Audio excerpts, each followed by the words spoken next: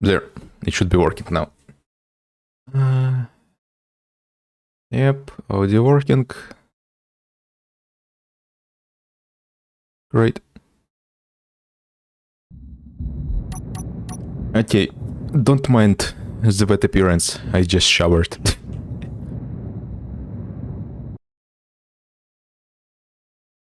Oh my. I'm looking at the stream. Why is it so laggy?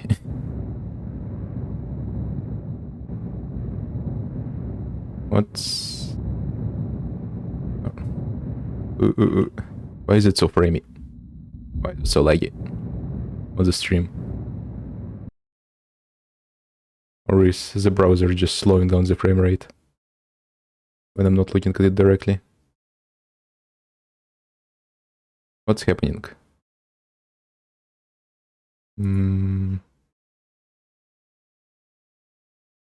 Weird. And I think this was an issue before.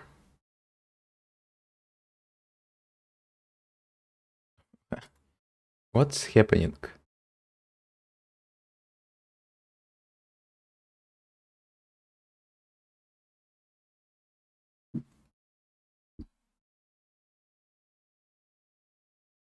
Huh? Okay, 1 second, let me figure something out. Stream output, let's lower the bitrate after all. There.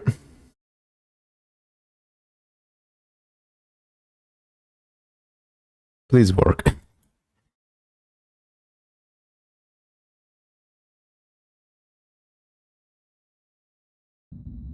Okay.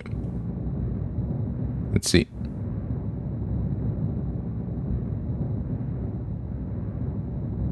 Is it going to be framey now? Why is it so framey? Why is the stream so framey? What is happening?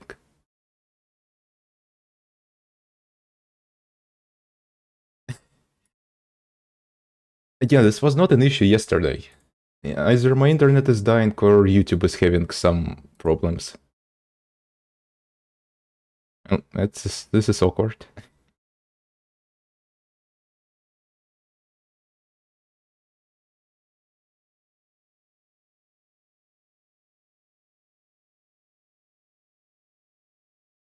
Hello. I'm trying to get the stream working. It was fine yesterday, but right now for some reason the frame rate is very low on the stream.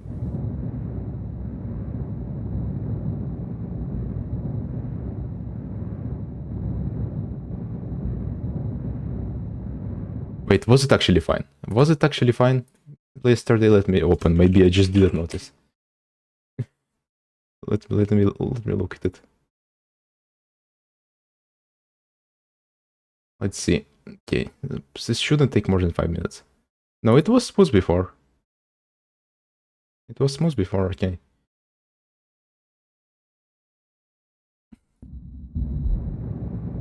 Yeah, it shouldn't be the case.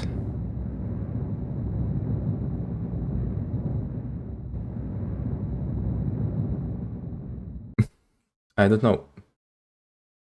Let's see, stream, output, quality. Let me just lower everything. Encoder.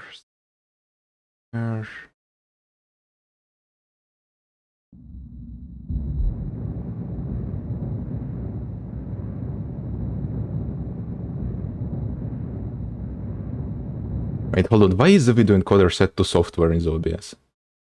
Shouldn't it be hardware video encoder? H264, there.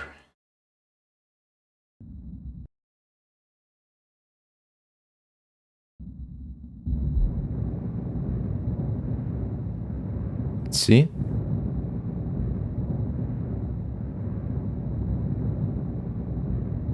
No, it's still being weird on the stream. Let me...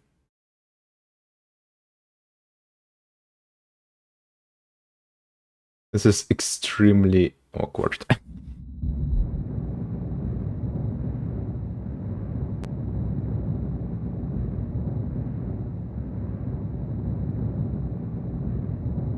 Yeah, I guessed so.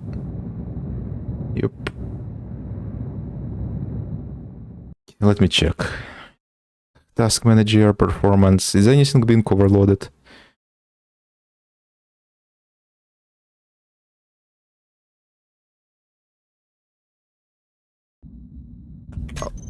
Okay, maybe the world has way too much stuff in it. We are just going to 85. Save it and then delete. Save a copy and then delete everything in it. Maybe this game is just lagging so hard that the stream is dying.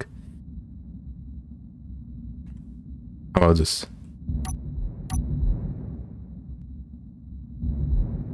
If I look around now. No, it's still framey. It's still framey. There's some fuckery going on with the... Either it's internet or it's YouTube. Okay, let me... And start again.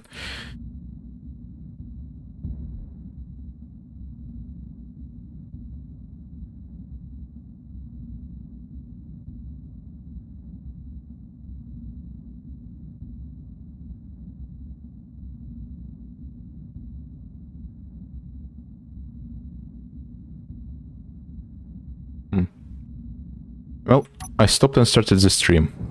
Does it seem to be working? Let me spawn something in. Fly around. To see if it stutters or not.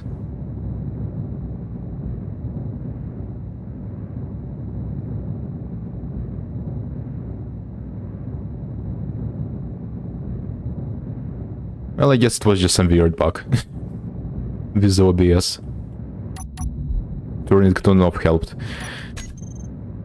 Anyway.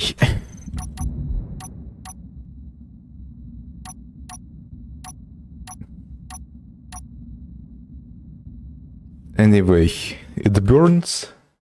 What should I call you actually?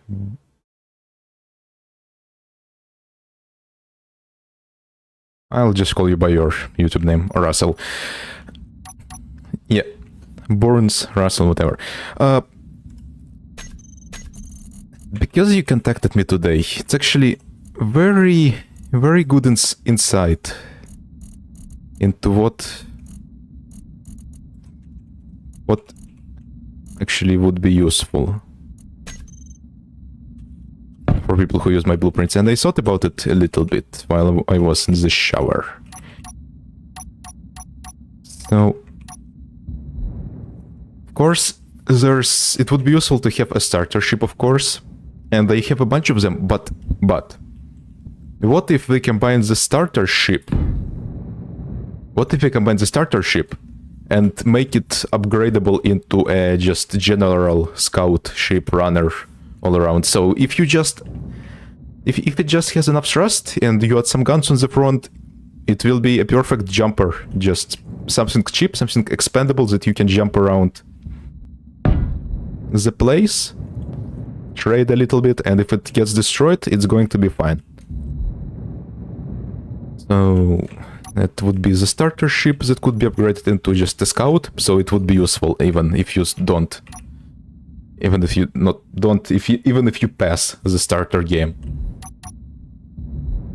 Period. As an expendable, just piece of garbage. And then what else would be useful? Of course, you would want to have a humongous base somewhere for refining. Something that doesn't need to move at all, pretty much. Just a few thrusters for maneuvers. Maybe a few jump drives for emergency jumps. To be honest, something big, almost a station. Maybe it doesn't even need to be a blueprint. But I guess I should make a blueprint because... Like, for me it's easy, like, oh, I just make it in survival. But for new people who don't really know how to make stuff on the fly yet, I guess it would be useful.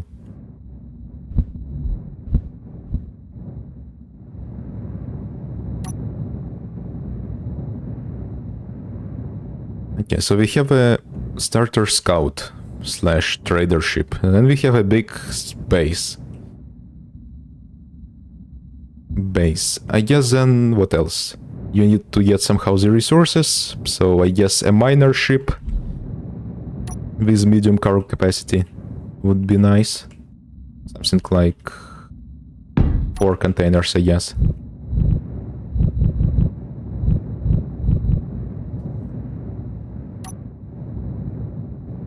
Well, this is for like the base, and you will have a bunch of resources just hoarded up in the late game.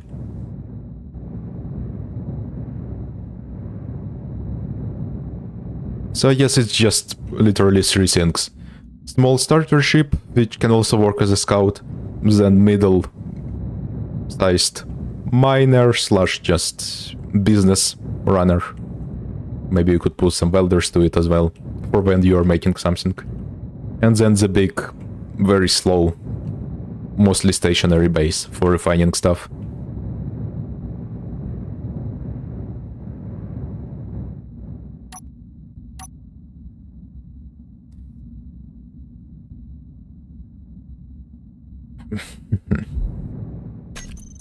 Okay, how did I do other starters?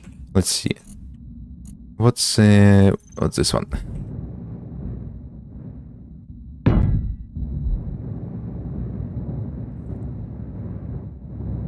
I think this one is the most recent starter. How did I do it? Here.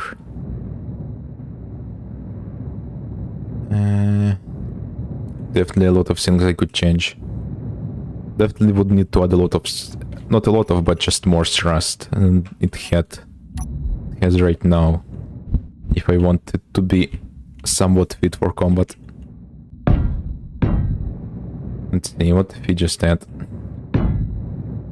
4 thruster per large car container is my standard. Then I think as an upgrade after the fact we can get some 4 railguns should be enough. Just plonk it here. We are going to keep modifying it until it works anyway.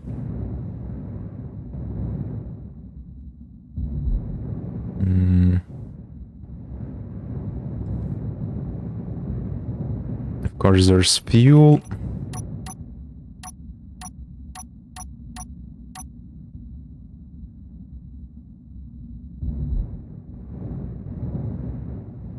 Yeah, and I think I will want to keep the amount of just decorational stuff on it to a minimum, if not 0.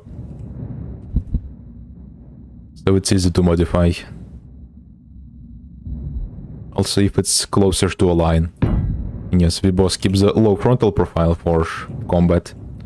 And then it will be easier to attach stuff to the side of it later.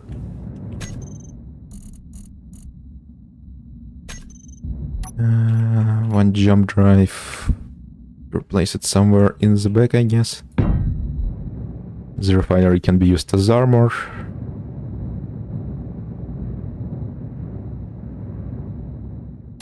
We can turn it around.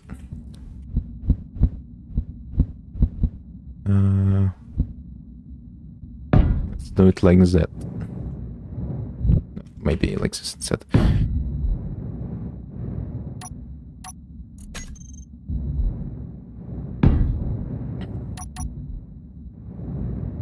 Then we could have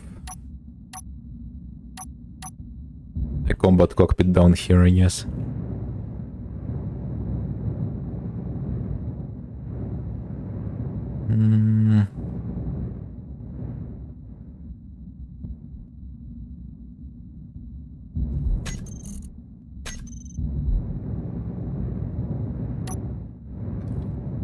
One thing I do for the cockpits of combat ships is I place them together with the medical chamber. Let's just, as an example, I place them something like, where's the cockpit? There it is. Place them like this, because the medical chamber spawns you facing in this direction. Like this, so you can literally just immediately spawn in, get in. It's something very useful to have.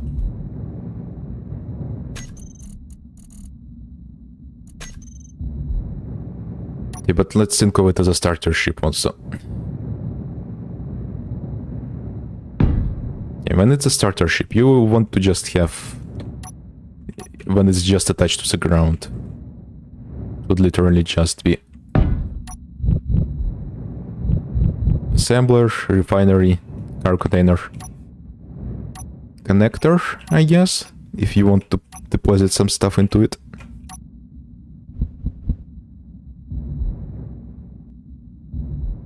For miners... Miner... Let's see, what are the most recent miners I have?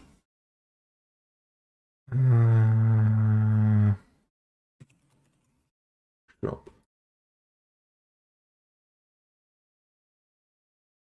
Yeah, this one is way too fancy. Fancy MC. I guess let's see the fancy one since it has the latest technologies.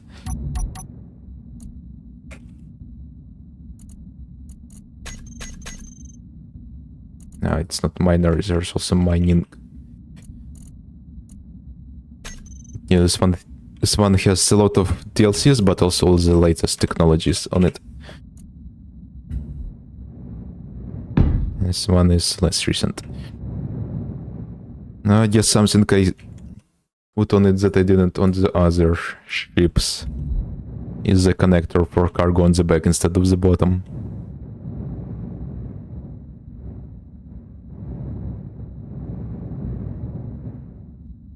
It really depends what is the best, because on the back you can park lower to the ground on the side,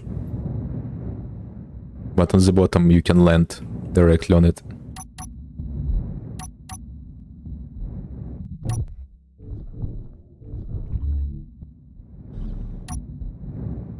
Event controller.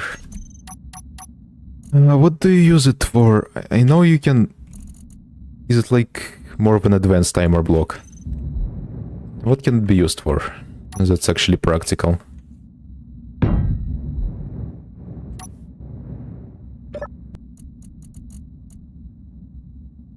Now, true, it's easier to see the rear connector, and another thing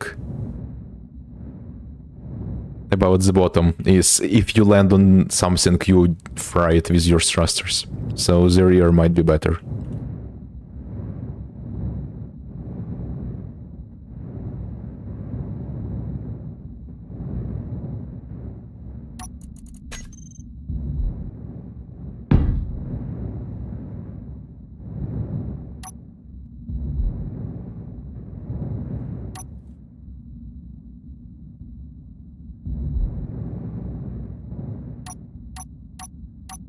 I guess another thing you would want to attach quite early to this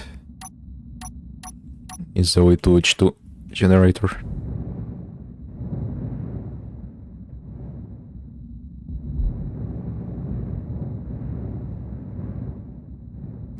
Have to match the What do you mean match the miner dock to the starter?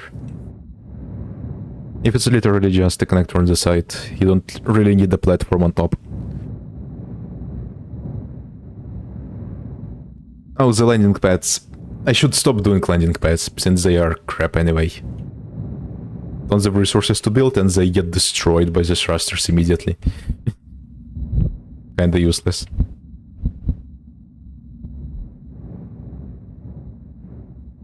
Much better to attach stuff on the side.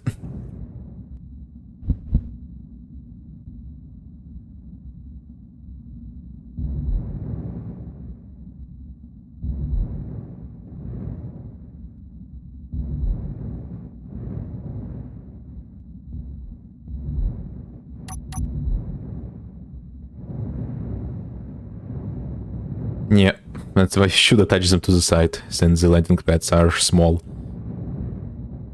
Like, the miners are so much bigger on the top than they are on the side. So you can attach a bunch of them to the side instead of on the top. Yeah, blast door, heavy armor in repair constantly, and blast doors or heavy armor are crazy heavy. So there's literally no point.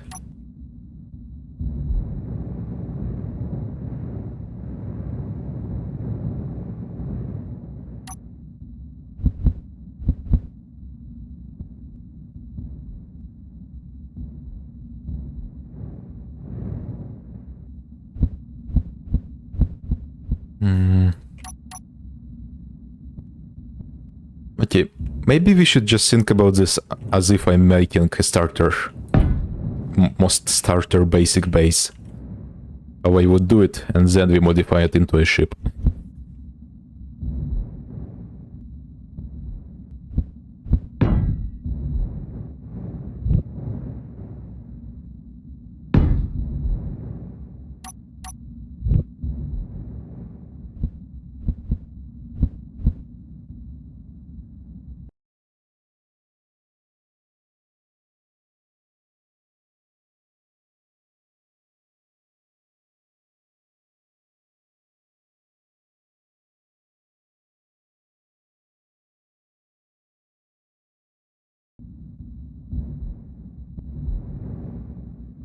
Yeah.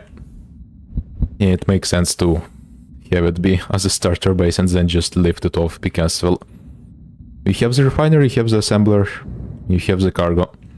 Might as well. You would do that naturally.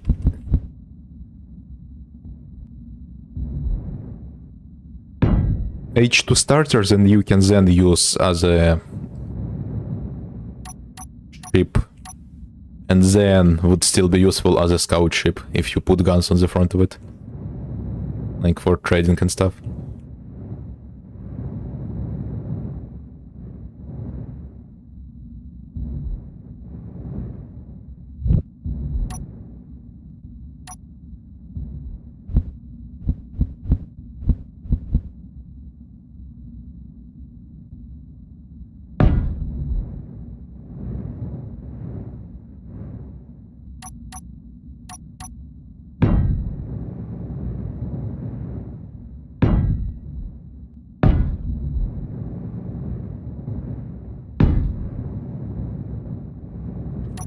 Okay, I think it should be fine if you attach the O2H2 generator. I guess there would be multiple O2H2 generators anyway, so whatever. How many does this one have? Why is it so far away? Did it float off into the distance?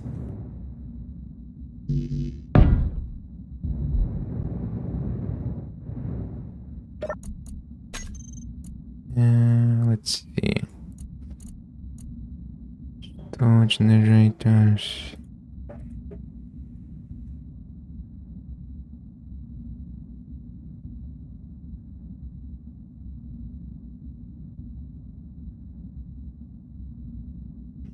Eight. It would make sense to have a disproportionate amount of O2H2 generators on the starter ship because you want to have the ability to generate a lot of fuel really quickly instead of leaving it overnight like bigger ships.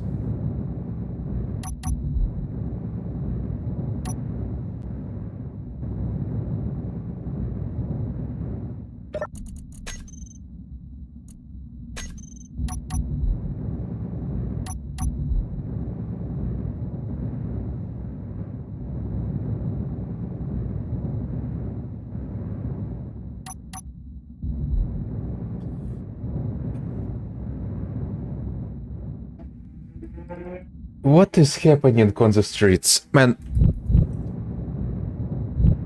the bikers. Ugh.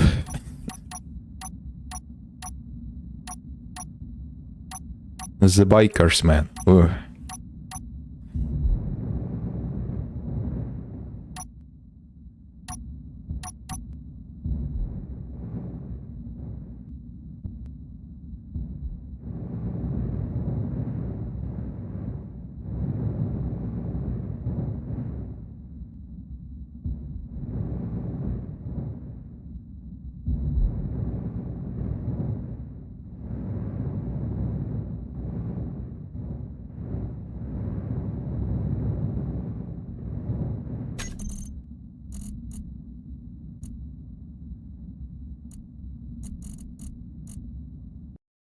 By the way, looking at chat.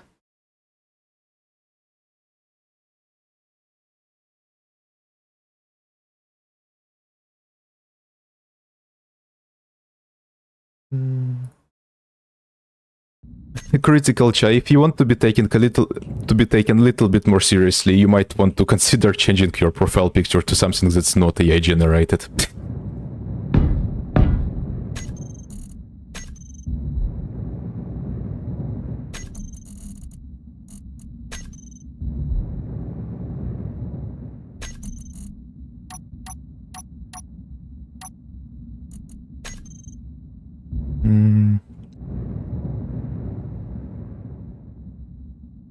Okay, I guess you would want to have the hydrogen tank be built quite early. Maybe even earlier than thrusters? So you can start stockpiling hydrogen while building the thrusters. That would make sense. So maybe have it here? So it's somewhat in the back, defended, but not all the way in the back. And then you maybe attach stuff here.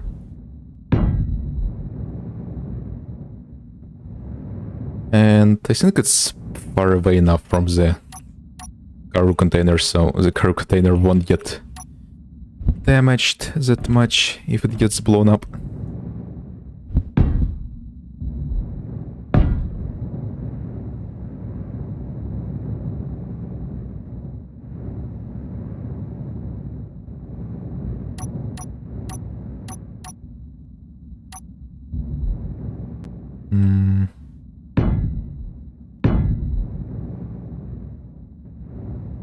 Yeah, this is not symmetrical. That's another thing. I don't really just want to attach a bunch of stuff and make the ship work. I also want to make it look like it's somewhat balanced in terms of mass. So it means like same amount of thrust on sides instead of just having all the thrusters in the back like the meta ships do. Oops. Oops. Removed a bunch of stuff. Accidentally.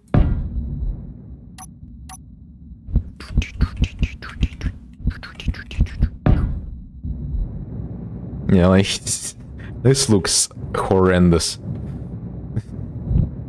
It's practical, but it looks horrendous. So that's one thing I'm not compromising on.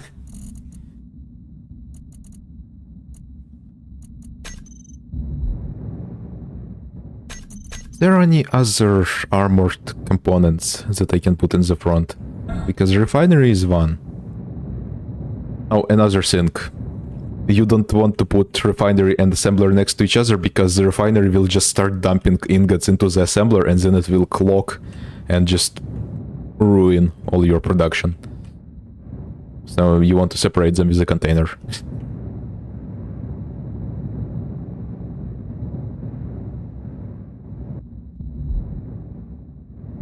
Gyros, but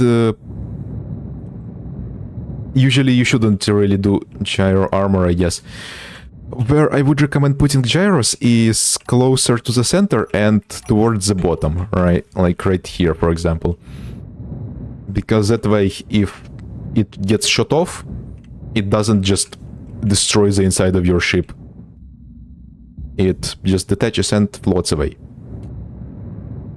So having it be like in the front, like gyro armor, if it detaches, it will just shred the front of your ship. And I guess, yeah, we would attach the gyroscope to the refinery since it has a lot of health. So that would make sense, at least I guess. O2H2 generators are another thing that's, I guess, has health, but not a problem if it gets destroyed. Jump drive you want in the back to keep it safe. Reactors you also want in the back. We really just want everything in the back. Like with these small ships, when you don't have a lot of refineries to use as armor on the front. It's really hard to make it work well.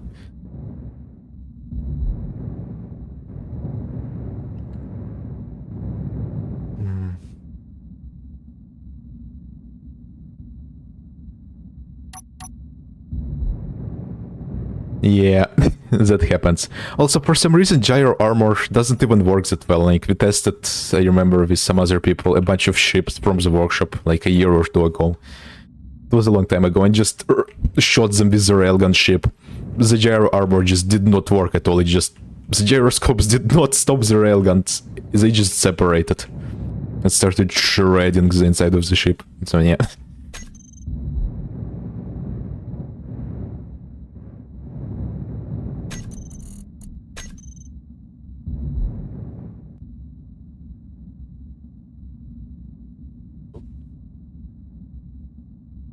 At the fly crawling on the wall.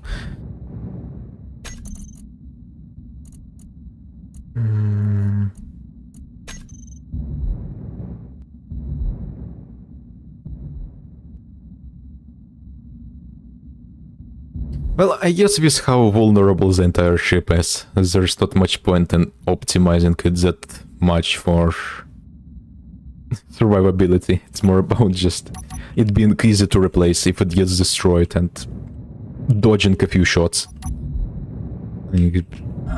Just dodging enough to fly away, to jump away. You don't need it to just survive everything.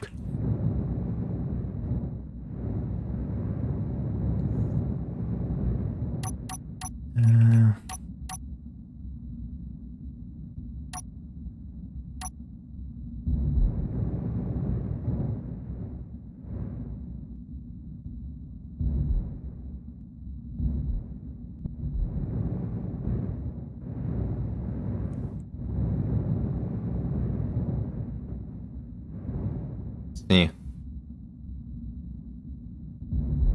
I guess we're making it way too long if we just make it this wide, so we should add something somewhere on the side. Yes, on the side would not make sense. Maybe on the top or on the bottom.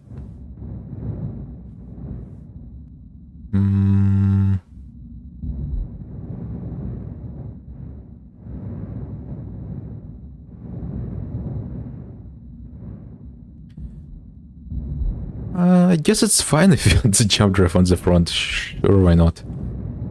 Then it would be a bunch of thrusters here. Hello, random explosion.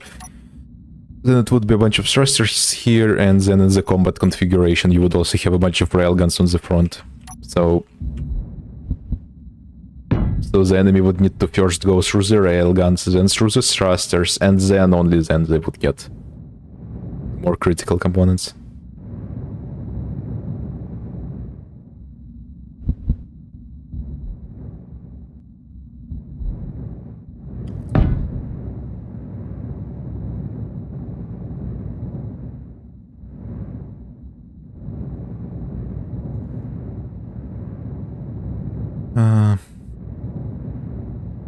I don't know, it does feel very awkward not having any redundancies at all. So maybe we should make it with the ability to be expanded to like 2 of stuff instead of 1. It's just 1 of everything. There's 0 redundancy.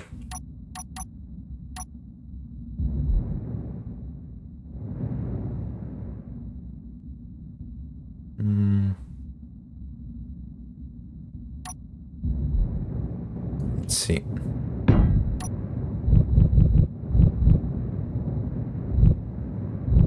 Let's try that idea.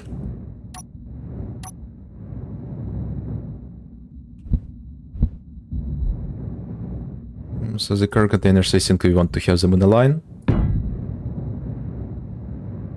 Keep the moment of inertia during crawl as low as possible. Yep, it will be cheap, just we double the components.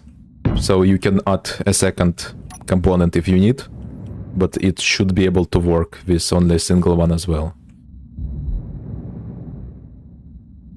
But then we won't be able to put this. Maybe we just make it wider instead.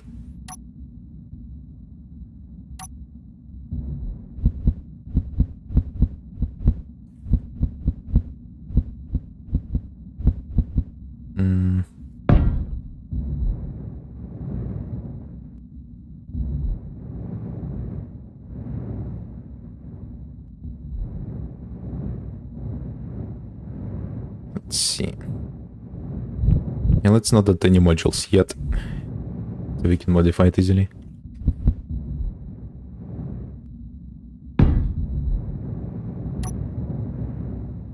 So we pretty much just copy this same ship over.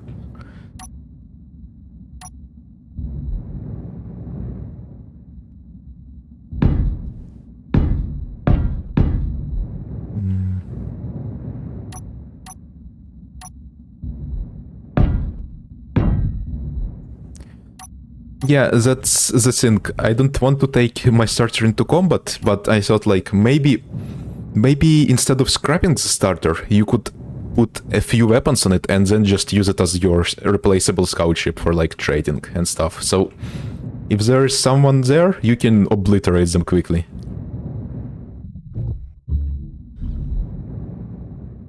No, actually, usually you don't really get... Usually you can scout every resources you need for the railguns in just a starter ship. No, merge blocks, no. No. We don't want to make it like super duper modular, mergeable and unmergeable, because it just skyrockets the PCU cost and really lowers the structural integrity of it. So we don't want to make it a train, sadly.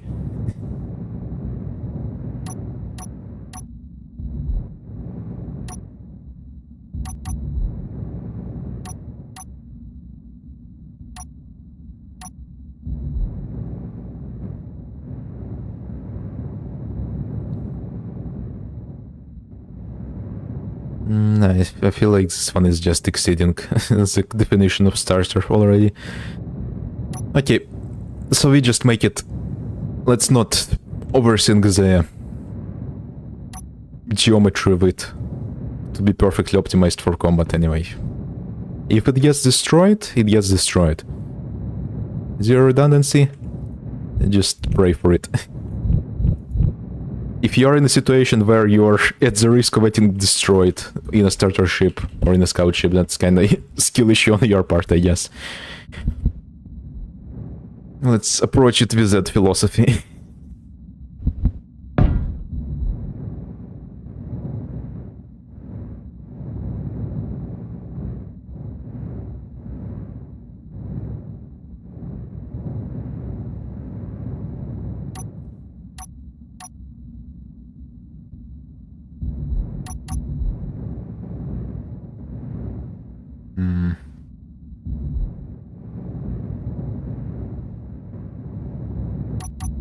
It's like what I should be trying is to design a ship that's better than what I designed before, but for some reason I'm trying to make it perfect. It's just...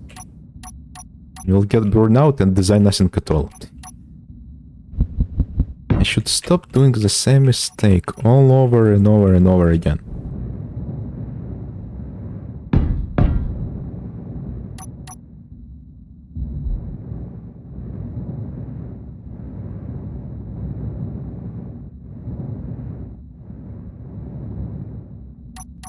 Okay, we can put the...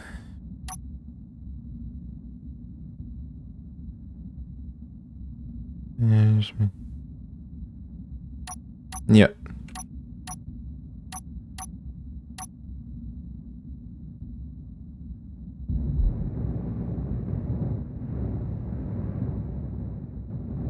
Yeah, just a potential upgrade for the frontal railgun if you want to ambush someone and obliterate them. Like if you want to obliterate other small scout ships, and then a few Gatling guns to shoot down the Hydra Man.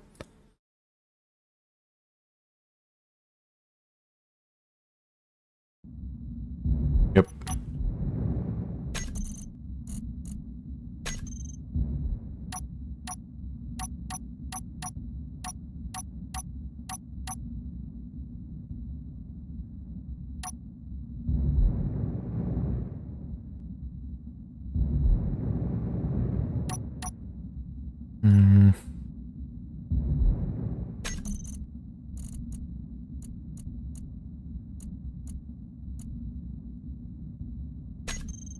Yeah, let me just look at how I did it before again.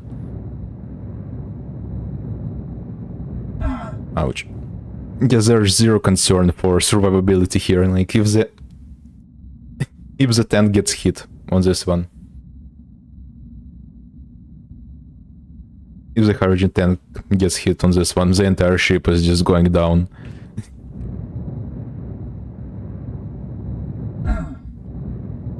Well, I guess if the hydrogen tank gets hit, you won't be able to move anyway, so actually who cares about that? Like, if there is zero redundancy, if the hydrogen tank gets hit, you won't be able to move anyway, so you might as well put the valuable components nearby the hydrogen tank, so even if they explode, like, who cares? You're screwed anyway, without the tank.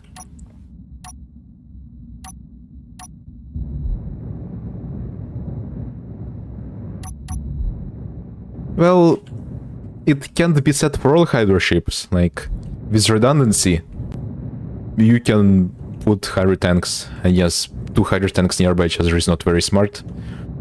But like, if one of these explodes, like the rest of the ship still will be able to move.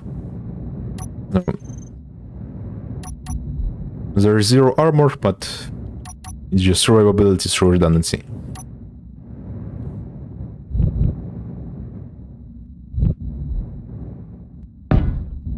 Can we attach it directly to the assembler? Thrusters to it.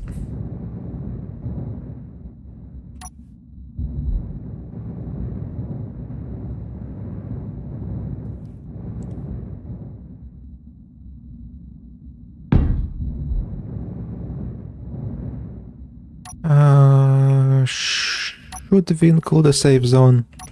It might as well include a save zone. Just, if you don't need it, you don't have to build it. But if you need it, there will be an option to build it.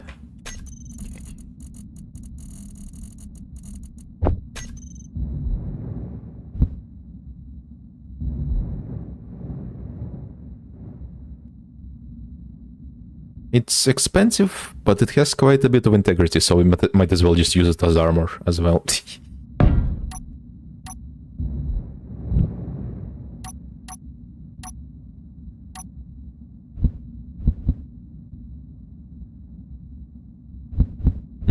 How should they orient it?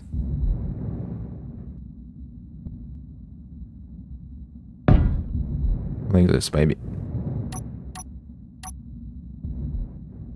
Safe zone ship container.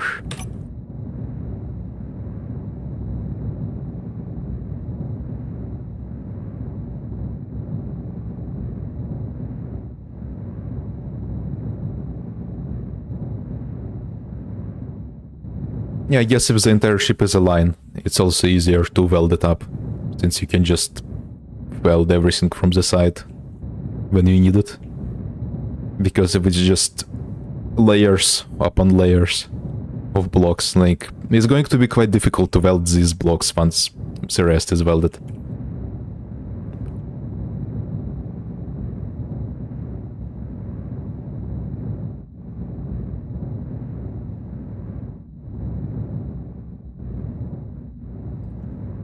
Okay,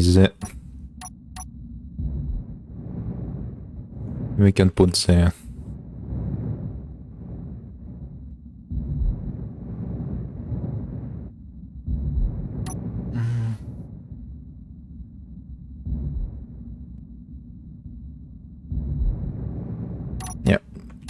we can have the combat cockpit be down here, right under the container.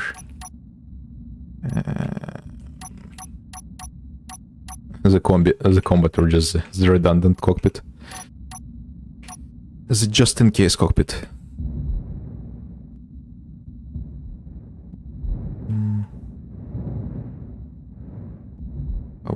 Where would I put it?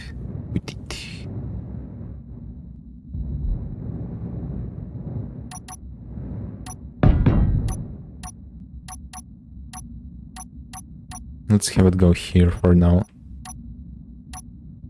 Alright, I guess medical room is something else you would put quite quickly on your starter base. So where would I put the medical room on it?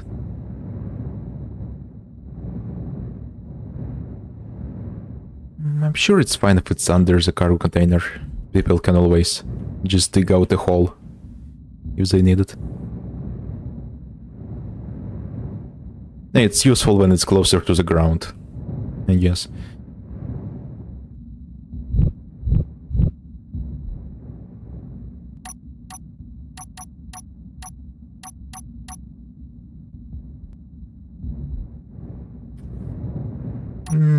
Survival kit also could work. Let's see.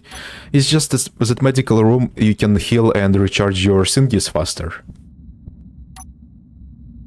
Survival kit is cheaper. Yeah. Yeah, I guess at first you would have the survival kit actually attached to it. Somewhere. Yeah.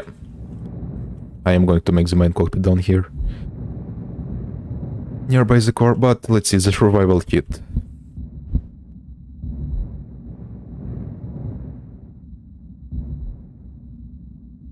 Should I still include it actually? Survival kit even. Maybe it's... I guess maybe not. The survival kit will be...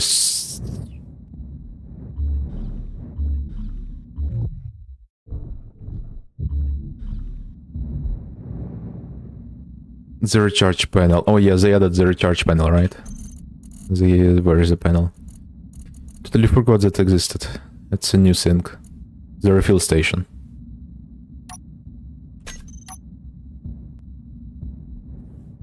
No, it does not heal. It does not heal you, the refill station. Okay, so it's only just refilling. So no. Yeah, I know that the survival kit is cheaper than the medical room. Just medical room is faster and costs less PCU, so long term you would want to have the medical room instead of the survival kit.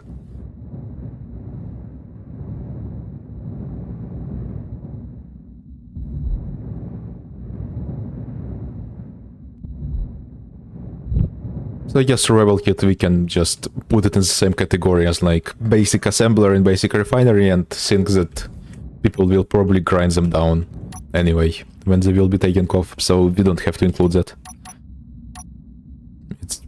Those will be included in the starter base that you don't even have to blueprint for, which is literally just a tower of wind turbines with a bunch of stuff under it. That one is so simple that there's literally no point in having a blueprint for it. Well, I guess it's useful to show new players what to do. But it's so small and small. So small and small. That, yeah, you don't have to make it part of the ship. The refinery and assembler and cargo container, yeah.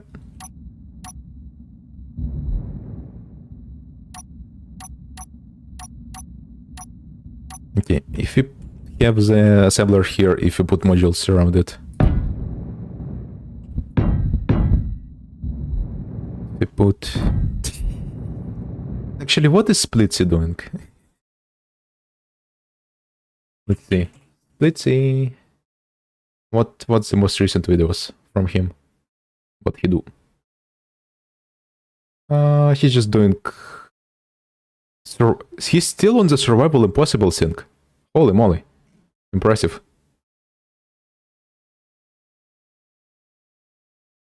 I guess he's just doing Let's Plays now. He done all the tutorials.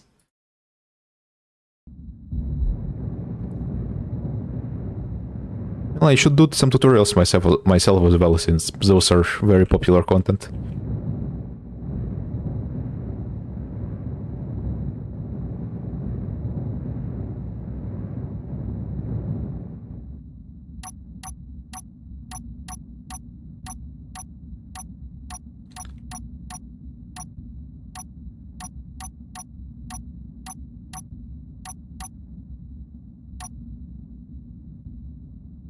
Yeah.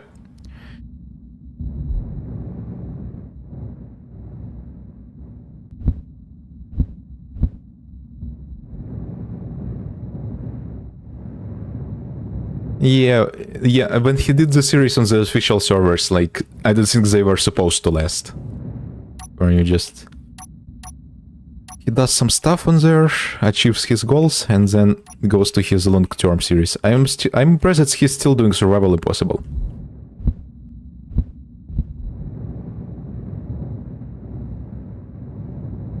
I wonder if that's like the longest series on his channel by now.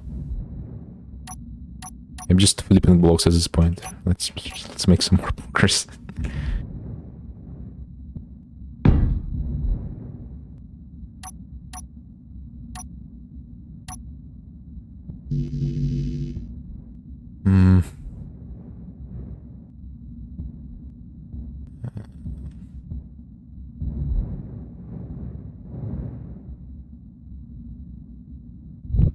Oh, he did like with other people even.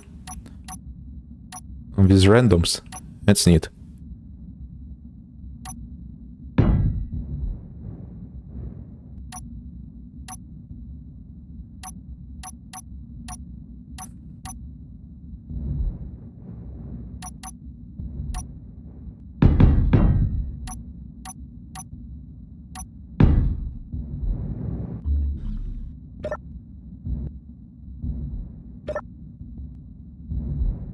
Yeah, Prototech upgradable space. That's useful. Yeah, I guess it makes sense that it's Discord and Patreon people, so it's not just randoms who will grief stuff. Think about Prototech actually. I looked at the blogs there, like, most of them don't really seem super useful or unique. Like, Prototech jump drive slightly better than normal jump drive. Fusion reactor kinda useless. Drill? I guess this one is very useful. Battery, actually just useless. Gyroscope, pretty useful, but... like, for the gyroscope. It's good, but... you would need to grind for it. Assembler, well, if you want Prototech stuff. Prototech refinery...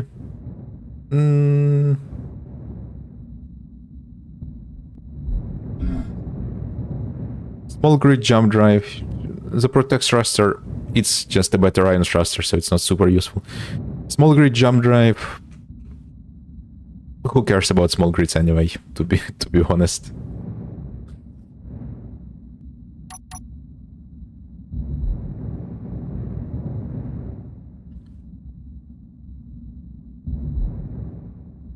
Yeah, but still, like, the stuff here, I think you get Prototech scrap from just the encounters from them, so it's not just like you can mine it and craft it.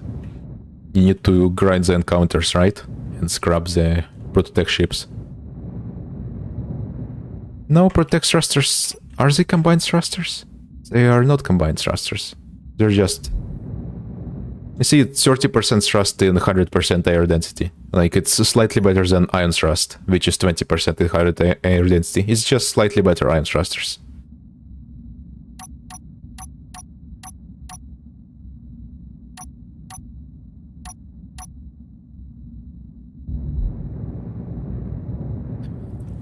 But still, I really like how they added Prototech. Like, it's actually capitalizes on the useful parts, and not useful, unique parts of Space Engineers.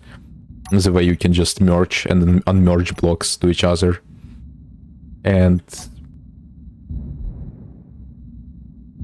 yeah, they work in atmosphere by virtue of being really powerful.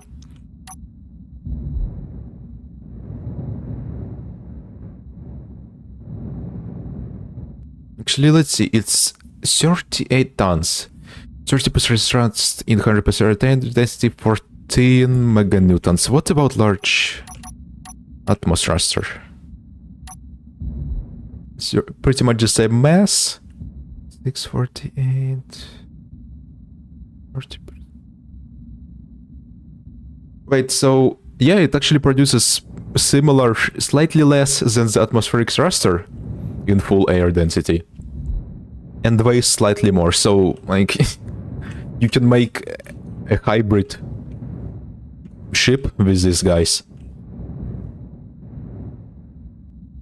That is somewhat actually works in atmosphere and insanely powerful in space. But still, you would need to grind like a lot of stuff. The amount of grind you would need to do to get enough thrusters for something big.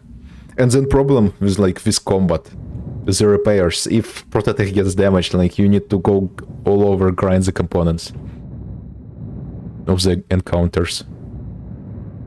Like it's very end game. But I like how it's... I like how it's not completely overpowered. Like, it's very powerful, but it's not overpowered. As in, it makes other blocks just useless.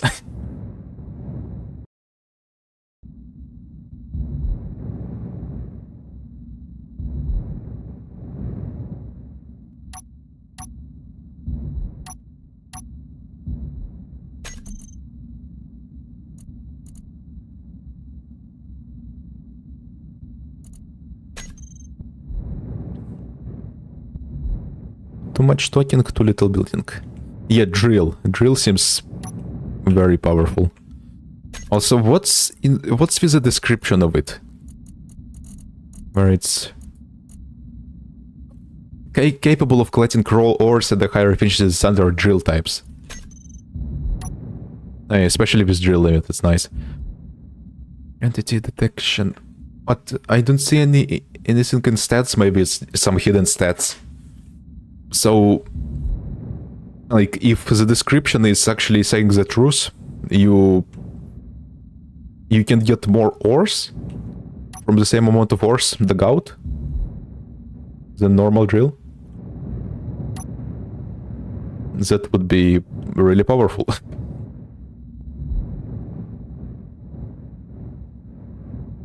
Yeah, and it replaces like a big amount of them. Actually, let's see. This one mining radius like this. And the Prototech one like that. Oh boy. I don't think it replaces just 3 by 3 of them. The green one is the mining radius. It replaced like 5 by 5 of them, if not 7 by 7, like...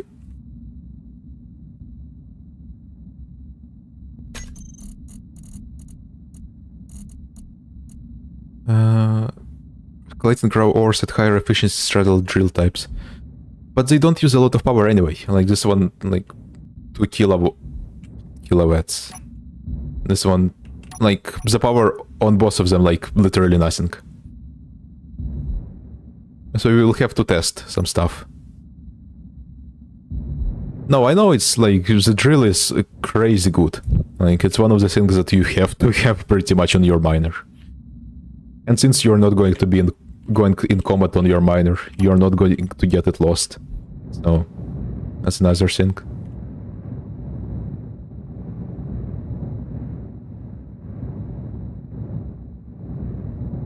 Yeah, it like replaces like 25 to like 50 normal drills with the amount it digs out. Like only slightly more PCU? I'm surprised it's actually slightly more PCU. Knowing Kin, they would have just not changed the PCU amount at all.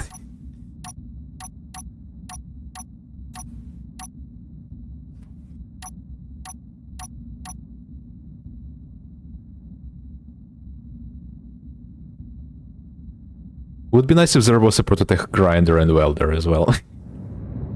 They missed out on that. Because normal welders, the reach of them is kinda crap. Grinders are even worse.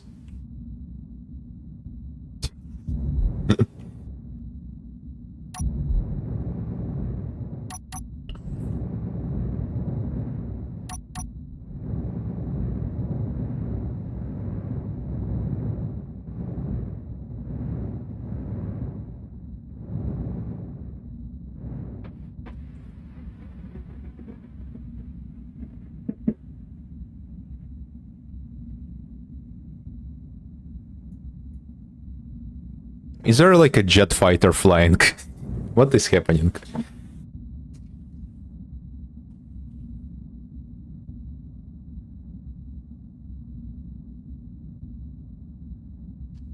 No, I don't know. Usually it's just helicopters. I haven't heard a plane just fly this close before. Actually, let me open up the flight tracker. Funny thing about planes, like all of them are being tracked, unlike trains, for some reason. Let's see. What the hell was it?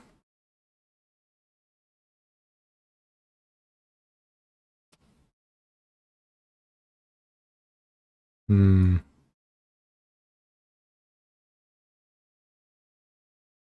Hmm.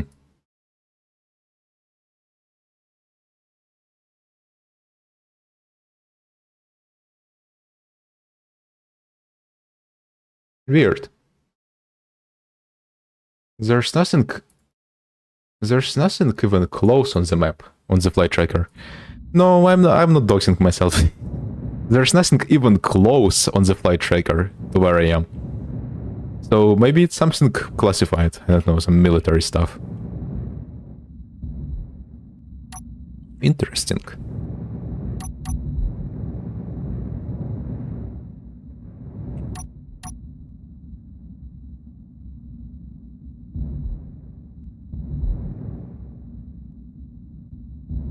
Yeah, I wonder what they could add that's more powerful than a railgun. Because, like, pinpoint precision reaching targets at 2 kilometers in 1 second. 50,000 damage.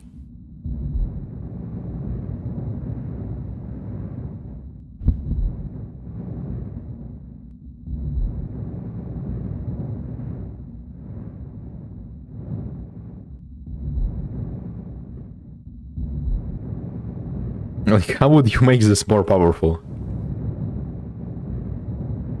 Like, the only way to make this more powerful is just a beam, a laser beam weapon. Just hit scan, obliterates you immediately. Someone found the protected atmospheric structure and just decided to test it out at your house. Just something like... Something like... Something like... Something like... Something like this just flying over my house.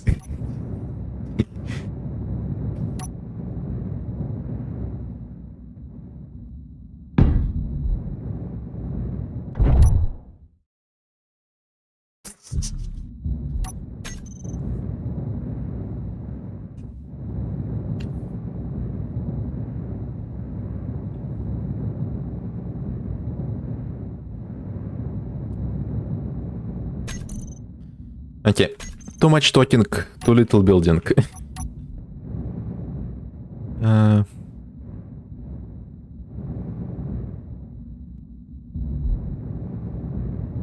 Let's see. What was we doing? What was we doing? What were we doing? Let's see what's else in here. Some smaller reactors, because, well, you're not putting a big reactor on this ship this small. Batteries until you get reactors, yeah. Oh, I think engine, yeah, for generation from just hydrogen.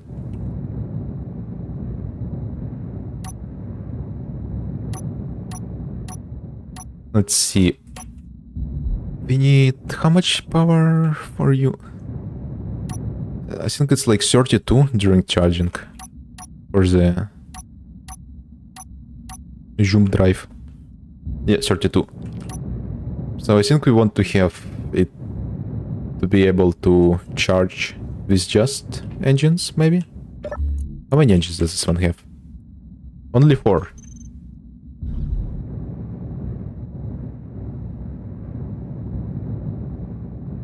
Only 4, so it's not enough to charge the jump drive here.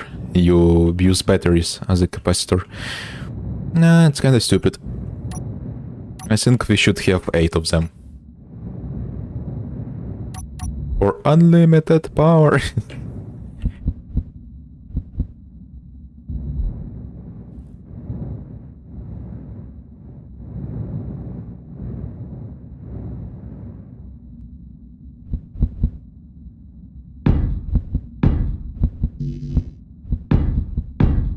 let's just slap them like this for now. Just so they are here, so we remember to put them. We are going to keep modifying this until it works. Well, it looks pretty nice actually, this array. What there's a like V10 engine?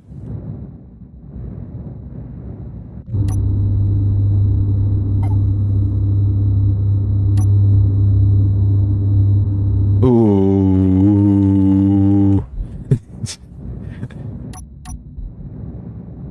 They go crazy.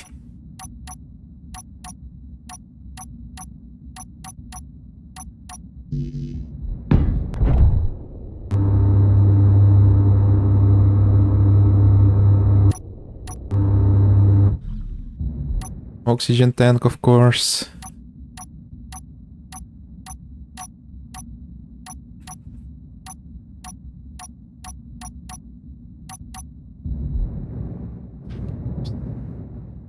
All this DLC stuff is so fancy. Like, look at this ball. We are using non-DLC stuff. So everyone can use it.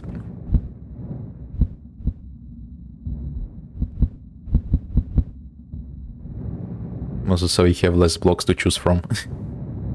And don't get stuck choosing what to use.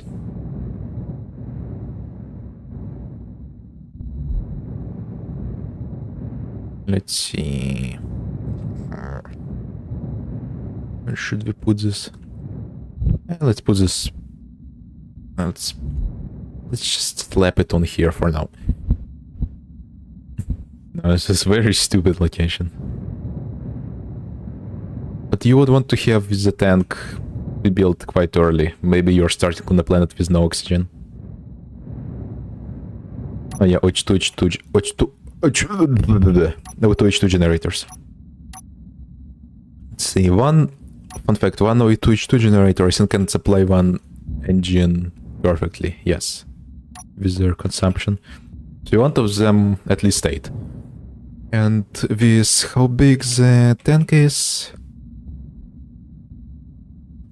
15 ml, I think one H2 generator is like, oh my god, where is everything? 500 L per second. Calculator.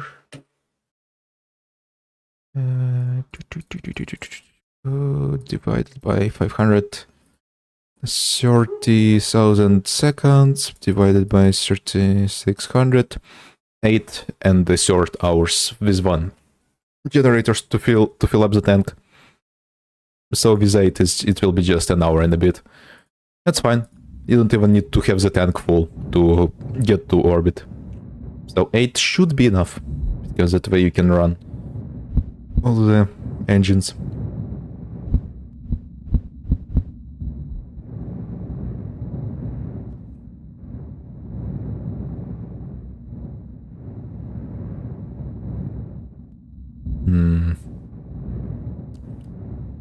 Okay, let's not do conveyoring using the H2 generators. Let's just place them somewhere useful and just use normal conveyor blocks to connect other stuff, because if we use functional blocks to connect stuff, yes, it saves like a few tens of PSU, but modifying the ship becomes impossible. Because you need to rip out functional components.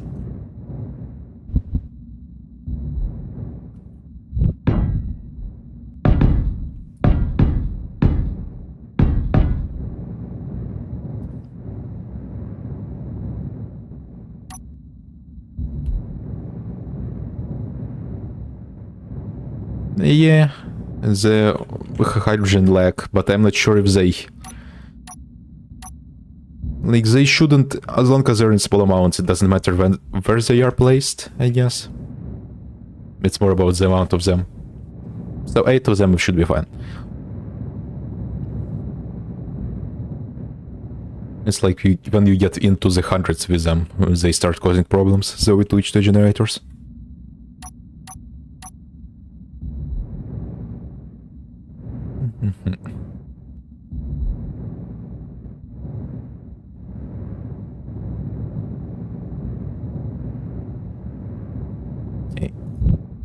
we want to have it a little bit close to the hole.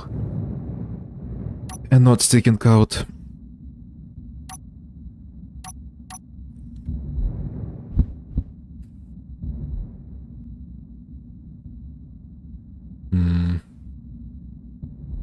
Let's see, how should we place it? Yeah, hydrogen is pretty much the best, just all around there. The only place where you want to use like ion atmospheric is for smaller miners. You use Atmo, and then for Atmo ion you can make hybrid small grid ships that can easily go from like exploration ships. I guess for this ones is where you would use a small grid jump drive. But yeah, these guys, they can fly like out of the atmosphere of any planet in vanilla pretty much. So they are just entirely thruster. If you start lifting any cargo with Atmo ion, you would need to have a lot of thrust.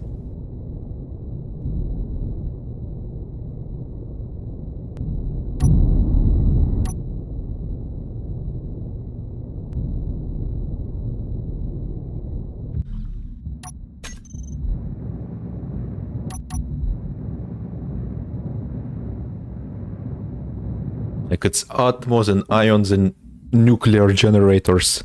It gets heavy really quickly. And then you have like almost no mass left over to haul any kind of cargo.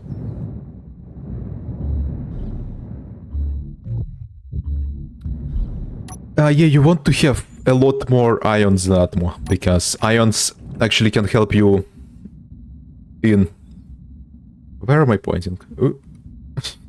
Ions can help you in atmosphere, like 20% thrust and 100% air density, while atmospheric thrusters give out at 30 air density. So like, I think a good balance for large grids is something like this: 2 large ions, 1 Atmo.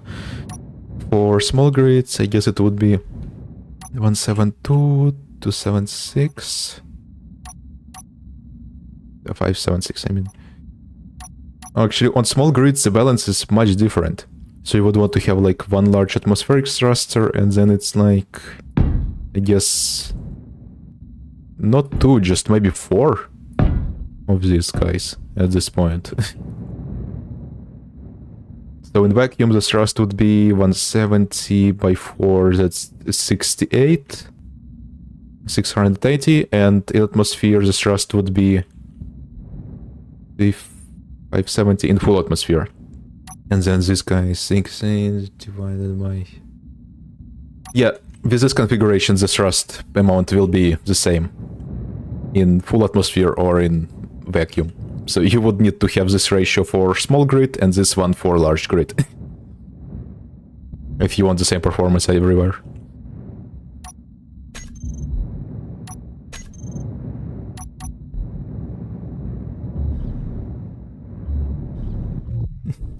It's crazy how, like, this game is pretty much impossible to play without build info. Like, all this information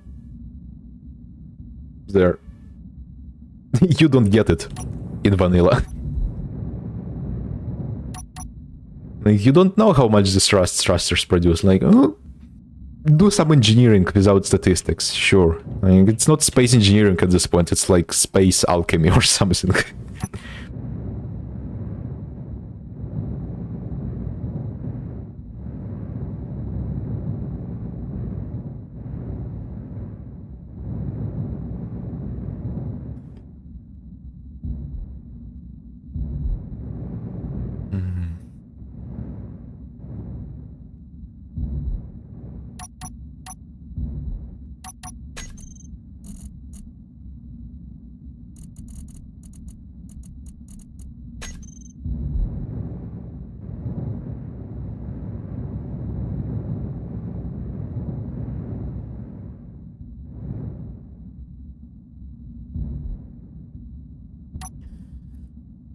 Let's see.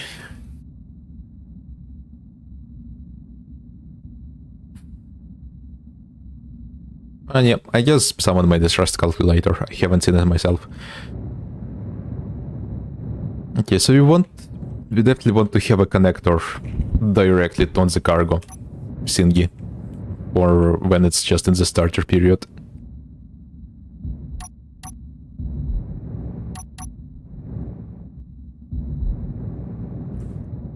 And let's take some sort of example miner. Like you attach it here, for example.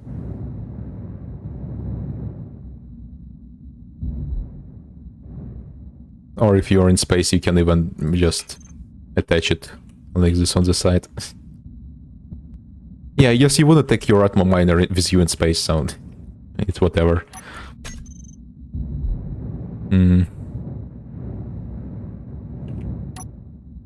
And then it's like the problem.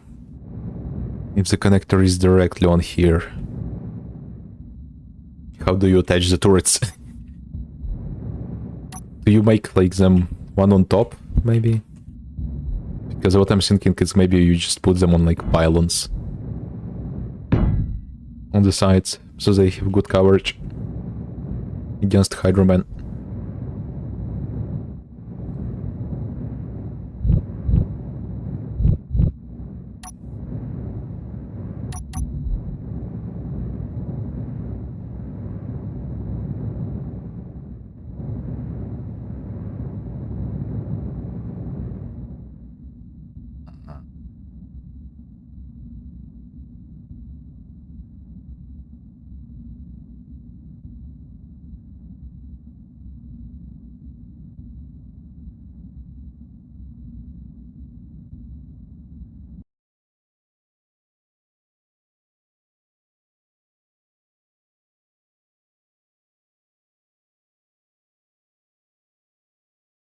Okay. Yeah. Let's see.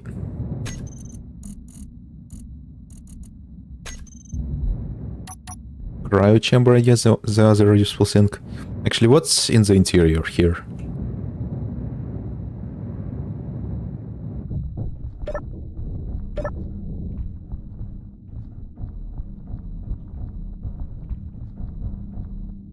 Yeah, you definitely want your connectors to be like the most outermost block of the ship so you can dock to anything. Okay, there's contacts, there's a store. Cryo.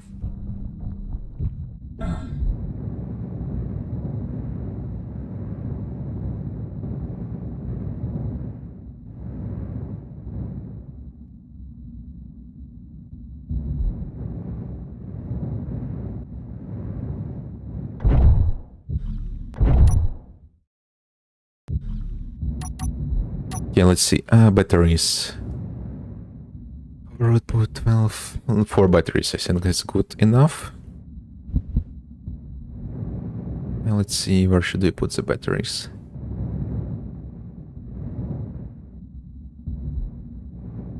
I guess here is a nice space. It would make the assembler even more harder to service, but it is what it is. Then reactors, how much power do you produce? Where are you at? 15. Okay, so we want to like 3 to maybe 4 of them.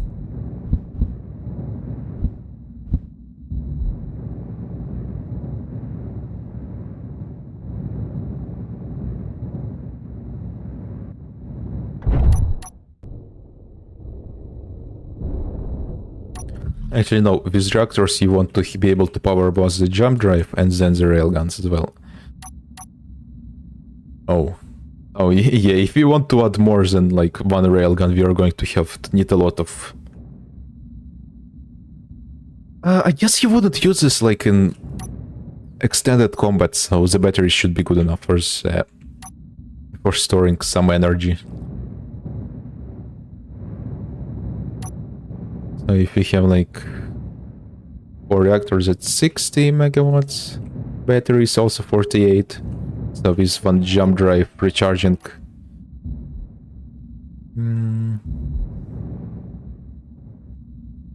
We would be able to put like 2, like barely 2, maybe 1.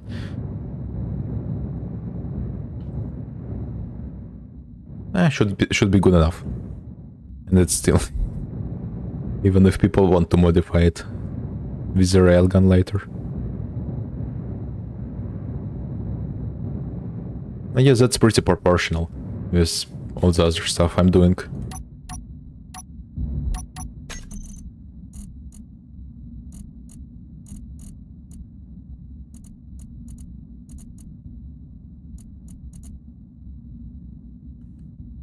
Yeah, that's true. If you're finding in your starter ship and finding something that's more than one shot from a railgun, that's yeah, skill issue on your part. Could always add a slot for it if people want to upgrade it with like an artillery turret or just suppression fire. Because if you're fighting a crappy ship, most of the things, if you're fighting like more inexperienced players, they don't know that they need a lot of thrust. Like literally no one in Space Engineers knows that they need a lot of thrust. And upward thrust specifically, and then to be able to roll quickly to dodge. Even artillery, with how slow artillery is, you will be able to destroy something fine.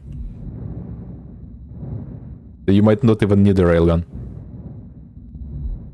Yeah, can't turn, can't move, just brick of armor sitting there.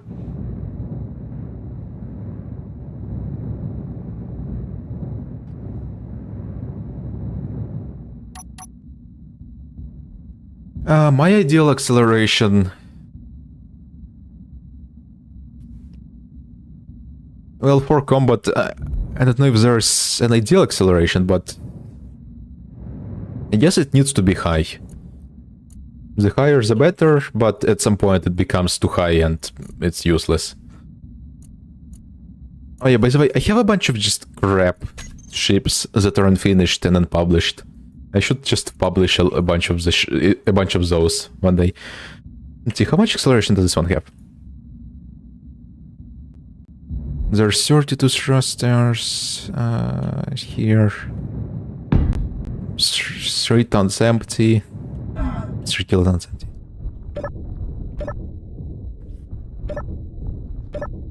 Upside down. Yeah, I usually don't put a lot of thrust in other directions. Like, the only thrust you need is upward. You need to be able to roll, and you need to be able to go up.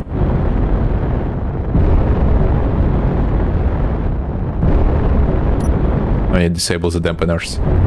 Awesome.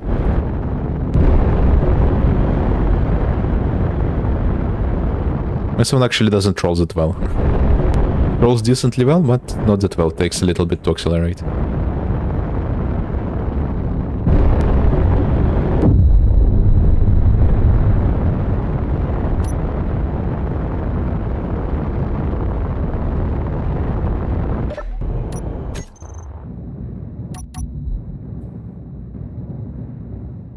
Yeah, as long as you start rolling before you're starting to get shot at.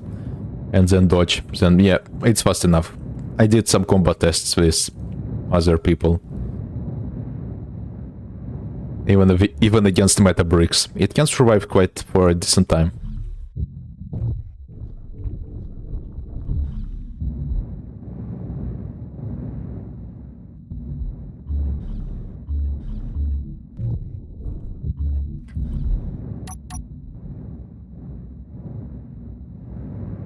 I guess as long as you have enough thrust to lift comfortably one full container of ore per 4 thrusters. So I go with like 1 large cargo container per 4 large thrusters, so that lifts comfortably in 1G, 1 full container of ore. So this does... Yes, when it's empty, it's like... Maybe... Let's see. Show supervise.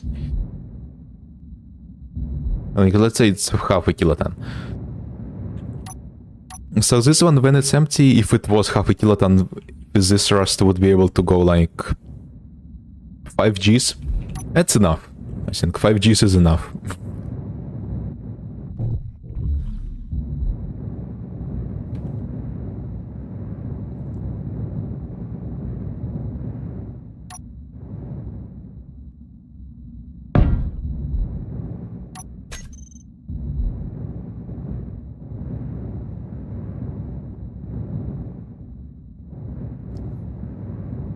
And yeah, keep the frontal profile to a minimum, so it's hard to hit you, and then be able to roll really quickly to dodge and then accelerate upward.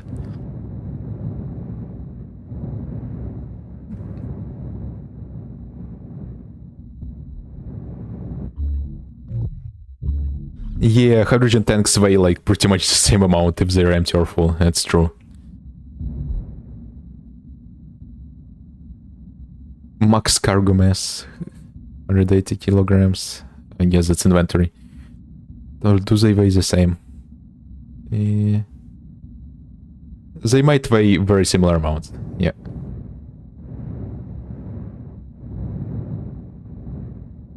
Yeah, also the amount of... Oh, do you... Like, if you played this game for multiple years before this, you remember when the hydrogen tanks had, like, basically no capacity and hydrogen was... Oh boy. Hydrogen was so bad. Like, I don't remember how much capacity the tanks had, but they did not have a lot. Before that change.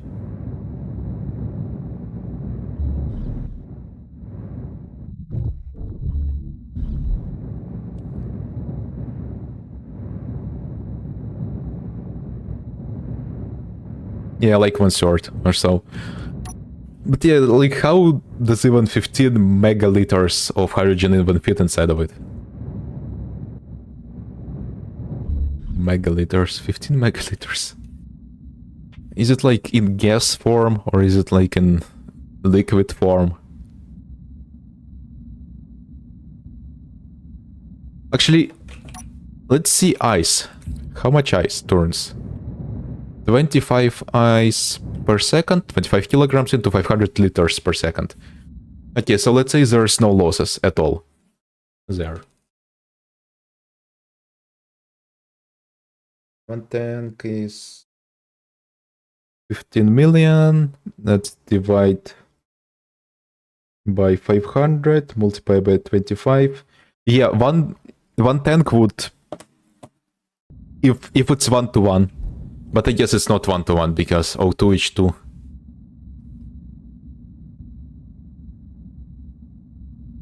Yeah, yes.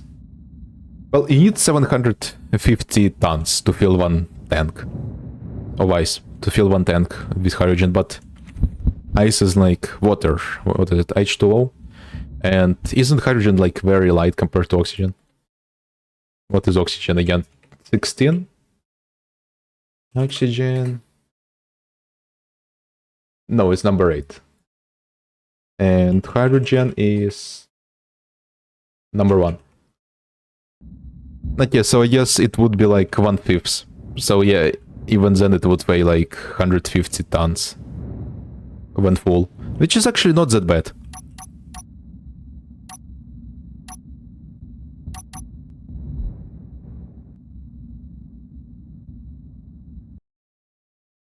If you're using the conversion ratios of the H2 generator, where they get, I guess, in gas.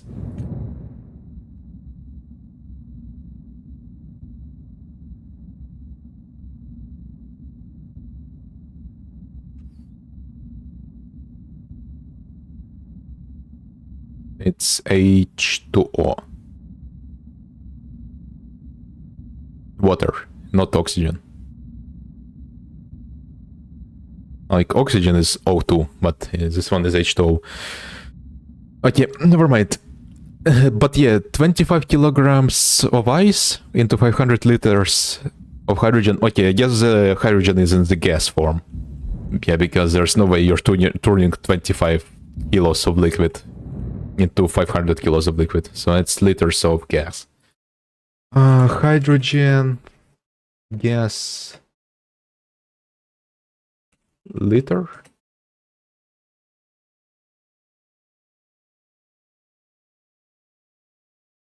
I don't know. I don't know how physically accurate Space Engineers is. You know, isn't the mass also? One second. Hydrogen mass. Let me just... Because hydrogen is element number 1, oxygen is number 8, but I don't think the mass scales like that as well. Standard atomic weight 1. Okay. And oxygen.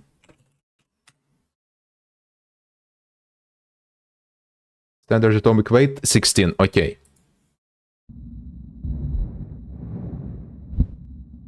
So I guess it would be even less with the conversion amounts they have. But yeah, it's not accurate at all. I don't think there's any sort of mass involved. Yeah, the weight of oxygen is 16. Yeah. It's not the number. Oh, it's not the atomic number. Yeah, it's O2. Yeah.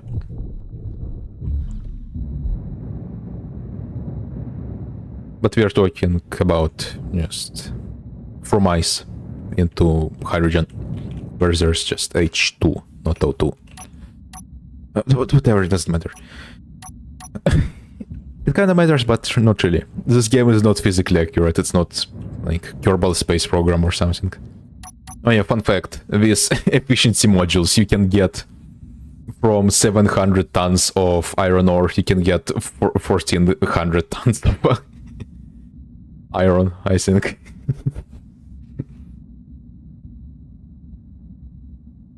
Is it? No, wait, no. No, wait, no. I think it's... You get from 1 ton or 1 kiloton of iron, or you get 700 tons without efficiency, and then you get 1400 with efficiency. Okay, so yeah, you still get more. Because the efficiency modules just double it, so yeah, you get mass from nowhere. Like that. 1 second, I have a bug on my wall.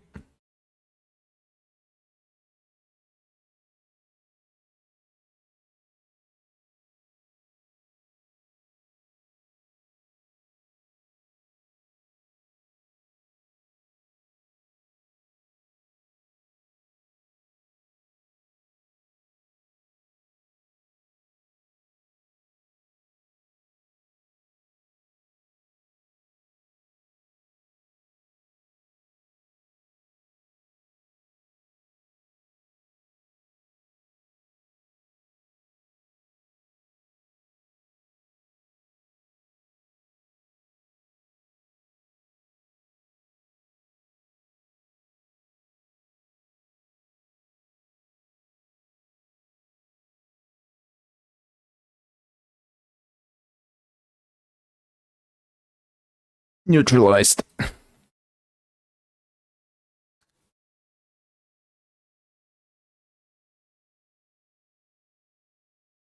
Oh yeah, the efficiency... Okay, so with speed and efficiency. Speed just adds productivity plus. It just makes it faster linearly. But power efficiency and yield module, they multiply. So you need 4 of them for maximum effect. And the maximum effect would be... with power efficiency... I think the maximum effect with power efficiency would be like... It needs 1/5 the power, if I'm not mistaken. With yield module, it produces twice as much resources.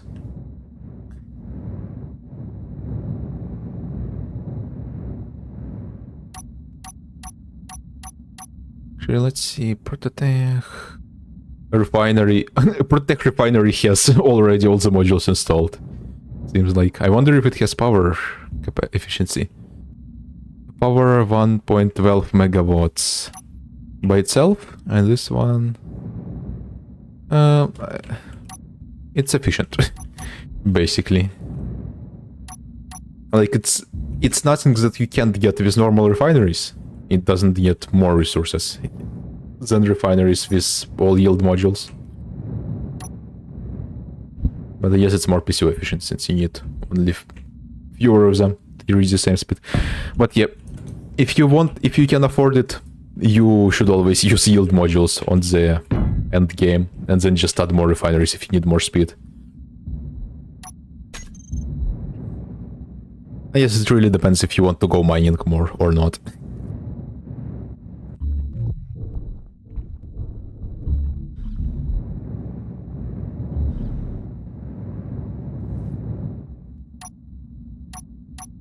Yeah, I guess with Prototech, other than some specific blocks, You can get two similar effects, but Protect will still be better. So overall it's better, but with how much of a disadvantage the large cost is, you might as well be using basic blocks for most of your ship.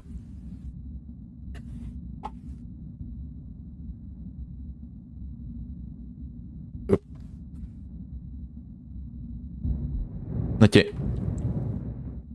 Let's see.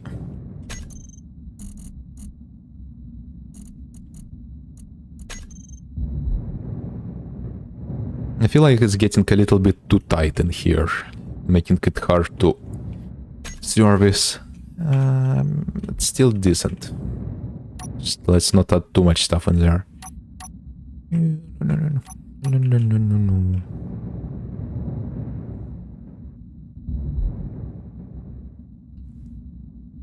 Well, I guess you could remove the connector after. You can remove the connector later from the cargo container here.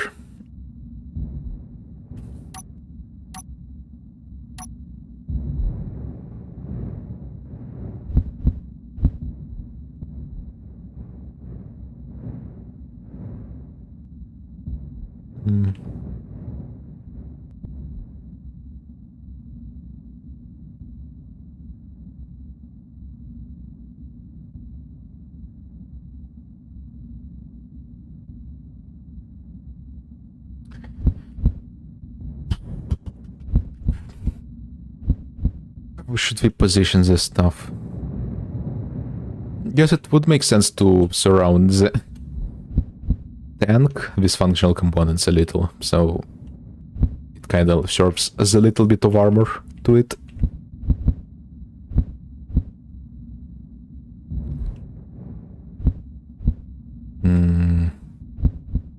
It doesn't need to be super space optimized. I am overthinking it again. God damn it.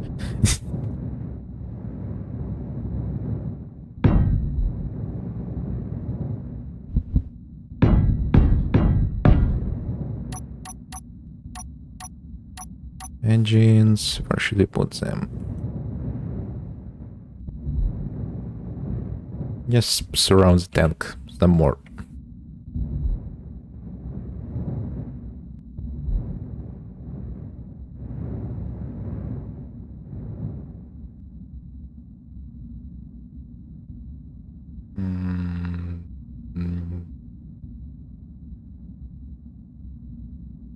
Yeah, oxygen generators, they should really make a larger version of them. Auto H2 generators, because of how laggy they are. Just give us a bigger version that you would need to do the same calculations in terms of game, but it produces more stuff. Like, same for engines. Like, we need bigger variants.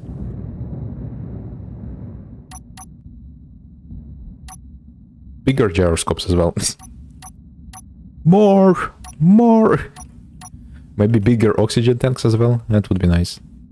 Just if stuff doesn't have a big variant, make it bigger. Like one by one block. Bigger batteries. Give us bigger batteries as well. What else? What else do I want to be bigger?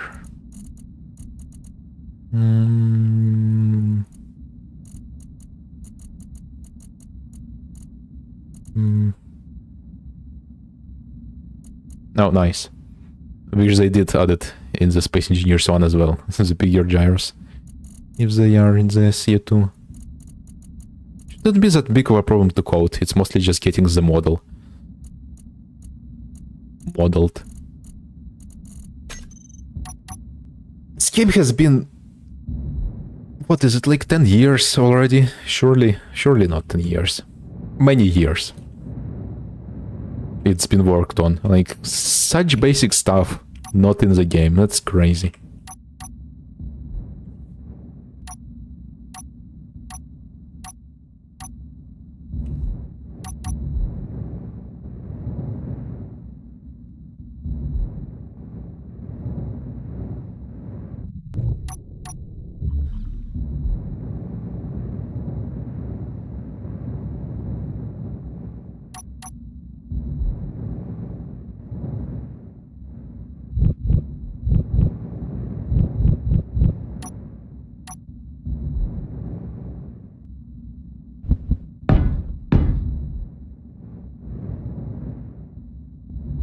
More than 10, yeah.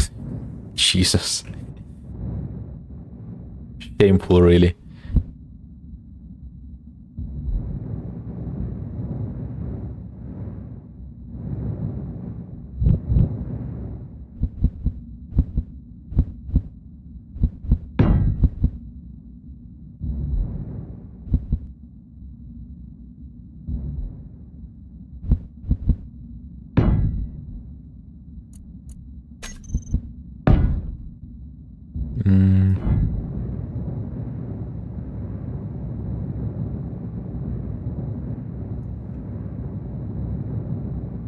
Yeah, I'm over optimizing again, god damn it.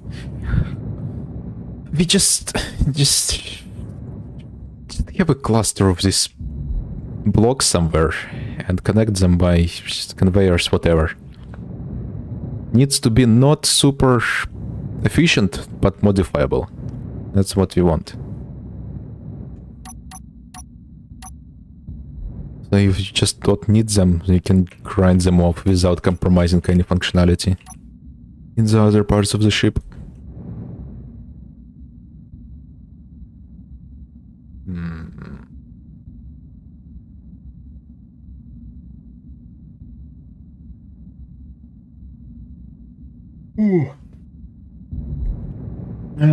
Just let's add them to the core. No. Oh my.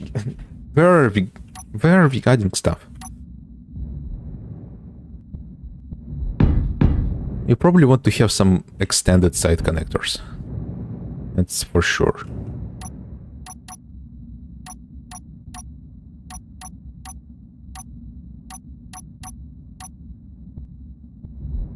And then we can add this like this.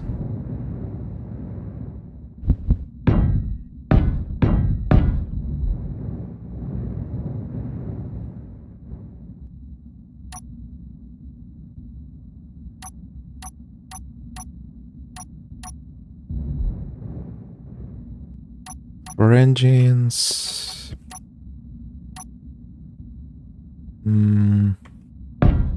What if we do something like this? Here.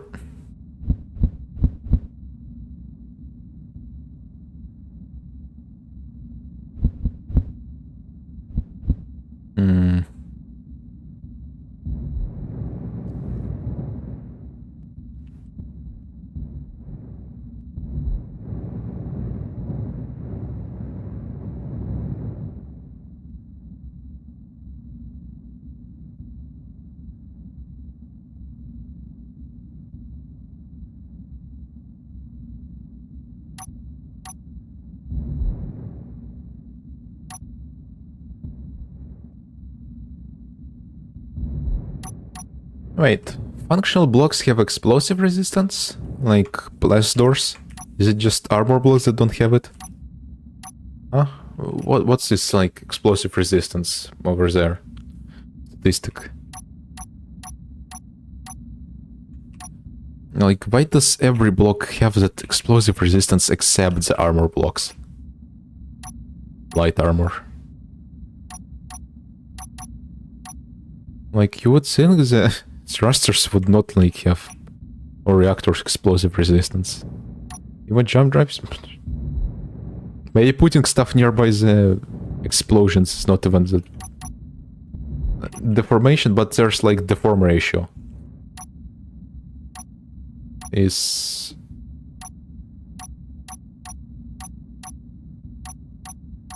Deform ratio... Yeah, that's deform ratio. Let's see. Heavy blocks. Heavy armor. Where is heavy armor? Deform ratio 0.4.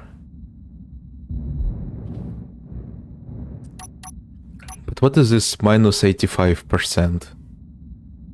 Explosive resistance. What is the minus?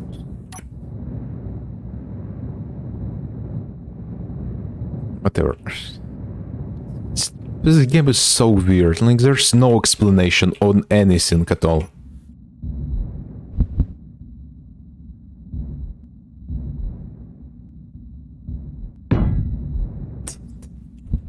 Each time I play Space Engineers on stream, I just start complaining.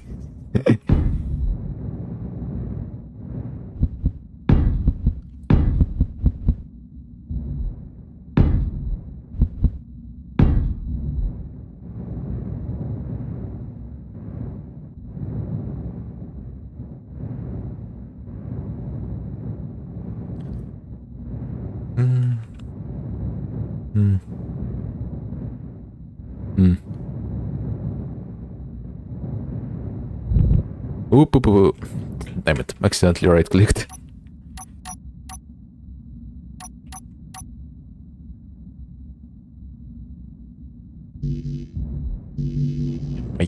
Why can't you attach it here?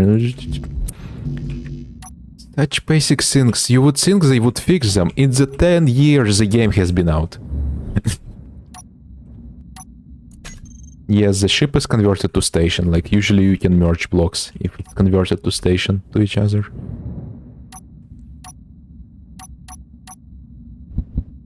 Like, I'm just interested in what they are doing with all the money they got from the game sales and the DLCs. There's barely any content in the game. And it's been 10 years and they are finally starting to, like, give hints at, like, some food features.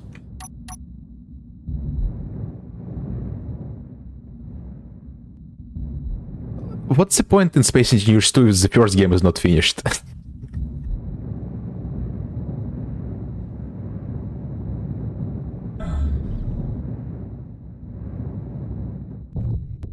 But it's like, what's the point in building the game engine if they don't do anything with it?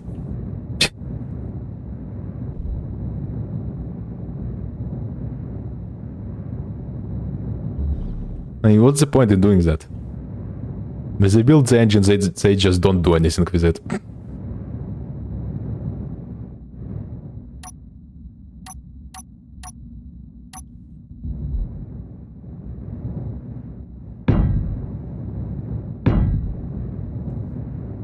The code base is over a decade old. But... the code base is over a decade old because they have done nothing with it for a decade. Like, they have not hit the limit what they can do with this game. Just look at the mods. The modifications to this game are much more impressive than what the King has done. If some basic person who is not paid any money to do it can figure out this engine and make a mod more impressive than what King can do, then King surely can do themselves, because they know the engine, they get money for it, and they do nothing. I mean, what the hell?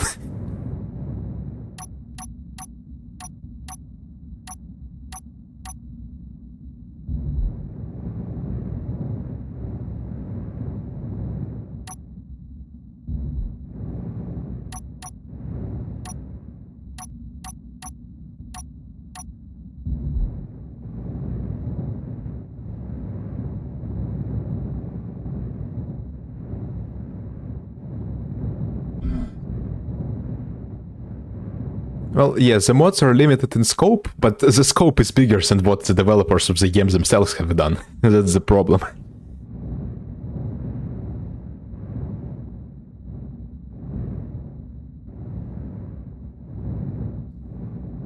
There's not even a need to add, like, new functions. Literally just bigger blocks.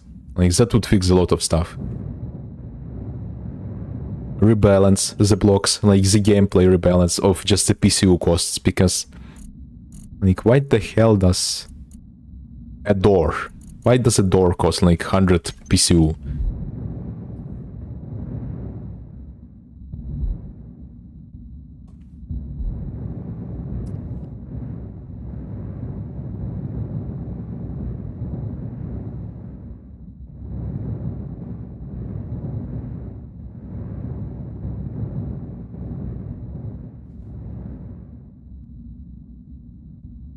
But who cares about one block? Nothing larger than one block can deform. But we don't need deformations for, like, auto H2 generators.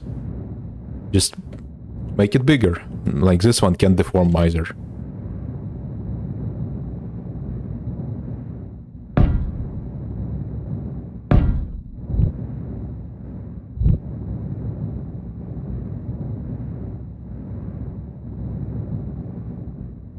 I just need to know what the internal politics of Keen are. Just what have they been doing for the last 10 years inside? Because there are smaller teams of people who just pump out so much more content. Which is much more better balanced than what Keen has done.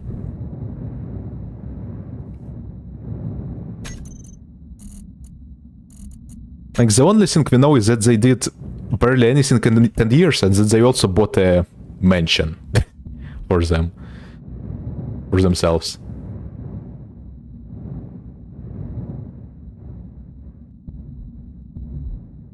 Wait, what happened with Captain Jack? Let me check. I am not up on the lore.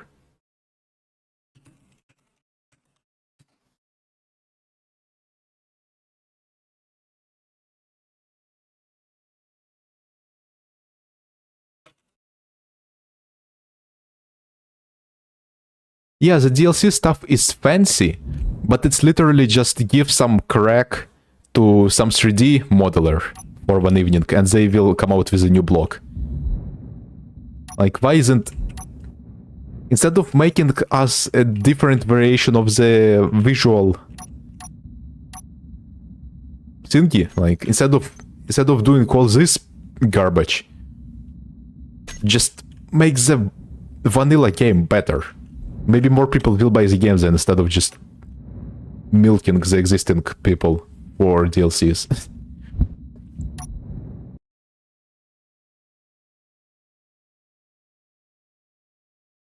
No, he just stopped playing Space Engineers. Yeah. No. I mean, he seems to just... Yeah, his latest Space Engineers video is 3 months ago.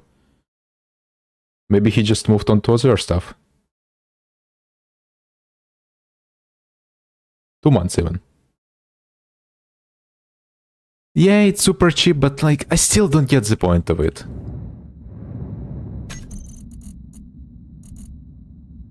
If it's cheap, then why not just increase the base game price? And like, even then, it's literally just splitting the community.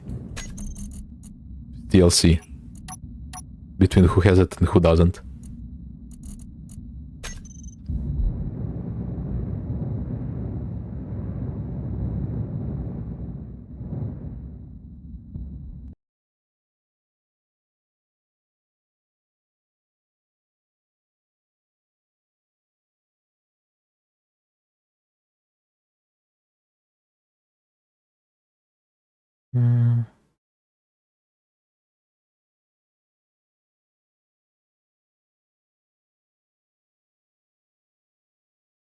I think I just checked his streams, and yeah. I don't know. One stream has like the last stream question mark Space Engineers stream, but that was 6 months ago, and he still has Space Engineers videos after it. No, I think he just does other stuff. Just playing other games. Like, Space Engineers has no content in it, so the fact that some people can play it for years is kind of impressive.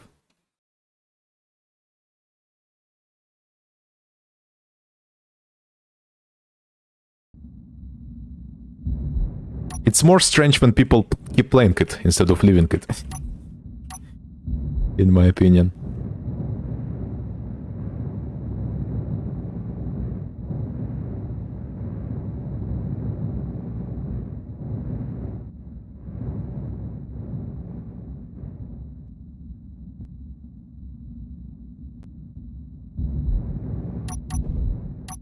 Okay.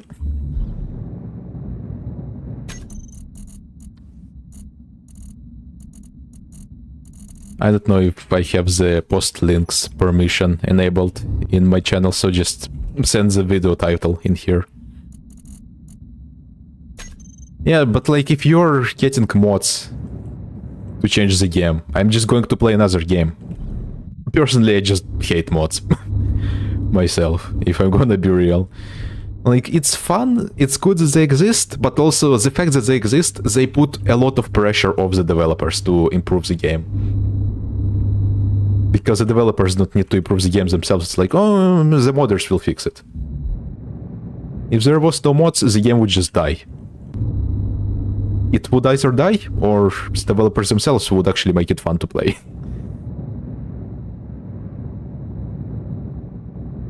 So mods, it's like... Anytime I hear the vanilla game is kinda crap, but it has a lot of mods, it's like immediately, okay, the developers just don't care. I'm going to find something else.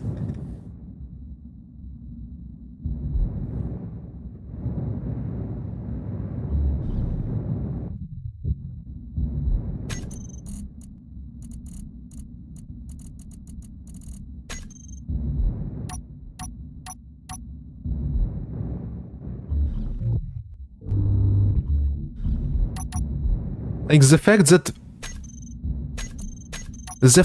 that I need to have like 10 mods to even know what I'm doing in this game is crazy. Like, you need to have, in order to paint stuff better, you need to have the paint gun to paint with any sort of precision. You need to have the build info to know how much health blocks have.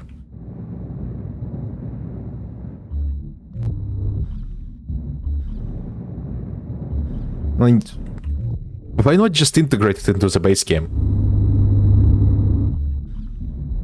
Why not just integrate like build info into the base game? I mean, what's the problem with that?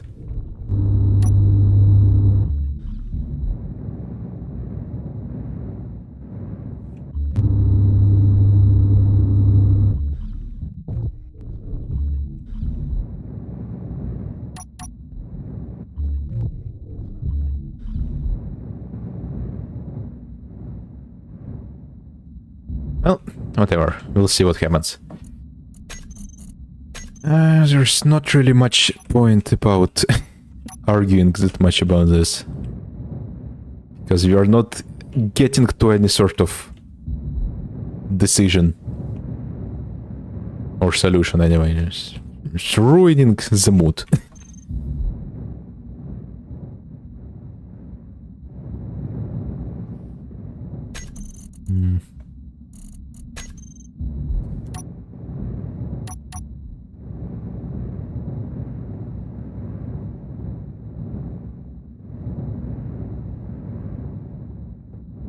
Okay, the ship. I think it's a problem where I'm just... How did I build ships so quickly in the past? I think I just didn't care that much about stuff in the past. That's how I built them that quickly, just slapped stuff on them. I should start caring less about things.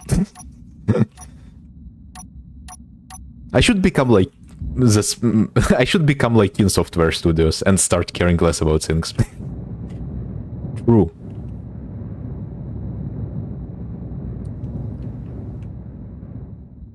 Okay.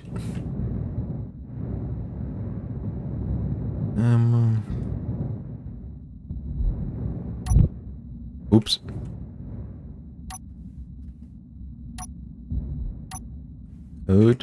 What? Misclicked. Misinput. Yep.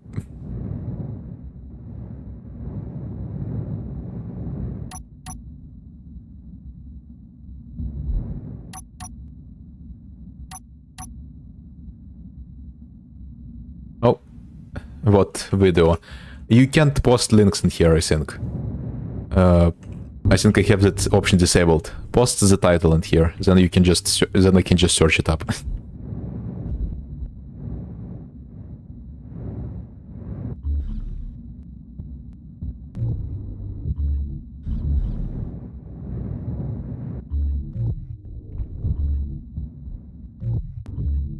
Yeah, either I should enable the links, or... fine, whatever, I'll enable the links. Advanced settings, let's see. Permissions, maybe? No, that's not it. Advanced settings, no. Community moderation? I have block links disabled. Wait, I have that disabled. So you should be able to post links in here. What's the problem then? I already have that disabled. Okay, let's see.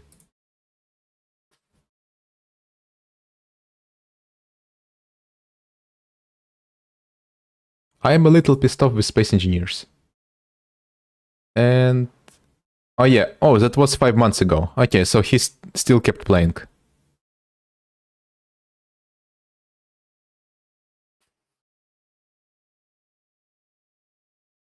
Let's see what this is about.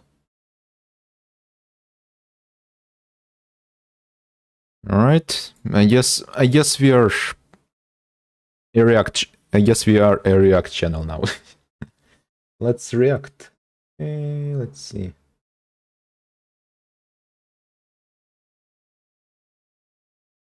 There.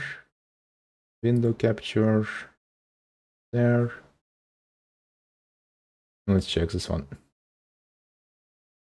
Alright. What are we talking about? And a situation that has arisen that I want to talk to you, my community, about and ultimately share my thoughts on. Now, I'm proud to say that I've covered Space Engineers for well over 8 to 9 years now. It's been a core component of not only I've loved every minute of this game. Right on my shelves, I want your game. Sure, I don't want this to be perceived as any kind of drama. Yeah. Nor do I want anyone twisting my intentions. Please do watch the video in full, not for the sake of my watch time. Recording this, I still haven't been given a proper reason for this. What happened? Last Stand Gamers. For context, the CTG don't want anyone twisting my intentions. Please do watch the video in full, not for the sake of my watch time, but for the sake of important context. As of Monday, the 3rd of March, I was removed from the closed testing group by Keen Software House's new community manager, Aaron, who you may all know as YouTube creator Last Stand Gamers. For context, the CTG... oh, actually, fuck Last Stand Gamers. Weren't they like stealing blueprints actually from people? Like, I don't think it was recent, but like maybe it's close to the start of their channel. I remember they were stealing just blueprints from people. I remember that was something that happened. As it is known, is all about testing, bug reports, and providing feedback. At the time of recording this, I still haven't been given a proper reason for this. Just generic AI written nothing. By that, we mean AI written direct messages and emails. I want to preface, this is not me complaining for the sake of being kicked out of a Cool Kids Club. Being removed from a testing group inhibits me from providing dedicated feedback to the developers, something I've done for the last 7 years. I've seen many big decisions take place, and with the feedback you will provide me through comments, livestream chats, Discord servers and more, I communicate that back to the development team. It's also a setback in that my community team and I provide servers. Wait, Last Stand Gamers is still like the shit of the shit in terms of YouTube channels. Like, it's literally just a bunch of blueprints from the workshop taken and like, oh, look at how cool this is. Oh, look at how cool this is. I don't actually play this yet, but look at how cool this is. Like, zero knowledge on the technical stuff in the game. Just slop. Both to my community and the wider Space Engineers player base. Other community server owners, whom I won't name for their privacy, are part of this testing group. It allows us to better prepare for new updates so that our servers remain stable, so that we can provide a better playing experience to you and our communities at the end of the day. It sounds simple, right? Obviously, we can still run our server without CTG access, but it does make life a bit more difficult, especially for a game that is already difficult to host a public community. Okay, so that happened. What's the other 8 minutes about? Perhaps.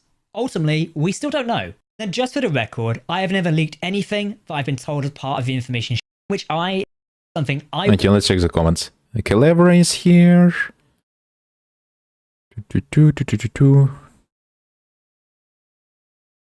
Oh, I guess he was removed from some stuff somewhere without any explanation. Yeah, that's strange. Weird. Okay. Space Engineers.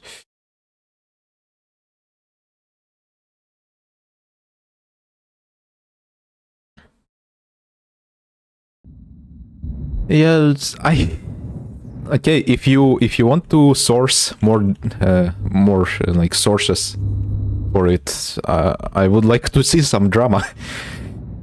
That was right. Okay, we can just do something like this actually. Let's see. We can just put it in the corner of the screen and then watch it like that. Sure.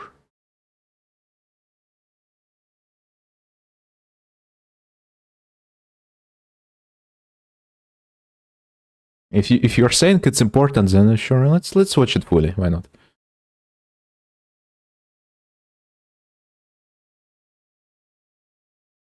Okay, so how should we do this? 1 second.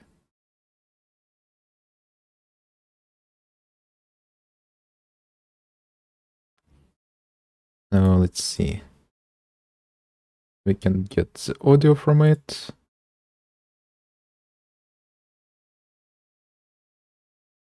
Window capture it. He's making a soy face at the start of the video. Argument lost. Okay. And then we can scale it down.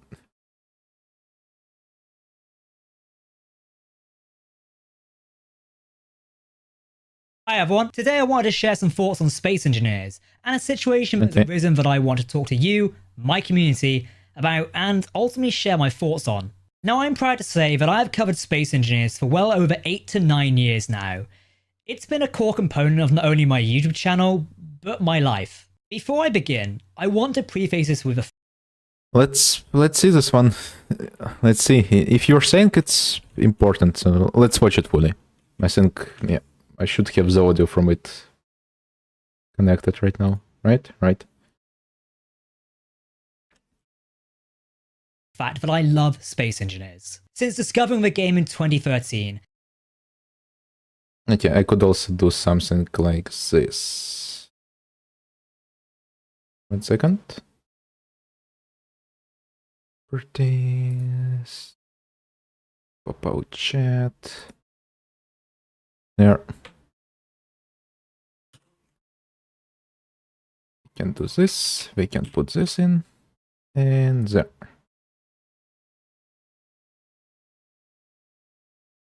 There. Ta-da! Chat activated. I had it hidden before because there was basically no activity there, so I hid it because it was just depressing when it's just one message, just there doing nothing. I wonder if you can disable this top fans ranking thingy. It's annoying. There, let's watch it. Spending countless hours crashing ships into each other to then starting to make videos. I have loved every minute of this game, even when it has been stressful. Now, for example, I have a 10th anniversary figure right on my shelves behind me. He's over there. So when I talk about today's topic, please know that I come from a background of supporting, playing, and wanting this game, and Space Engines 2 to do well. I want to see it succeed, and most importantly, I want you, the community, to have your voice heard. This is one of the reasons I cover the game, to provide your feedback to the developers. Okay, 1 second. Let me set some stuff up actually a little bit better. First of all, we can, let's see, filters, desktop audio. You're going to pump the desktop audio instead of just the window audio. Wait, this, do this, desktop audio, application audio disable. There. We do this. Just 1 second while I set some stuff up.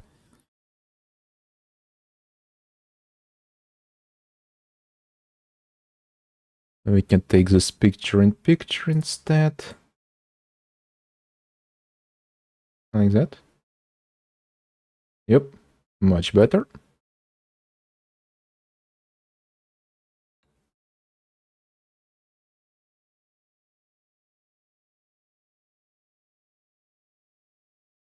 Let's see. Just one more check. Filters. There. But yeah, this should all be working now, probably. Now, I want to be clear, with full disclosure, I don't want this to be perceived as any kind of drama. When it comes to Space Engineers, I love the community, the game, and many of the developers. As I will say a few times in this video, I don't want to be making this video. However, I am a strong believer in freedom of speech and sharing how you feel. This video is not an attack on Keen, the developers, or the community. I want that to be made clear, nor do I want anyone twisting my intentions. Please do watch the video in full, not for the sake of my watch time, but for the sake of important context. As of Monday, the 3rd of March, I was removed from the closed testing group by Keen Software House's new community manager, Aaron, who you may all know as YouTube creator Last Stand Gamers. For context, Yeah, I'm surprised they made Last Stand Gamers a community manager, knowing for him just producing slop content where he shows blueprints made by others and him being involved in just stealing blueprints from other people without any credit. Like, that was way back then, but still, that should just automatically discrediting. It's like zero background checks there, it seems. Or there was a background check and Keen just don't care about that.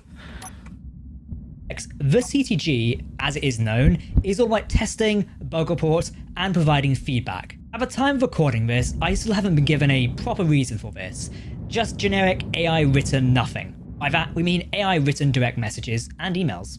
I want to preface, this is not me complaining for the sake of being kicked out of a cool kids club. Being removed Why is the browser? Oh, I think it's 1 second. 1 second. There's some freakery going on with the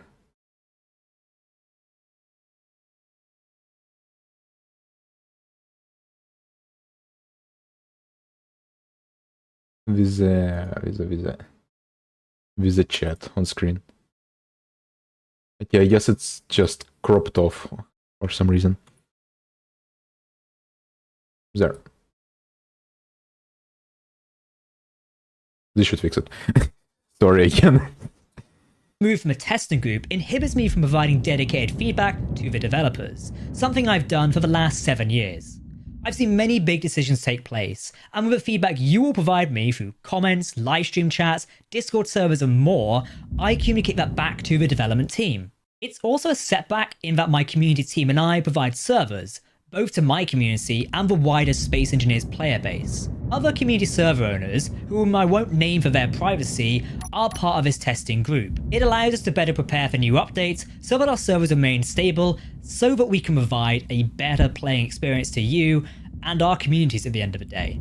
It sounds simple, right? Obviously, we can still run our server without CTG access, but it does make life a bit more difficult, especially for a game that is already difficult to host a public community server for. So cutting off its access is quite major. It's a major setback. Sadly, the Keen community and public relations team have given me no reason for being removed. As far as I currently know, no others have been removed from the CTG. No other creators, no other community workshop creators, no one. I can't seem to find a reason for being removed. My only conclusion is that Keen are not happy with my honest feedback on Space Engineers 2. For example, the Space Engineers 2 workshop fiasco was a big deal. While not confirmed, I do believe this caused tension between myself and the developers. You can check out my in-depth video on that entire situation earlier this year, and I know many of you agree and some of you disagree. Very recently, I gave honest feedback regarding Space Engineers 2. I gave feedback about the state of the game and what we were being asked of as the testing crew. While I can't disclose specific details due to that being under the NDA, I can likely see this being a problem for the team. Perhaps. Ultimately, we still don't know. Then just for the record, I have never leaked anything that I've been told as part of the information shared with me. I primarily spend my time there providing feedback on topics like Space Engineers and participating in CGG activities for both games. But that's not all. There are other problems that have come up in the last 2 months in which I, as a creator for Space Engineers, have felt quite disrespected. At a recent Space Engineers 2 press event, I was made aware of being called difficult to work with, which I feel is kind of inappropriate. I think it's important to highlight the lack of professionalism. Well, I mean, you could call people difficult to work with. Nothing wrong with that, but I wonder what the context was that was.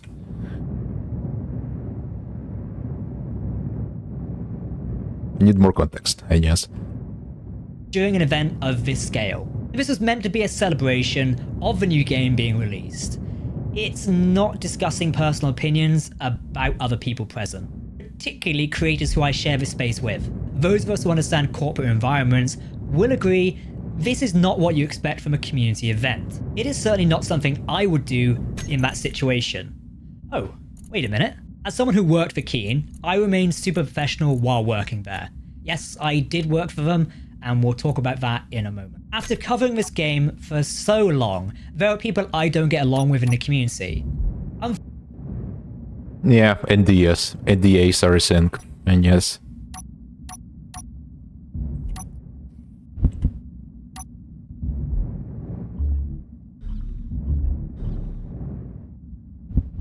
Maybe they stayed silent or because of NDAs, or maybe they just don't want to get into any trouble. Like, maybe there's some stuff that's not contractually obligated to not be disclosed, but maybe they just don't want to get into trouble, lose their position and stuff.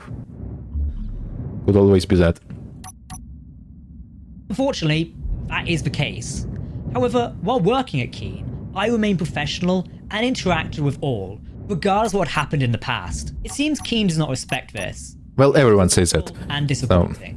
When I joined Keen, I took the time to speak to those who I knew did not like me or support my content and activities. I did this with many community creators and members, even ones who I knew did not like me. That's called being professional. I will stand by my opinion. That is the right thing to do. All in all, this feels like Keen are pushing me out of the community. My attempts to ask questions about being removed from the closed testing group have been met with what appears to be AI-generated responses from LSG, the community manager. It's also been met with a subtle...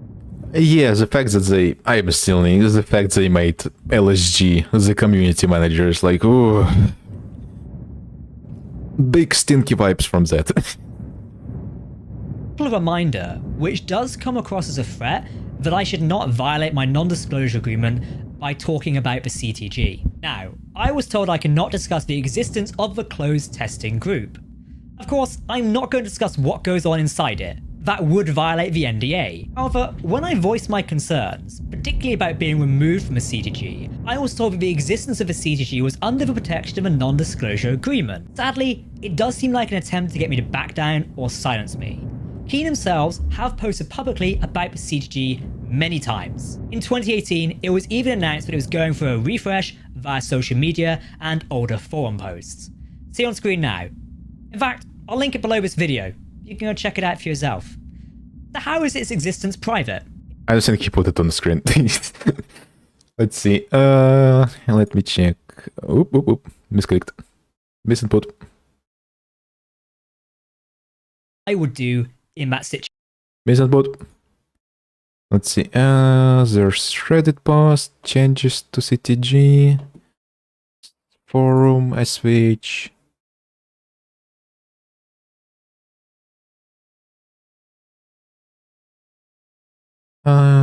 Hello. Hello, engineers. We're excited some big changes. Keen Software testing group.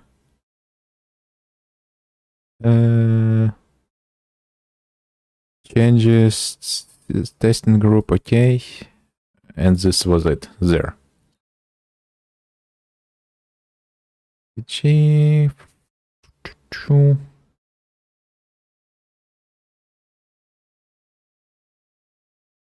Code of conduct. Blah, blah, no porn.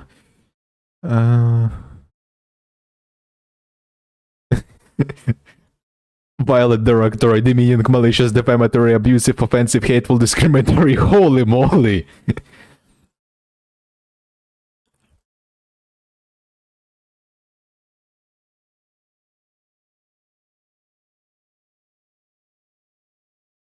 Do not spam.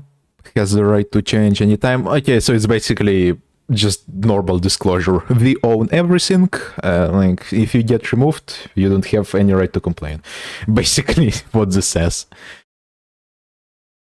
Oh man, terms of service and conduct are so funny. It happened. The video is from March 5th, so it's recent, and it has Space Engineers 2 involved. But the CTG is post 2018, so I don't know why would you link 2018 posts to say that CTG exists. I don't know. Maybe they changed the rules. Oh. Like, it's been 7 years.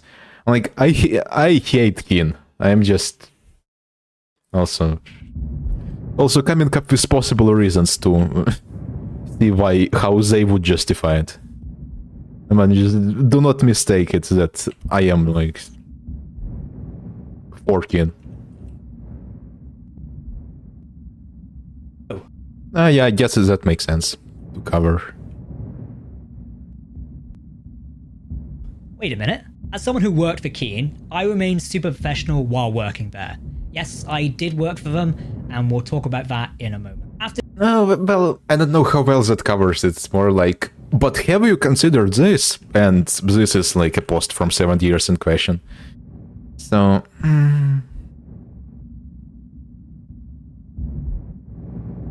No, I hate both the Space Engineers game and the Space Engineers development team. I only play it because there's nothing better. Like, in terms of physics. Like, there's a bunch of space games, but in terms of like physics of stuff, where there's like destruction and blocks merging, converging, and yada yada. This one just takes it. So I don't play it because it's good. I play it's because it's the best variant available of the genre.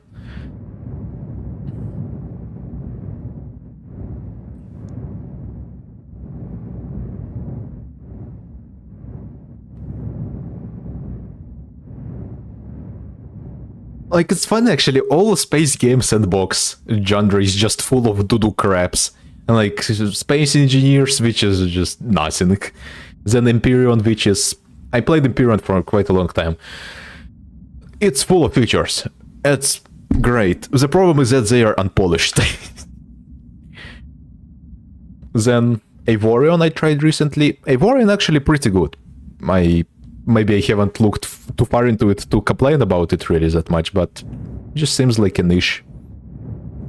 Pretty good game, but I see how it wouldn't reach mainstream that big. Like, same for, what is it, Starship Evo. Starship Evo is actually, no, Starship Evo, it's doing quite well in the development. Like, it's moving along, and it's literally just one guy. So, Starship Evo, I can totally excuse it. It's one guy, just slowly developing it. Okay, sure.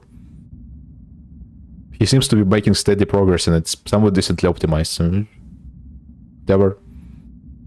And there's decent art direction, unlike Empyrean, which is just a bunch of Unity store assets being reused all over.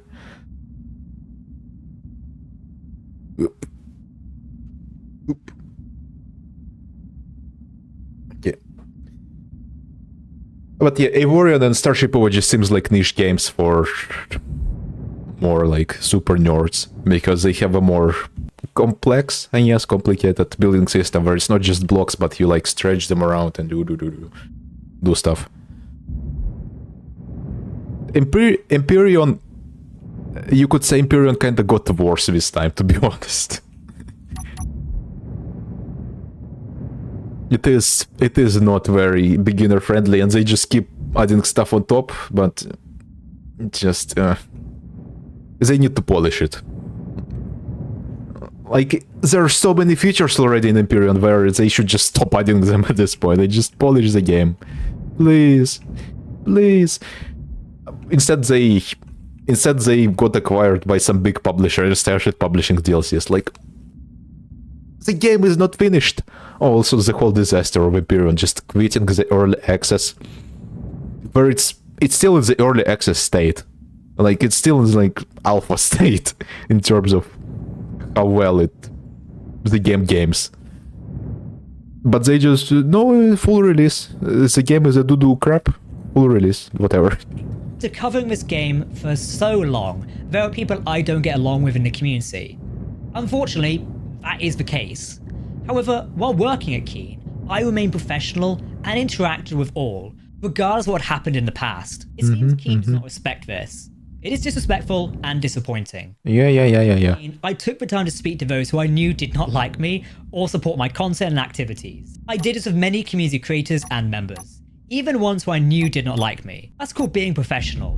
I will stand by my opinion. That is the right thing to do. All in all, this feels like Keen are pushing me out of the community. My attempts to ask questions about being removed from the closed testing group have been met with what appears to be AI-generated responses from LSG, the community manager. Yeah. I've also been met with a subtle reminder, which does come across as a threat, that I should not violate my non-disclosure agreement by talking about the CTG.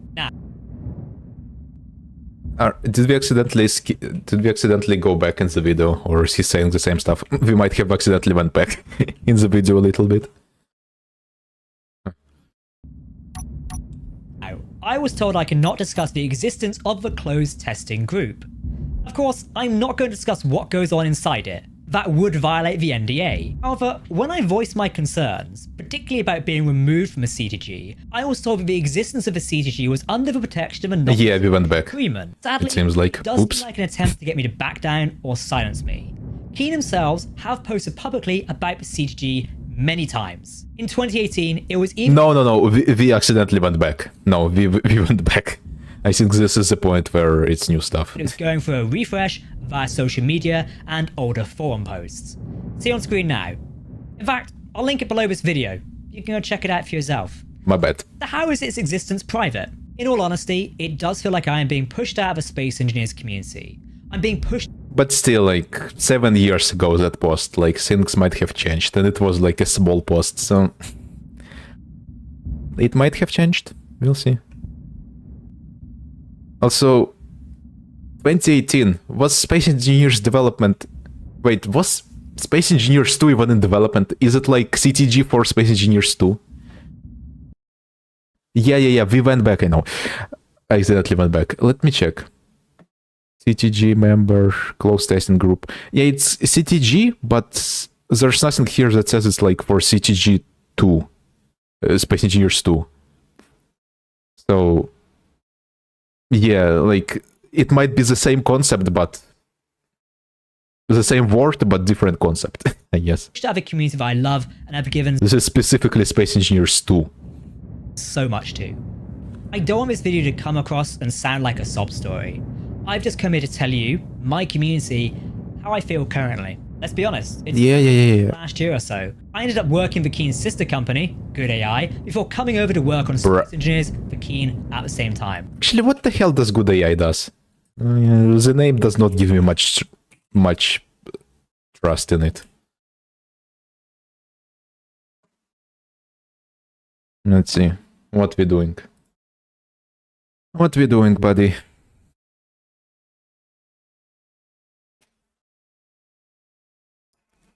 What we doing, buddy? Now yeah, here's the Keen mansion that they bought. Couldn't just get a normal office, they needed a mansion.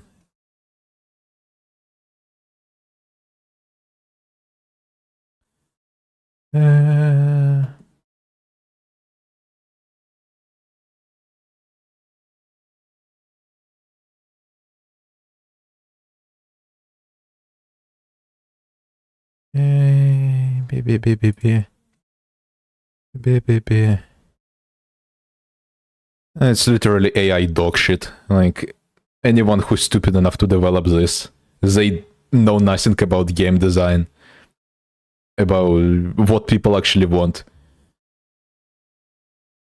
Like, literally just AI dog shit before the whole AI boom even happened, really.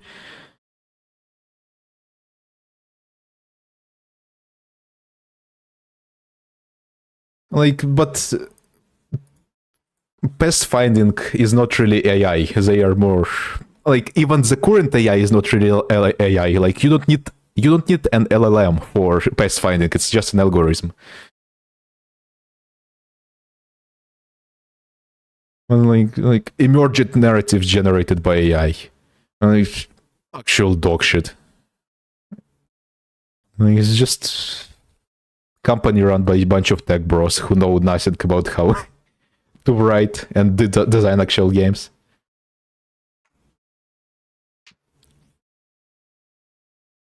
Yeah, current AI is just literally a more advanced chatbot. The same stuff that we had like 10 years ago, just with a slightly different architecture. It's not intelligent, it doesn't have any logical systems.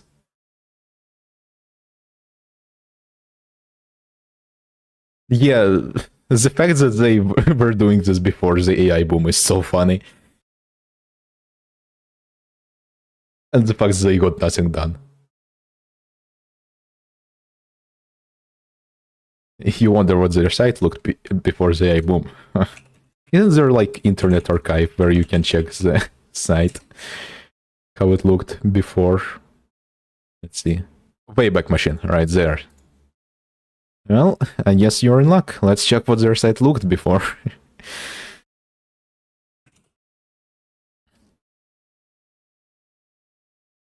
Let's check what their website looked like before the AI boom.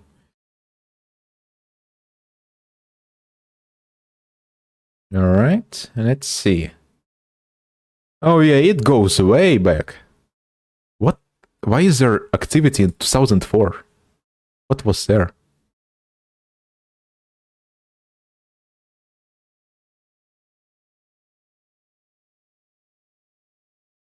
Yeah, like AI is just doing the things humans do, but worse. Like it's just a worse neural net.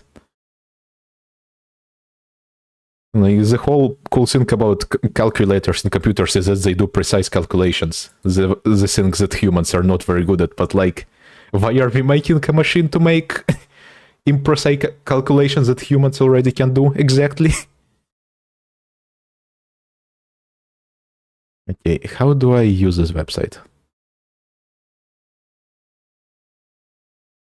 Okay, load it. And it's like, the reason I personally don't use it, like, yeah, you can have like the quality concerns, the environmental concerns, like, there's always people who will just like justify it, but oh, the environmental damage is worth it. And yes, for some things it is. But then, what? it was some sort of Korean or Chinese. I think it looks like Korean website in 2004. Okay, let's get to modern. That's so funny.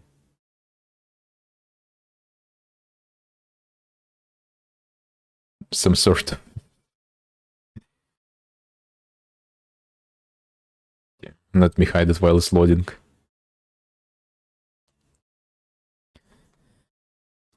It's like for storytelling, like especially for storytelling, just get the person to write it. They're going to come out with much better stuff than AI anyway. Like, we have 8 billion people. Anyway, another thing, like, you should use your brain or you will lose it. Like, if you are delegating tasks like searching for information and doing basic, I don't know, coding stuff to AI, then you will just get better at it yourself. My analogy with it is like cheating on a test.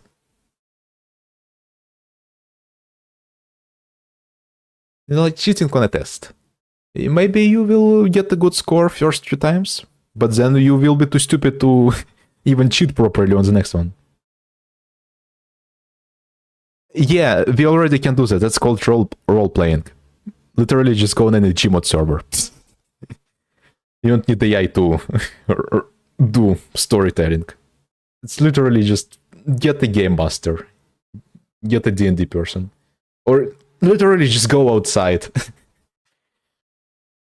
The only, like, you don't want to have your story be generated on the fly by an AI. the reason people play games, and it's like to experience a good story written by someone who actually knows how to do it, and then have a shared experience instead of just everyone. Okay, I'm clicking on more modern stuff. It's loading very slowly.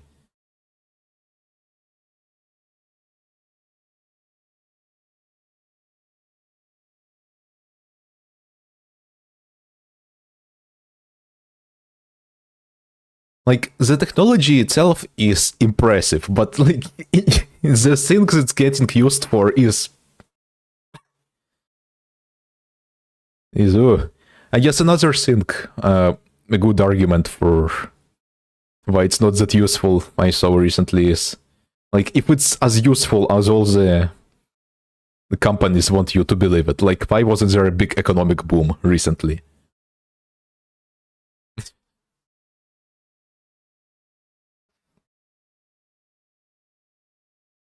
And meanwhile, I have seen a bunch of experts in the field saying that it's actively making people who use it worse long term because, like, they have no experience doing stuff themselves. Like, the vibe coders who just use AI to code, and like, they don't understand what's happening. They can't fix any bugs.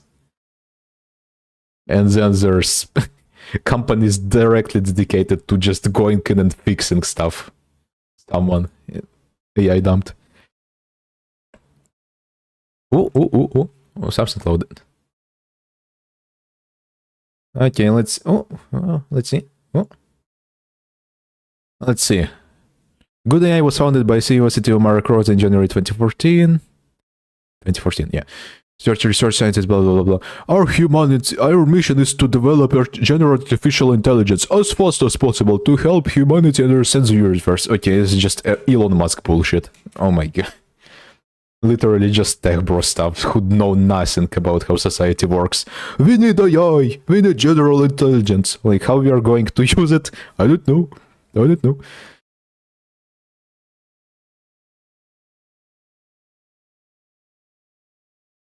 I mean, the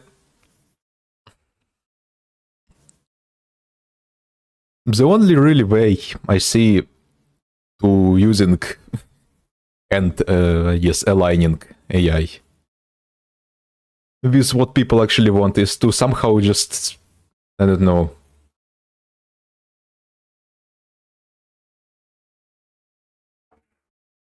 I guess this is just some sort of super duper future technology, like 2050. Some sort of direct brain implantation to make people smarter directly. That way it's just like same person, but just more brain capacity. That way you don't really need to align stuff. Maybe. No, I guess there's problems with that idea as well. There's problems all the way down with the idea. Okay. What if? Yeah, AI doesn't exist right now. Like, the current AI is not AI. Yeah, LLMs are not AI.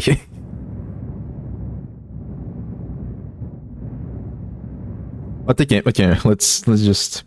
What are all the tech bros want when they develop AI? They're like, oh, we want some sort of supercomputer to do smart stuff and think hard. Something... Okay, so what if we just make people smarter? Because if we get a super computers that can come up with ideas of its own, like actually just having logic systems and stuff, it probably will want to do stuff that benefits itself, not people. So what if at first we just make people smarter through education? Because again, like, there's so many people, but poor education. Like, you can have so many smart people working in laboratories developing stuff, but all the money just goes into the wrong places instead.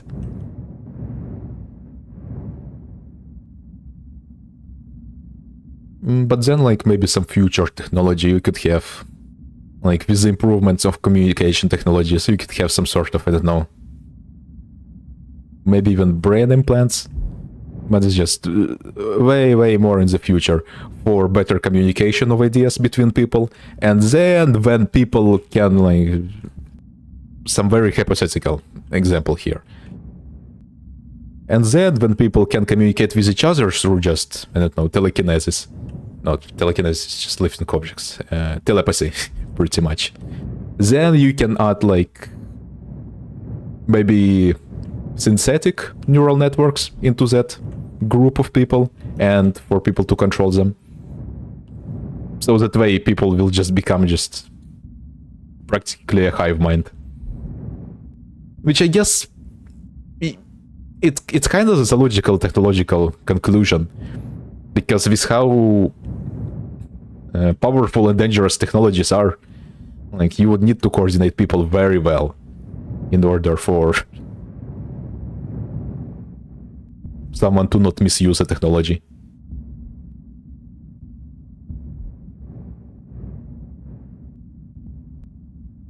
Yeah, neural networks have been, I think, for a long time, I guess. Oh my god! Oh, the Neuralink. Oh, bruh. So far, the only thing I have seen the Neuralink do is kill a bunch of monkeys. And I do not trust a person who can't build the metro and just builds tunnels for cars. Oh my, have you seen the Vegas loop? You probably have, it's so stupid.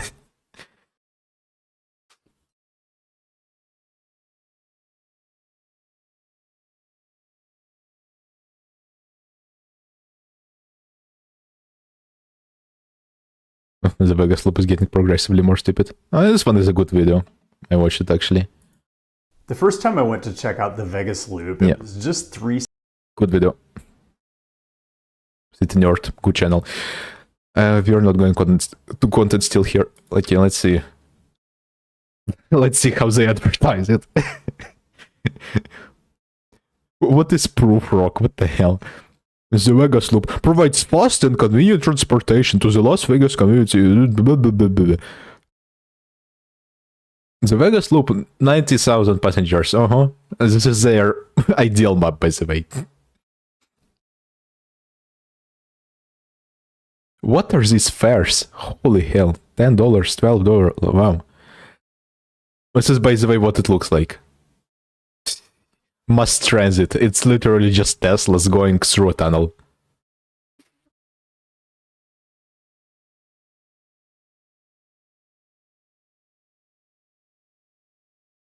Let's see. And I think the tunnels are just one-way tunnels. The first time I went to check out the Vegas loop, it Like, there's good video. get from a billionaire. The capacity of the system, or how quickly it's all going to get them to. Blah, blah, blah. And- Okay, there's somewhere here it shows it's just a singular tunnel each way. Road that private And then it uses normal roads on the surface. So it's literally just...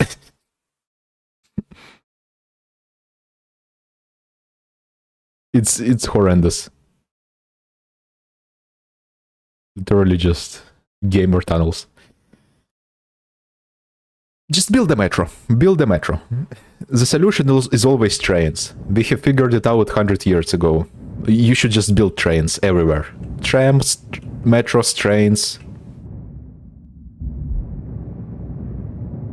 High capacity, high efficiency, high speed.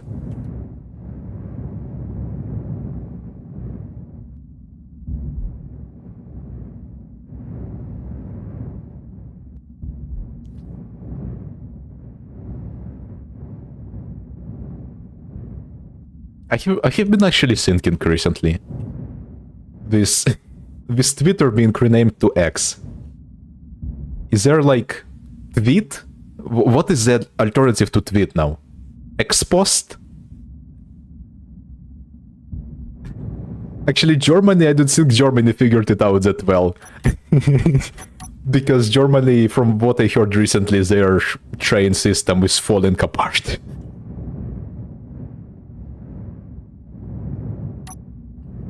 Maybe not. Switzerland. Switzerland are the ones who figured it out. So it's like tweet on X. So it's not Twitter anymore, but you still tweet on it.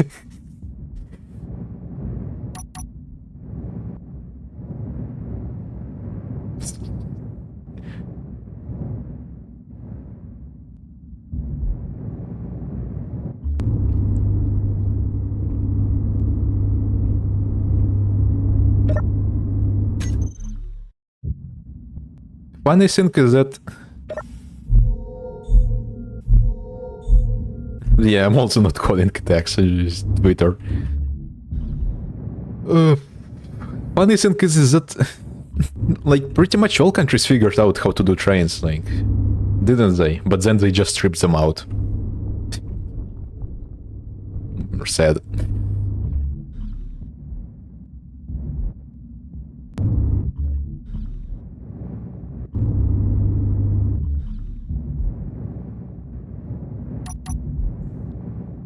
Yeah, we haven't added any new blocks in like 15 minutes.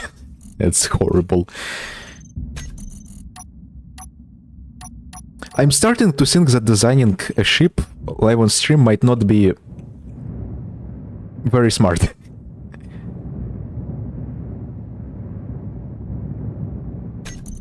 Okay, we still haven't finished watching the thingy. During my time working there, I did feel overwhelmed and stressed with the workload, mainly as I was doing several jobs as one person. For example, I was building websites while also running the marketing department for Good AI. As one person. It may not sound like a lot, when you're in it, it is quite a lot. Now, matters did get worse while working there. I've not spoken about this before, and I'm doing so now. Full transparency. One of the worst times for me at Keen was when a former staff member basically bullied and harassed me over a simple decision. This almost made me leave the team there and then, but I stayed on. I saw my role in both companies as being able to help the space engineers. What was the decision? Like, we need more context, man. Like...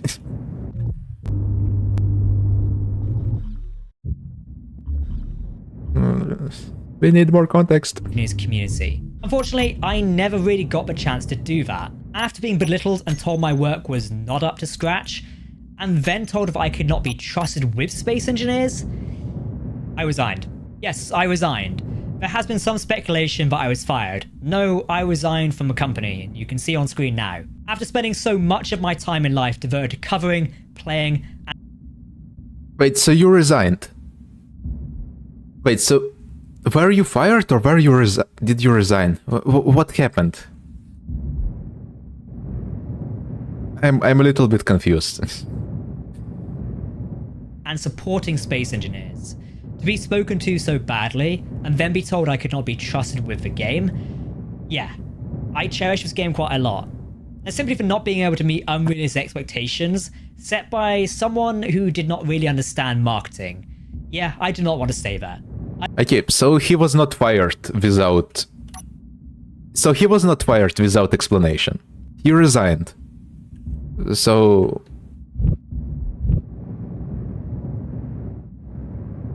Okay, then LSG got the job. Then what's the problem? Well, I guess the problem is that LSG got the job, but what's the problem with someone else getting the job if he resigned?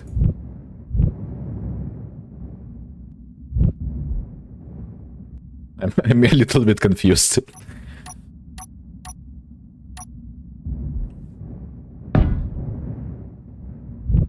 It's like, if you resign from the job, someone else will get it. Yes, that makes sense.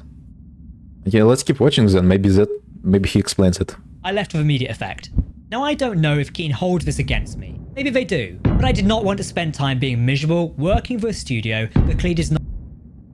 Oh, so he had the job, he resigned, and then he got kicked out the closet testing group months later with no explanation. Oh, okay, different things. He got so distracted, forgot already.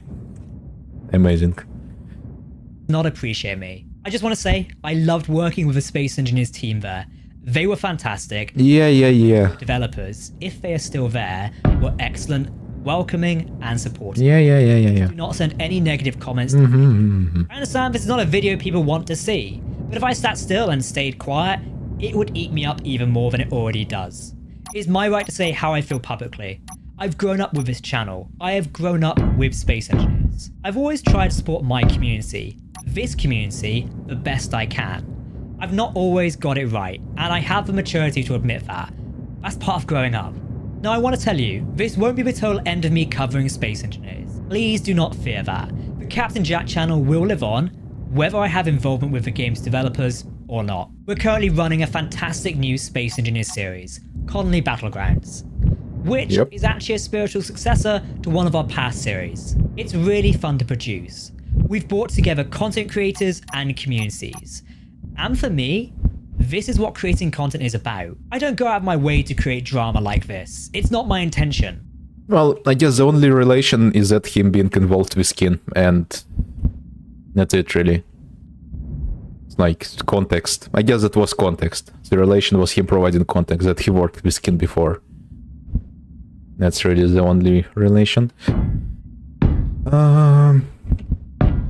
As for him getting kicked out with no explanation and then getting an AI-generated reply, yeah, that's weird.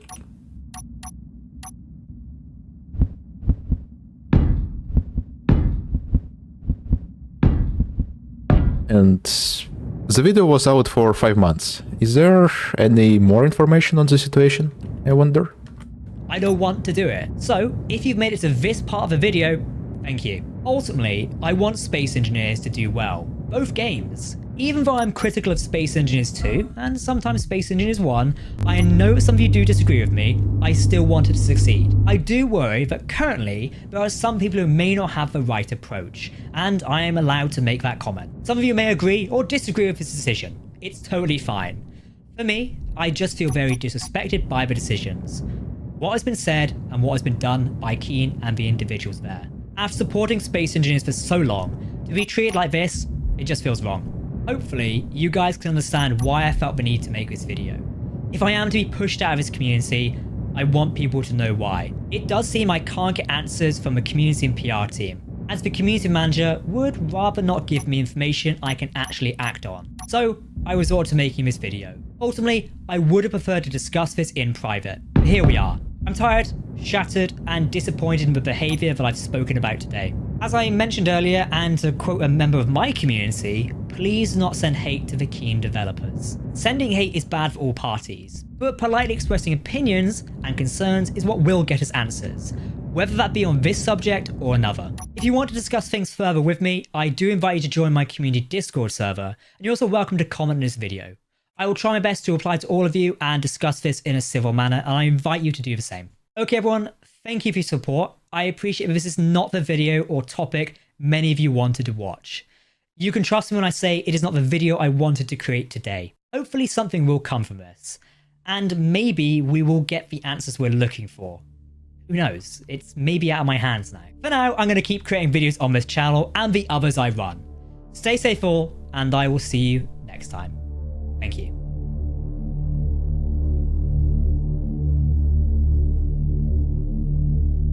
Well, I'm confused. Let's see.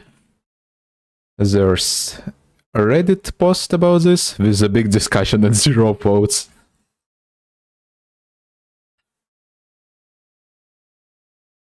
What we doing? Oh yeah, I made a subreddit for trains in City Skylines. There's literally, I have not posted anything there, so it's just sitting there.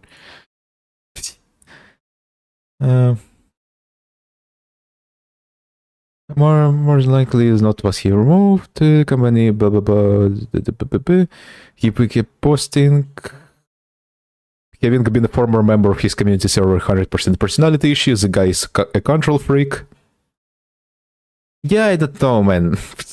It's like, I don't like the Space Engineers, the Keen, but also it seems like Captain Jack is also a piece of shit.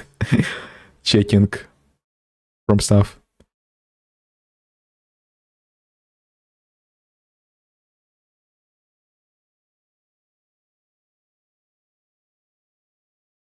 Unfortunately, we cannot sympathize with someone who has abruptly stolen from the community. LSG is also equally guilty, but this made for TV productions masquerading as the community has gone on for way too long. Blah blah blah blah blah blah blah. Jack has always been an ass, especially as held in the comment section. Picks on users too. Blah blah blah.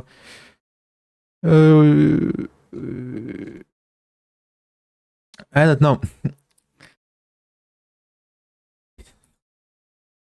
Everyone sucks here, if you are going to be Reddit about it.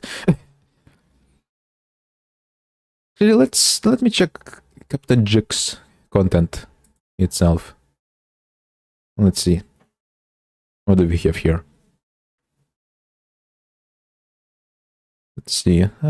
Survival mostly, just series. Let's see. Any blatant workshop showcase where you just take stuff someone else made and just farm content from it. Here's one.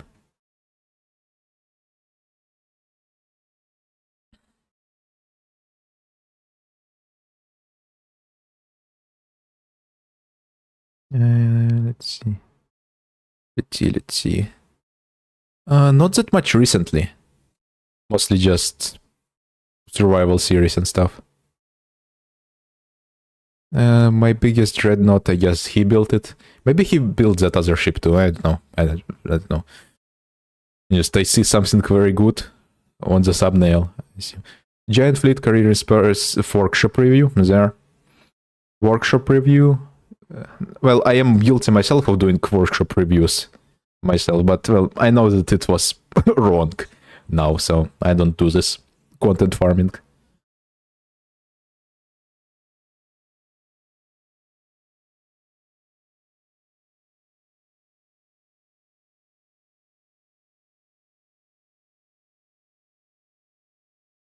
I don't know. It doesn't seem to be that stinky. But I don't know. Again, I know nothing about him. Like, I know that he exists, but nothing. The video seemed very empty from context. Just too little stuff for 11 minutes. And then on the post, people overwhelmingly saying that he's not that great himself. Should I believe them? Should I not believe them? Eh.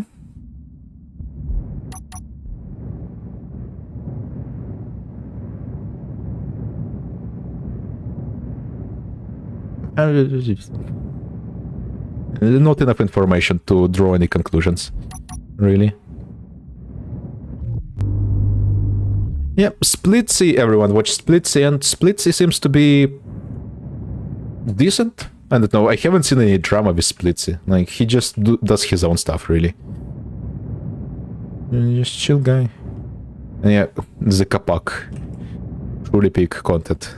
When Kapak just blows stuff up.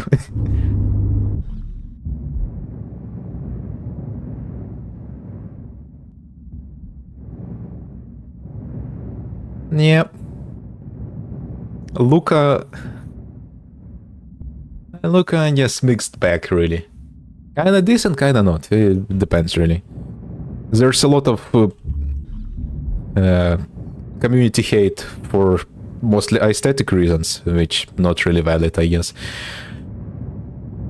But also some stuff like, I guess, workshop reviews, but not being very good, but mostly it's just fine stuff.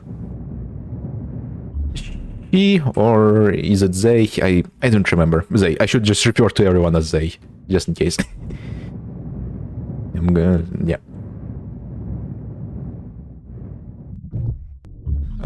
Just should improve the building style, because the ships not very good looking, very weird, and not very efficient as well. Like the small thruster spam.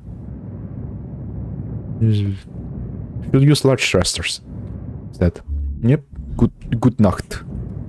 Gute Nacht. Good night. How long have I been streaming? 2 hours. Okay. Is it 2 hours? Maybe it's more. Let me check. Also, I should switch from desktop audio to the application audio. There. Let's see. Let me just Come on, man. Why is there not a button to view the stream on YouTube? You just get a shareable link and then you put it in. Oh my god, why is it so complicated?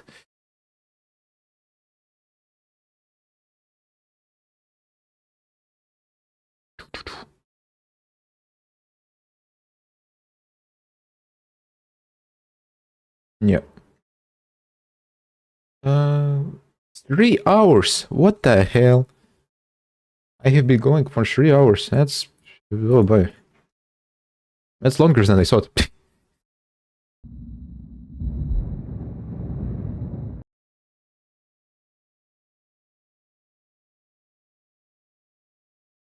One second. Let me change this.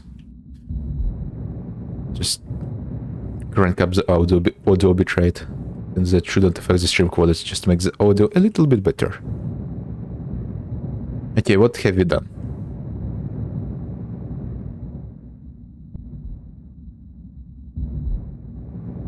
What have we done so far? Okay, some of the core here.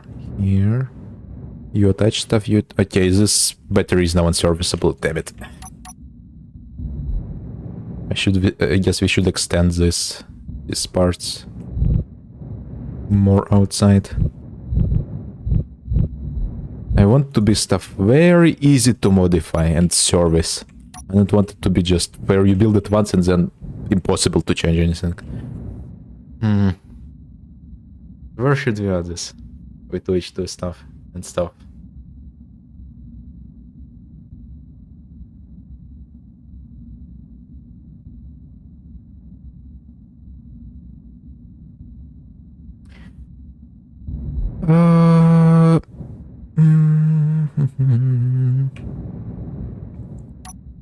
Well, O2H2 generators, they... oh, we could actually put them on the front here as armor. Because if they get destroyed during combat, no problemo. Zero problemo.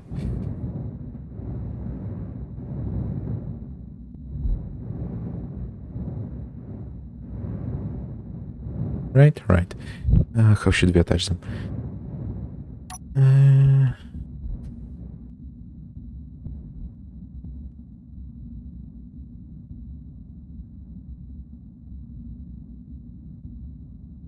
Let's see.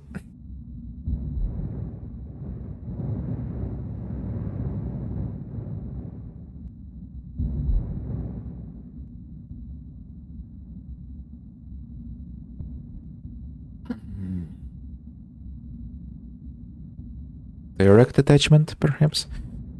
Yes, so. No point in using conveyors that much here. Let's just prototype it quickly. There, now it's also symmetrical on both sides of the car container, 5 blocks on them. Yep. Because engines we want in the back, since power kinda useful. Power generation. Cargen engines. Maybe we could also put them on the front.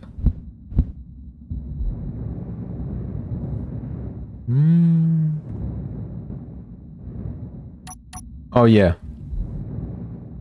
Yeah. Air vents instead of conveyors. I know that trick. It's pretty good. Yeah, it's weird that they cause the same amount of PCU and also that air vents just have more HP than conveyors. Like, what the hell? So yeah, it's a very good trick. But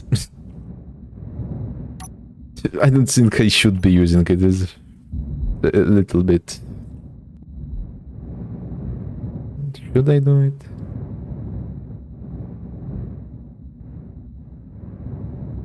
Like, it's definitely a benefit, but should I use it? Wait, but no, we are not making a PvP ship, we are making a cheap ship, so we want to have small conveyors. Well, not small conveyors, but conveyors that are cheap to build, but I guess all of them are cheap to build. really matter. And HP on conveyors doesn't matter as well because like it's tiny amount either way. So if you are not min-maxing, which we are not min-maxing, we are not building a meta ship, then we don't really care about it that much.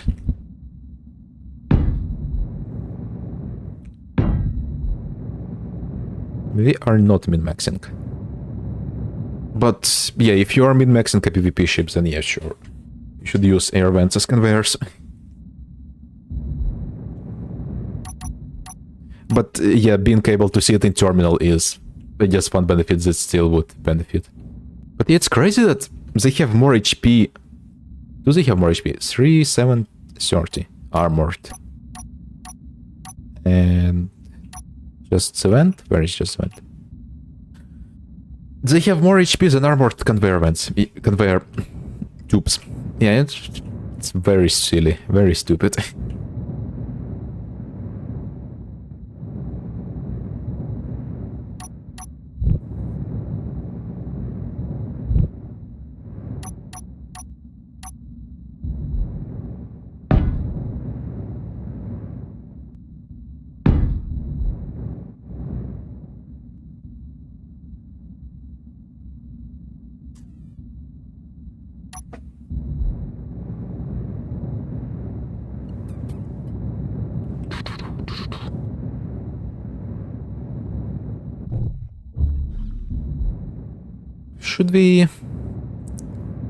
Should we have some sort of interior? Like, it would be nice to have some sort of... I guess we should put like a bridge on top. Might as well. Have a little bit of an interior that's totally optional. Like, you can just not build it at all and just use this cockpit here.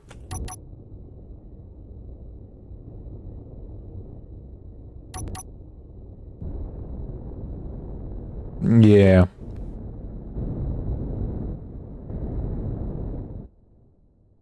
Yeah, I guess you need to have, like, by hand, welding stuff by hand is very... You shouldn't be doing it, like, you would want a welder ship. And then just stockpile resources and weld it up, all in one go. Or just, maybe not in one go, but just, you need the welder ship. You really need a welder ship. Doing it by hand is a waste of time.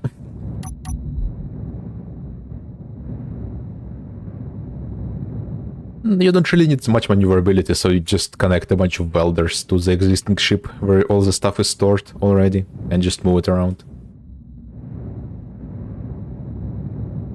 Because you can just get stuck there sitting for multiple minutes just welding one block by hand.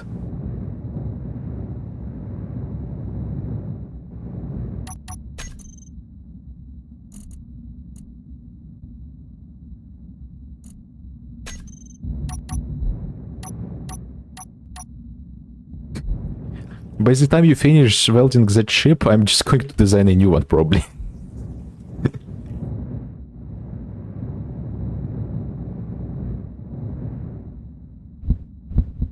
Yeah, jump drives. Let's see, how much weld time? Weld, 2 minutes. Oh my god. 2 minutes to weld a jump drive. That's crazy. What about a large nuke reactor? Let's see. Where is it? Where are you at? There. Right next to it. 1 minute 40 only. Huh. Why is jump drive so long to weld? What the hell?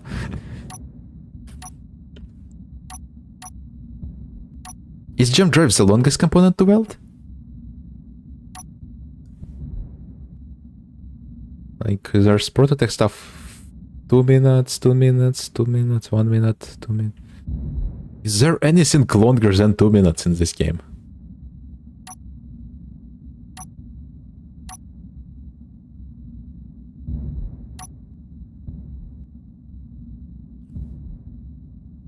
Also on Kin servers, I don't remember if on Kin servers the welding speed is 3 times or normal.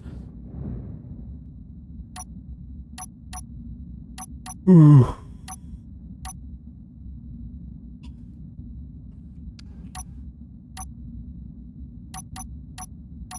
Yeah, I don't know. I'm not seeing anything more than 2 minutes. Yeah, superconductor, it's heavy as well, I guess. Takes up lots of inventory space. Yeah, you need to attach a welder to your ship that you already have and just weld it with that. And just welder on a stick of conveyors.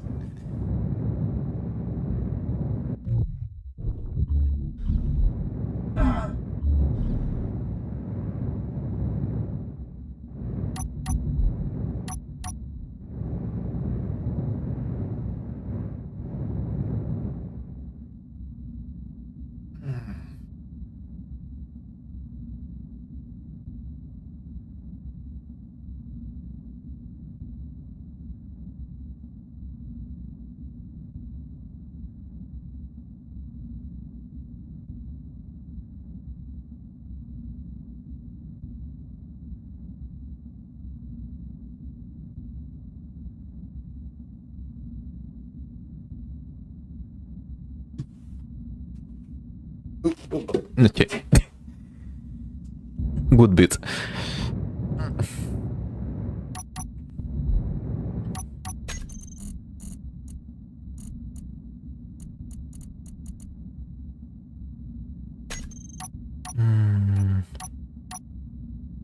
What else are we lacking?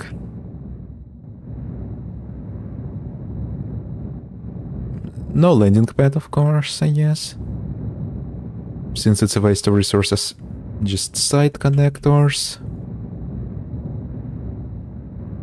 At first you attach them directly to the cargo thingy. Then you can extend them.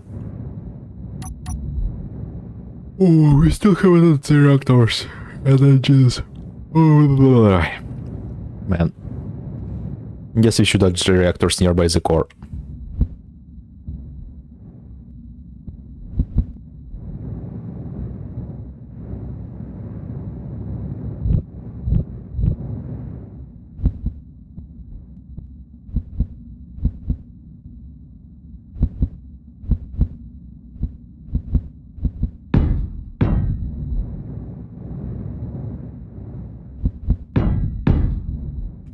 Bam.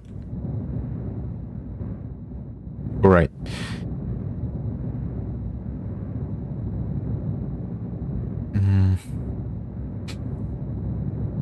Engines. Where should we add them? I guess we could use engines as armor since batteries and reactors are down there. Engines are big, there's a lot of them. They have high integrity, might as well use them as armor at the front.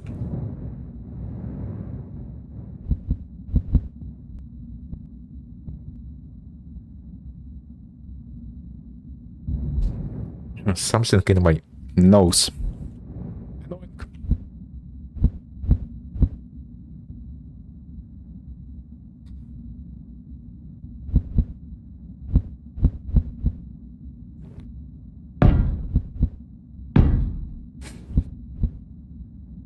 Very annoying.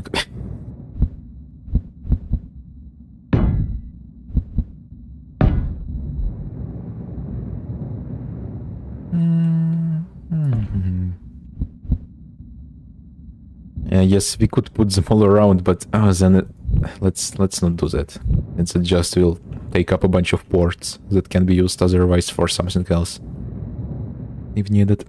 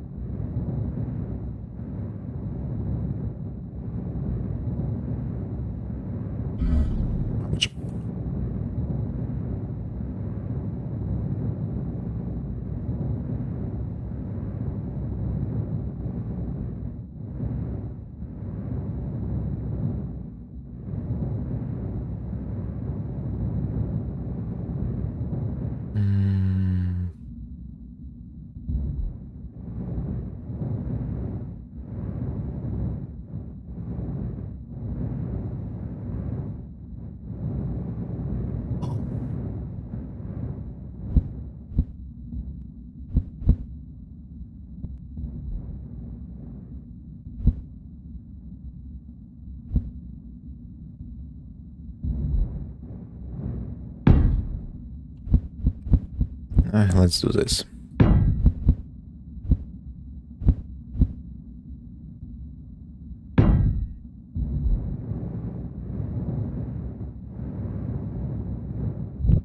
Actually, we could have it even go like this. People can add more stuff at the bottom. Just extend the chain if they want.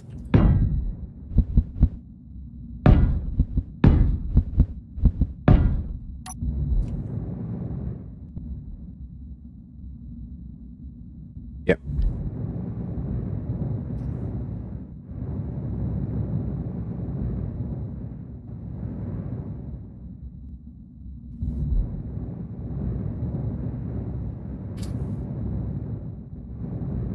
Man, I am sniffly today.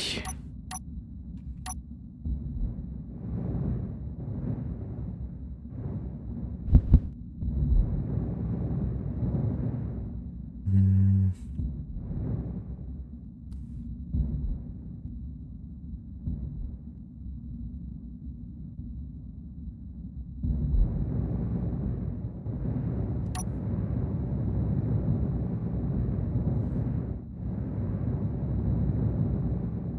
Alright, where would we put the guns?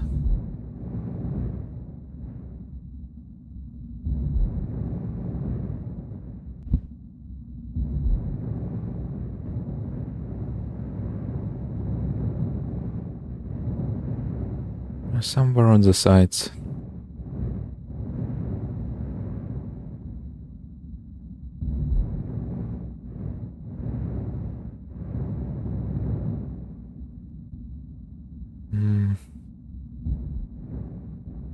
But where on the sides? Towards the back? Towards the front?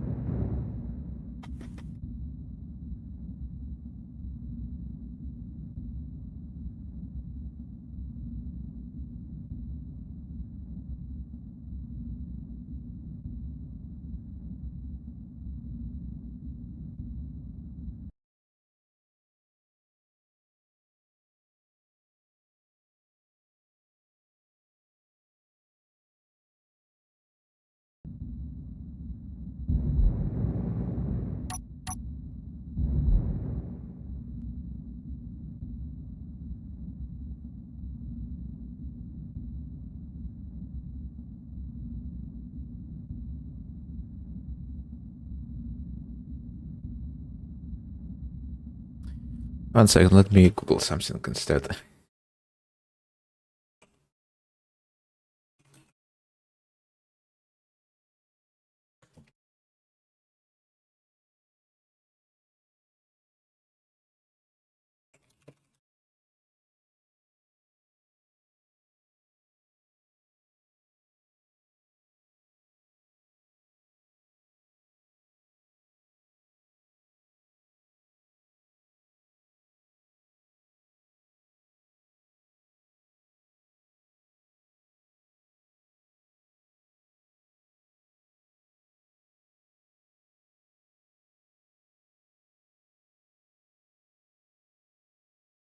See if I can disable the chat leaderboard. Annoying.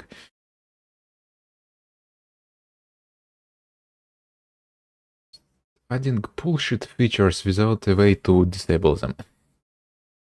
So annoying.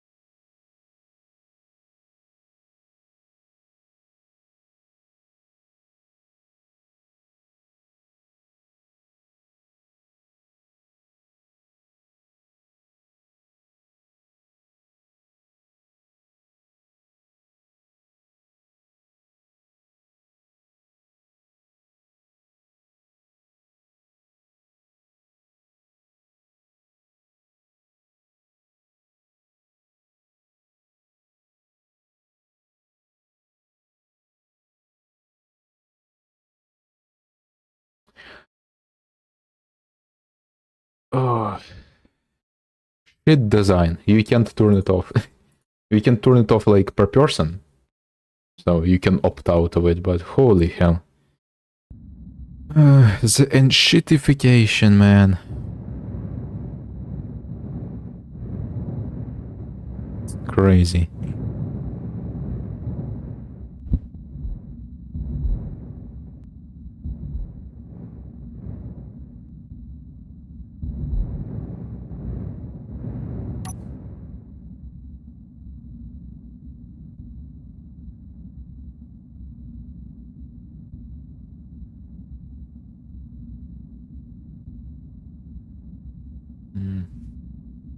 You're definitely not putting them on the bottom and on the top. That doesn't make much sense, does it? We want to put them on the side somewhere. Turrets. Two of them, I guess. We could put one here and one there. Or we can put both of them, like, here in the front. Maybe it's better in the back. I guess it's better to put them in the back since there's most of the useful components are here.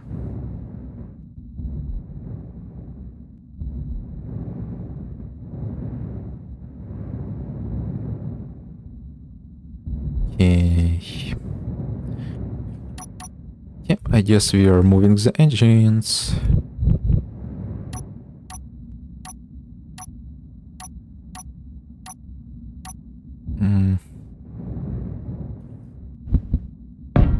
Let's add ammunition cargo here. On the tank itself might explode and be bad, but might not. We'll see.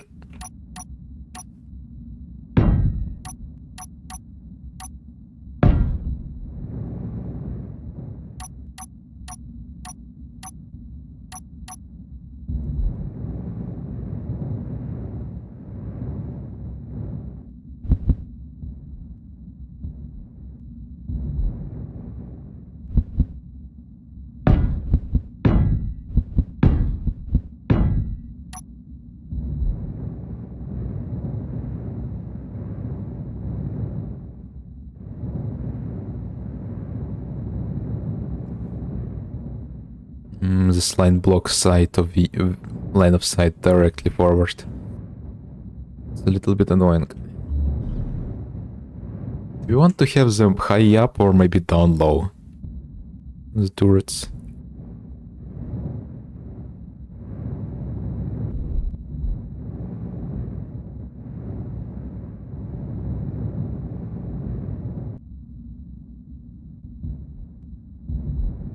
I guess high up would make more sense if you are landed on the ground, so you can shoot over terrain.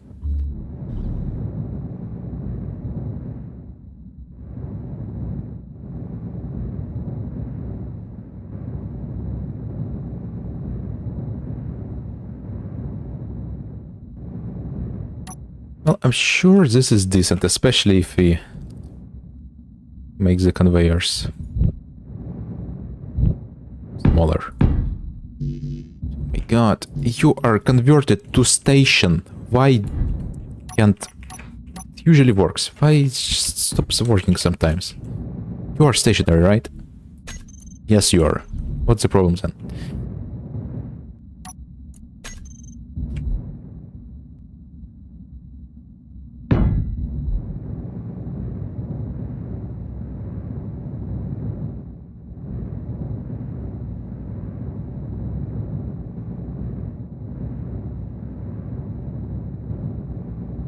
Like, with the lines are small. You won't really hide that much behind it. Especially if the ship is moving. Like, if the ship is stationary, you have bigger problems.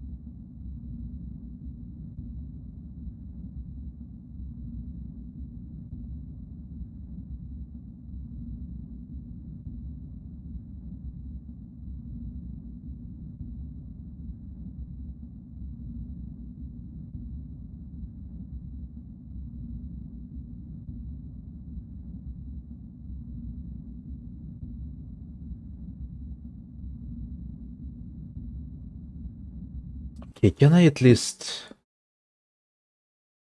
Let's see. Filters, I already have chroma key. Let's add a color correction maybe. Here, and we do saturation to 0. There. Now at least it's not colorful and distracting.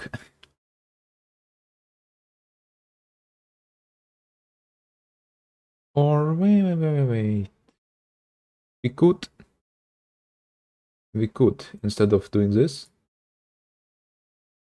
we could add chroma key.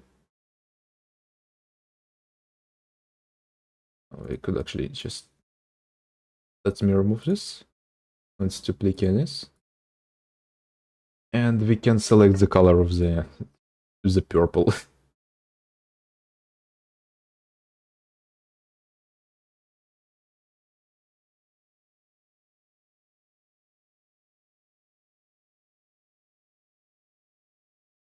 Oop.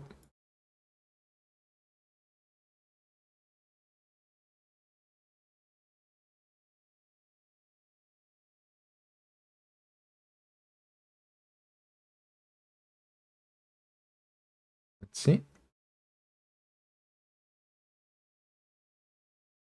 1 second.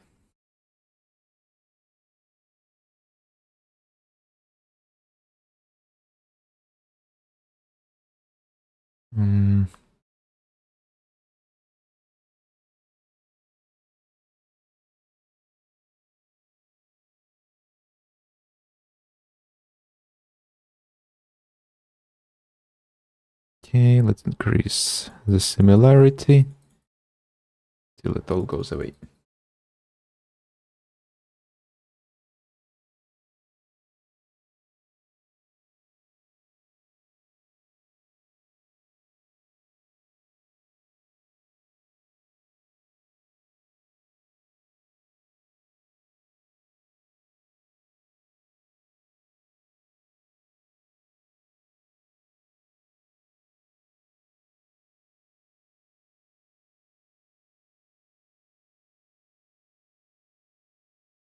There, it even removed the text inside of it. That's crazy.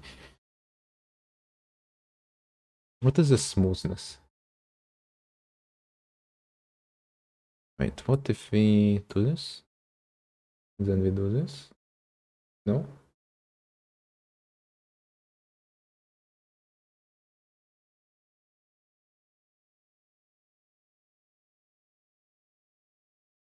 Okay, 1 second, let's...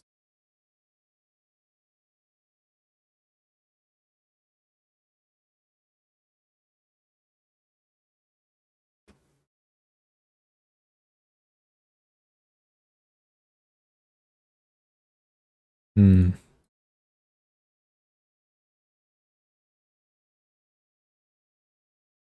Hmm. Almost works, but not quite.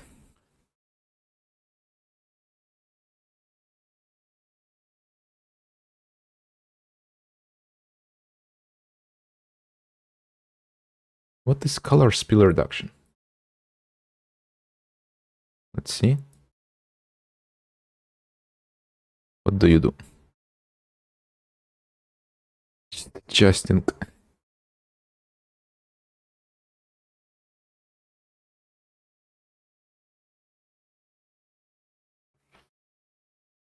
What the options are?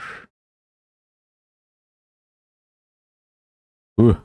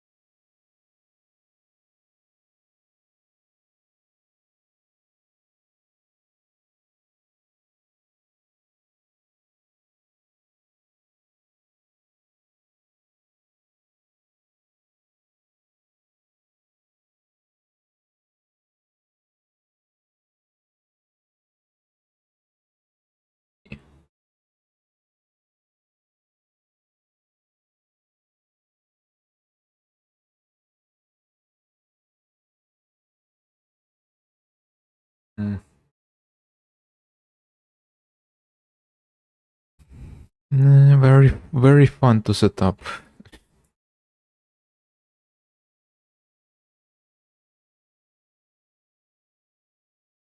What is color spill reduction? It just makes the colors go away. Ah, interesting.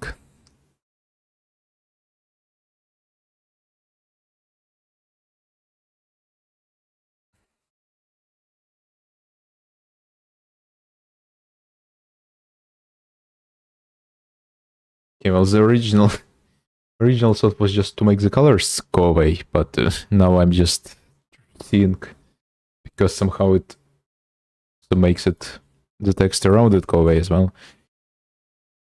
Around the colors go away a little bit, so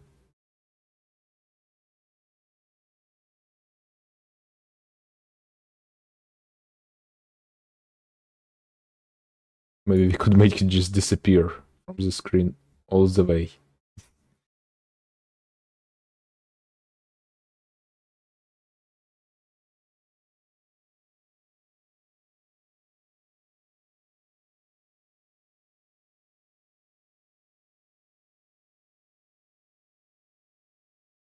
Uh,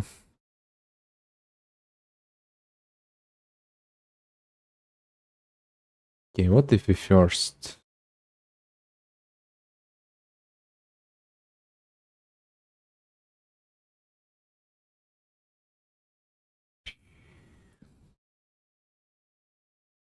No, wait.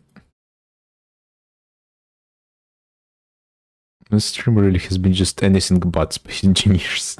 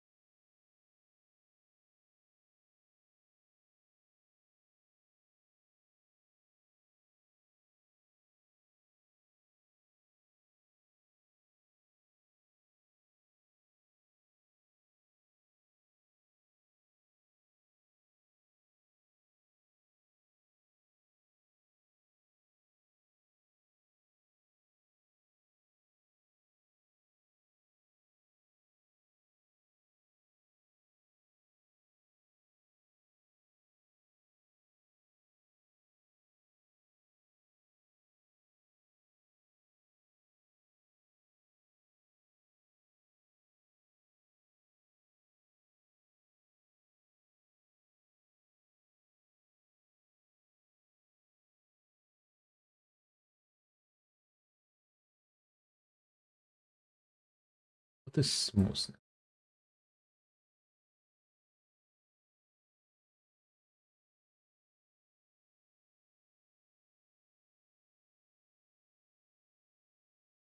Go here and then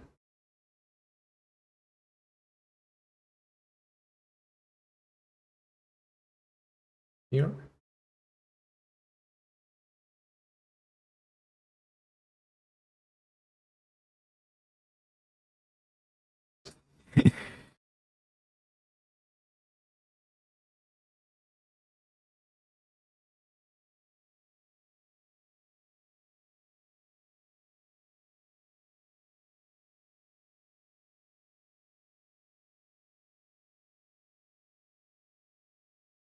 Okay. I guess we'll just settle with this. Kinda dirty look, where the numbers are not really visible. It's the best I can do, I think.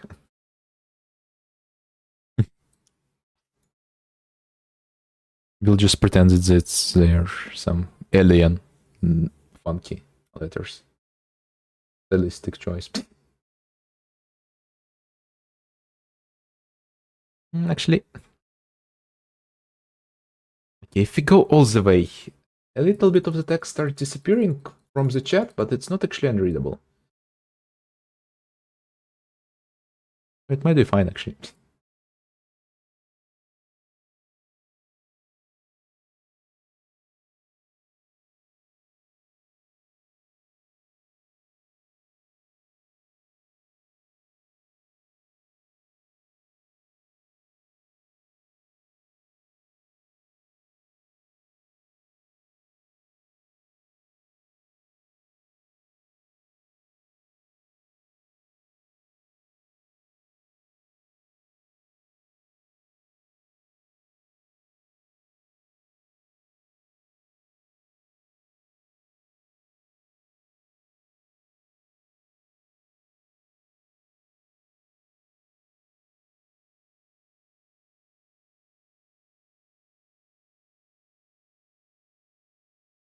What if we switch them?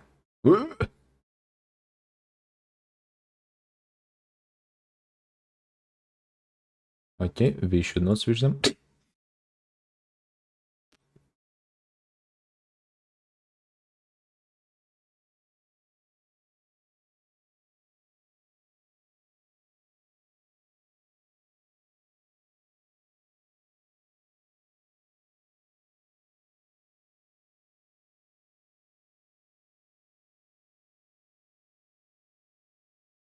Oh, hello. It's quite a creature. I have been for the last like 10 minutes probably now, just setting up the chroma key on the chat so I can hide the freaking leaderboards because for some reason there's not an option to disable them. Fuck YouTube, fuck Google. Horrendous.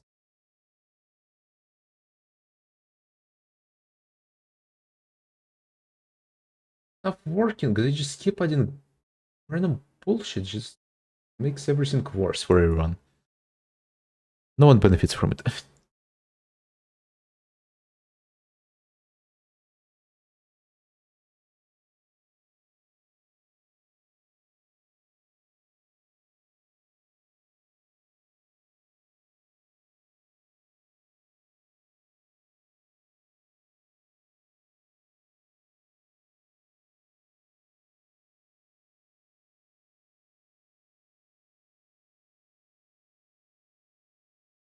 Okay, let's... What does this do? God, you switch it up. It's not even all the same color, like even the same icon. There's a little bit of a gradient. They really made this painful to do. Didn't they? Oh my god.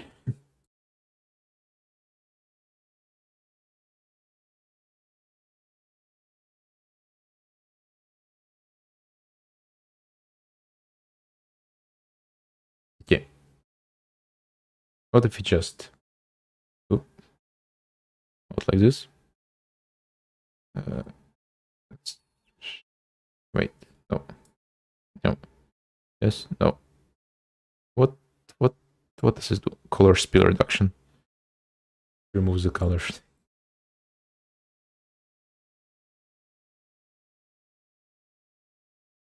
Oops.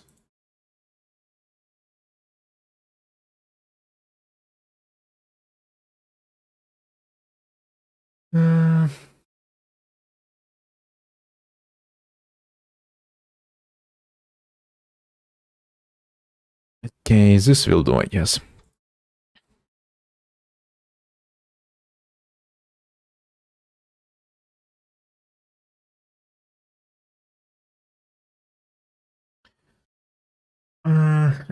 Unless there's some sort of plugin that will allow me to get the YouTube chat just in a different way off of there. That is just without those thingies. And yes, this is the simplest approach really. For now.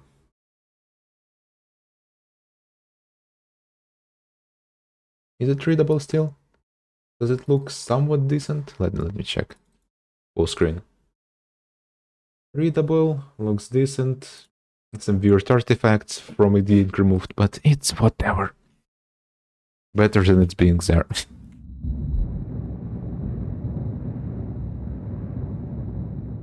Okay.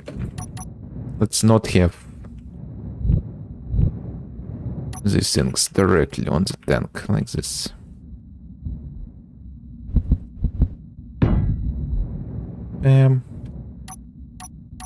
And then we can place them higher up as well.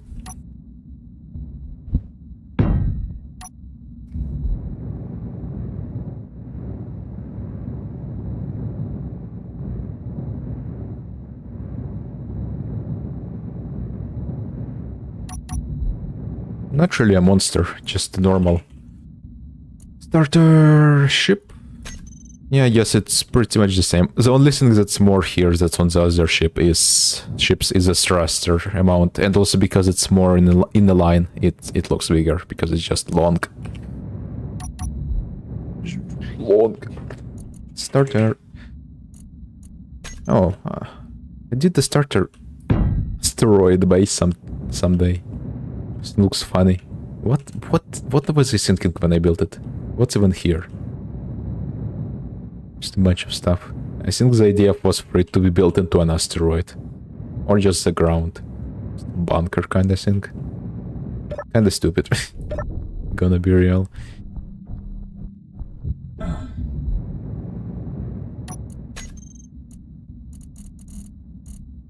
Oh, this one. I should publish this one. It's completely useless, but it looks so funny.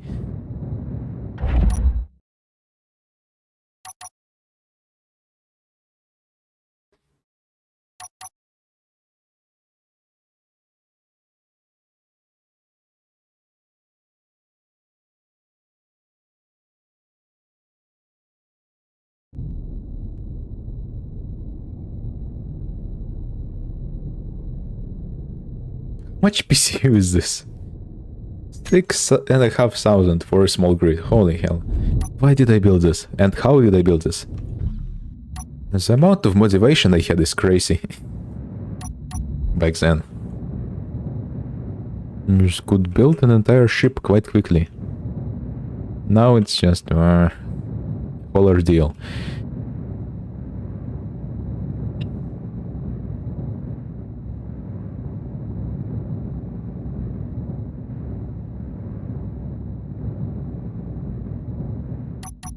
Okay, well, there's more and more functional components being added to it anyway. So while the progress is slow and I'm being constantly distracted, there is progress. So we'll get it done eventually.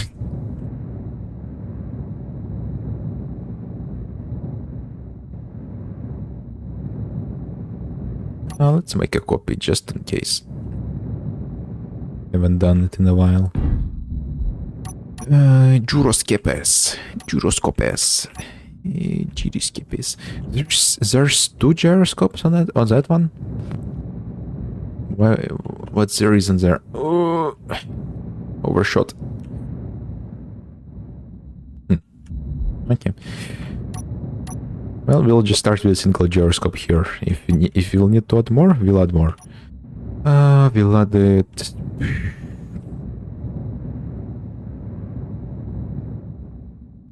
We'll change the directions this refinery faces. First of all, like this. And we'll add the gyroscope.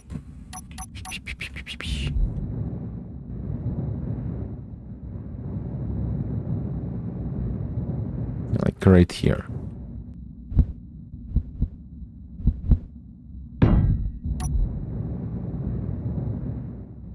Oh, I totally forgot about thrusters in other directions. Or gore.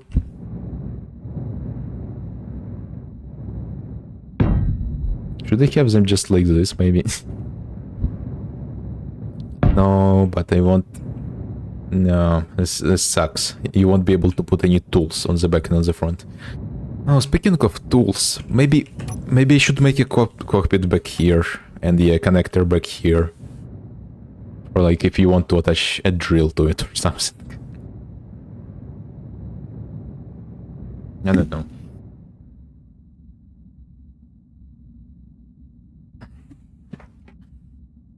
So there's combat side and there's a tool side. It's something I like to do for my newer ships.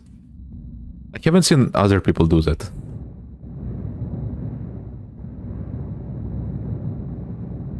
Because like if there's the front of the ship is like made for combat and kind of armored, then it makes sense to have all the tools docking on the back. So you can just flip the ship around. And that way while you're just mining an asteroid, if someone hits you from the back, they are hitting the combat side anyway.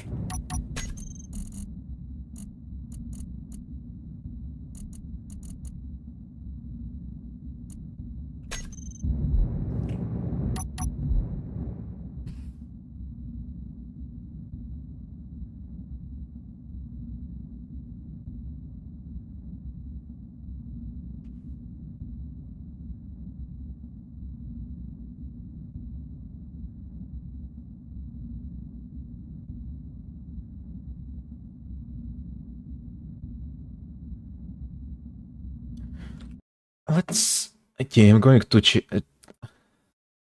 I want to try something else with the filters. Just one more thing.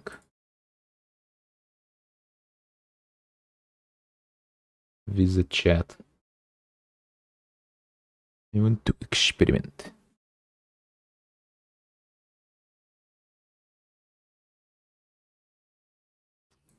Instead of custom color, let's do magenta. What about that?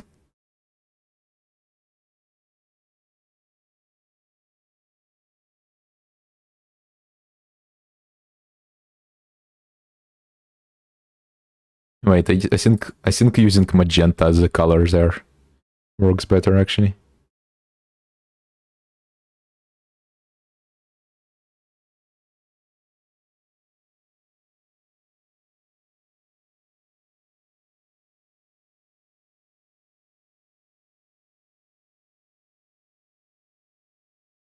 Blue, green.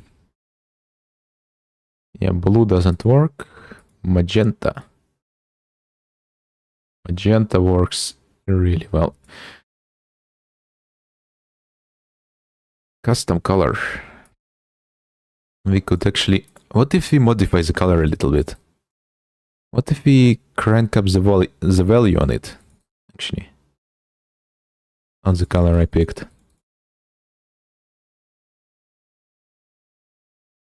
Like that. And then we erase it. Okay, what if we change saturation as well?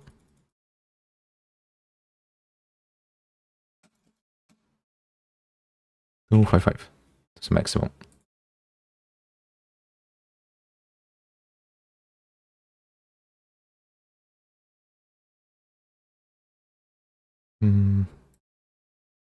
Smoothness? No. Okay, it only takes this color. Then we... No. Yes. No.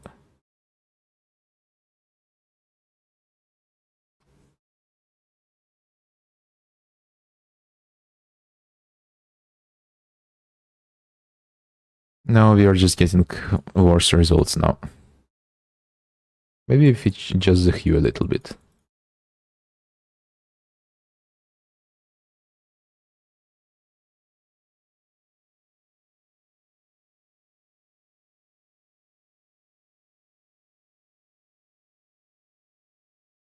Hmm.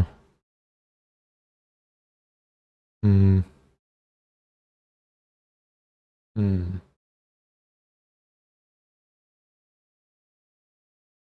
Hmm.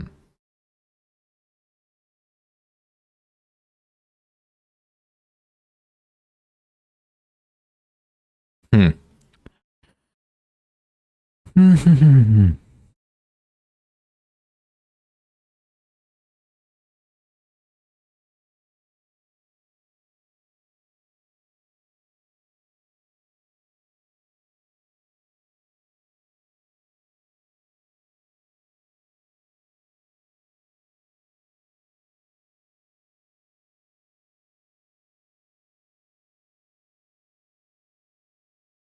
Are we getting better effects or not? No, not really. It is what it is.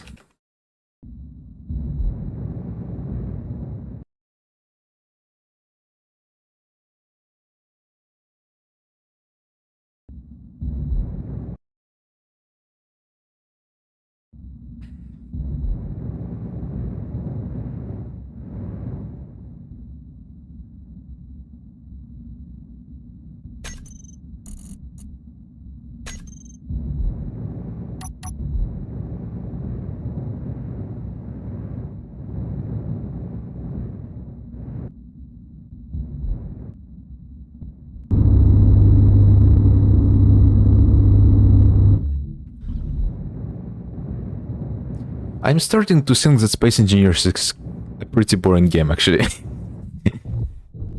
No wonder I haven't played it for so long. Now I am remembering why.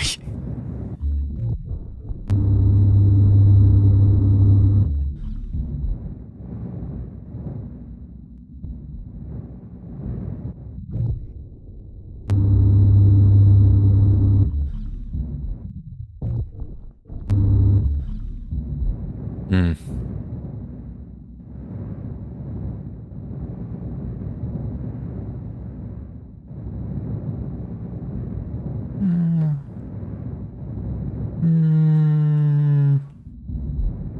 Yeah, I did lose the magic. Playing the same game for like 2,000 and a half... 2,500 hours will do that to you. A guy who played the same game for 2,500 hours. The game is just not fun anymore. There's nothing more to do. And all my complaining does seem kind of stupid. If you contrast it with that fact. The game may be boring, but I somehow played it for 2,500 hours. That's crazy.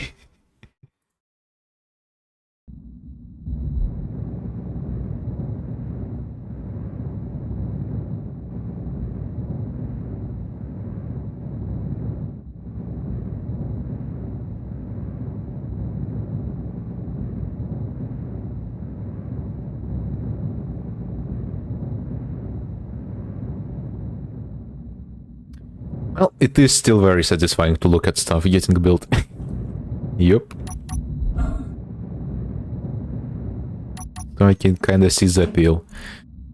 And it's not like other games in the same genre as are more fun, to be honest. Like, Empyrean building, not good. Eivorian building, nah. Starship Evo, there's like nothing to do there at all. Yeah. It is about solving problems you make for yourselves. The problem is that... Yeah, I think I just know too much about this game. I'm overthinking stuff, like, instead of just placing blocks and getting stuff built without thinking about it and just getting done with it, I just keep thinking, like, the position of each conveyor block, like... I optimize the fun out of the game for myself. Really my personal problem. And yes, skill issue.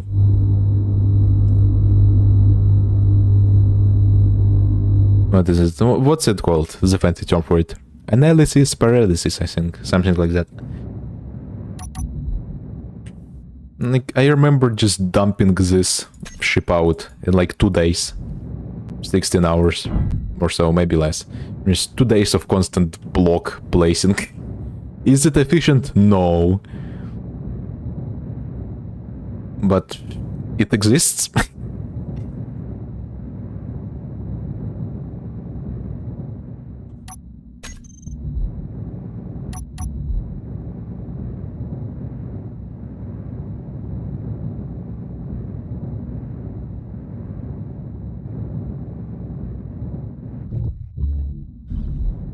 Yeah, I should just give myself way more, and what is it, like, lenience or whatever in where I place blocks, because I should more focus on like, yeah, again, it being modifiable, because I think I super optimized the ships, and then it turns out that, oh, I made a bunch of mistakes, so it's time to rebuild the whole ship instead of just like, oh, we'll just modify this quickly. So this approach just literally has no benefits.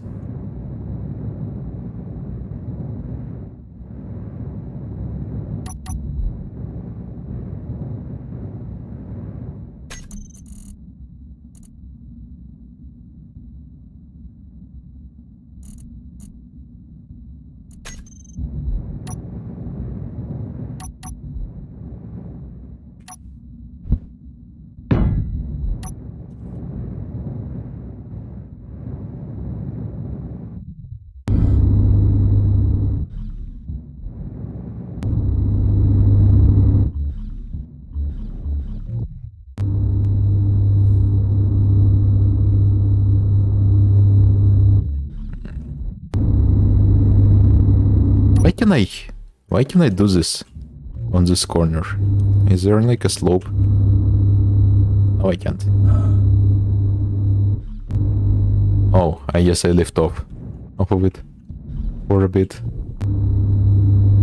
Yeah, if I don't run it, it won't work. Huh, funny. Okay, it's completely unrelated. Four thrusters, four sideways thrusters. What's the ratio, let's see, between the small one and the big one? Like 7 times the force.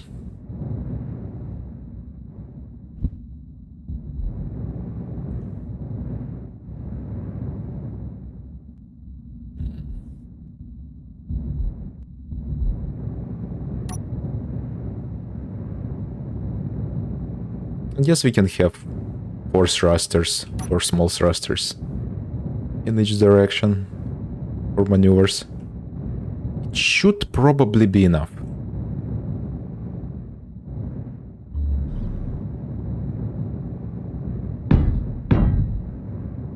Let's remove this quickly. Again, we are placing them on the big thrusters instead of somewhere effective. Just for now.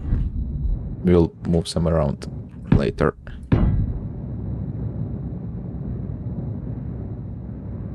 No, actually, yeah, I already figured out how we can make it better.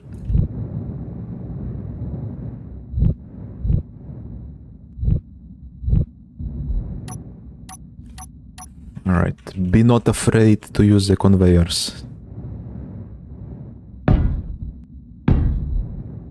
Optimization is the mind killer.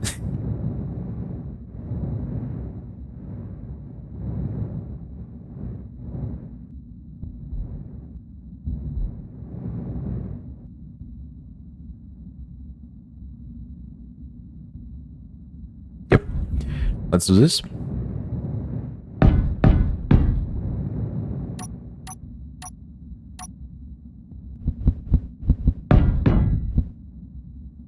No, you ran out of gold.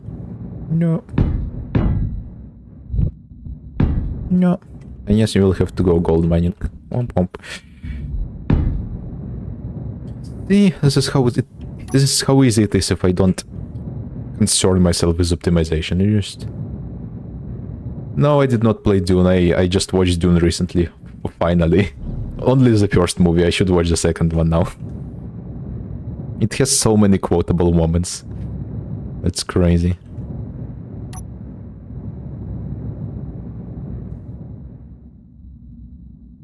So yeah, that was the reference.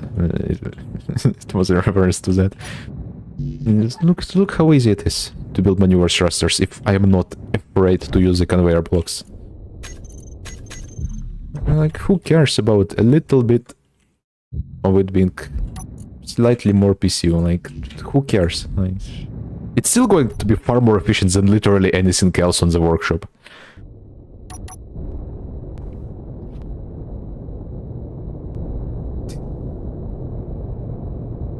But it will be able to be actually modified and will be built in a quick time. Look at this.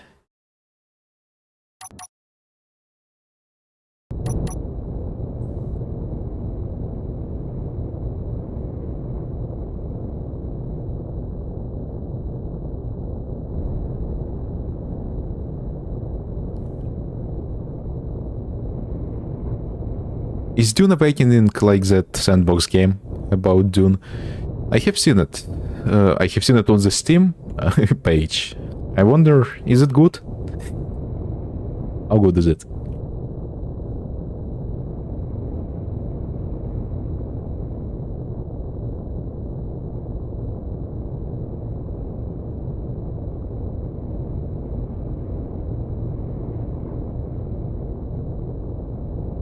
Okay, if it's good, then it's good. Might play it someday, but I also have a bunch of other games I'm currently playing, so we'll see. Yeah, this is really fun to fly. Could add more gyroscopes. No. Yeah, one gyroscope is not enough. It's not fast enough. Let's add the second one. Just in case.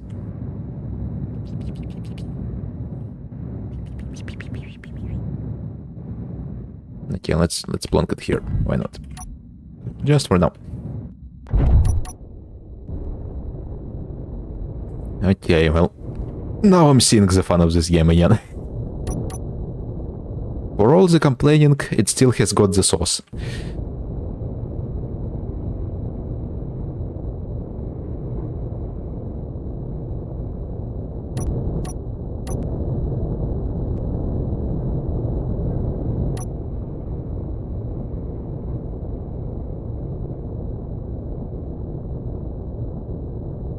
But yeah, basically during combat you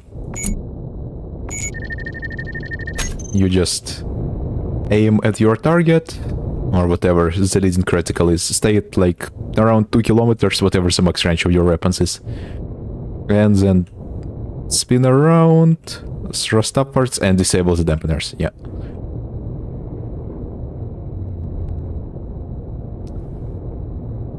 Yeah. Yep, PvP multiplayer is where the content is, because you keep dying constantly, so the lack of progression doesn't matter if you just lose your progress all the time. That's true, I guess. Well, you won't lose your progress, actually, if you just build a bunch of caches. Caches. All around the place. Like, even if you lose your current ship, you can just rebuild it. And you're like, oh, try hitting this, like, holy hell, look at these maneuvers, oh my god. And the frontal profile, like, look at how small it is. Like, try hitting this tiny spot on your screen. Because it's constantly changing its trajectory. Like, this is where the sauce is.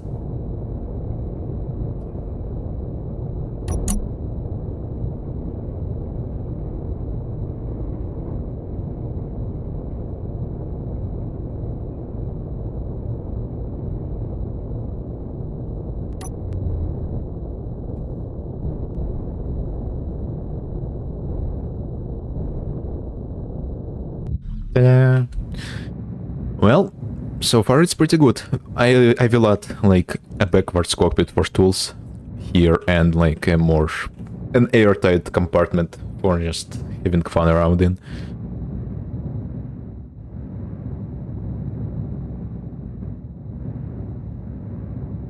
Yep, and yes, the core is done for me as well.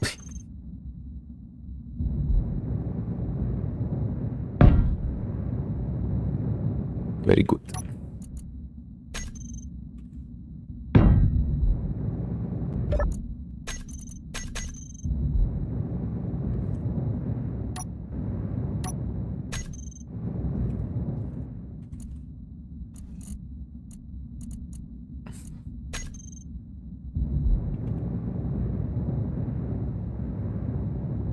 Okay, let's...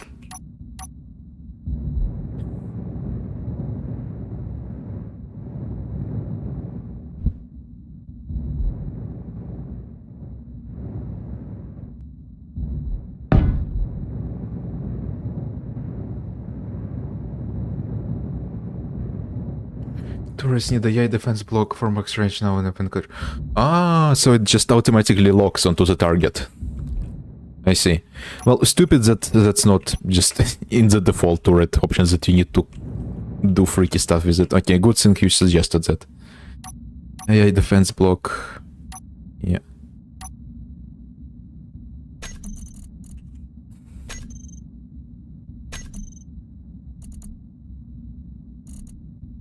Yeah.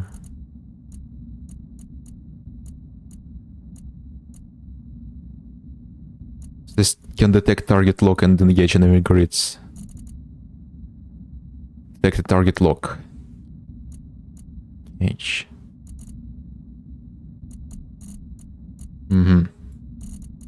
Interesting.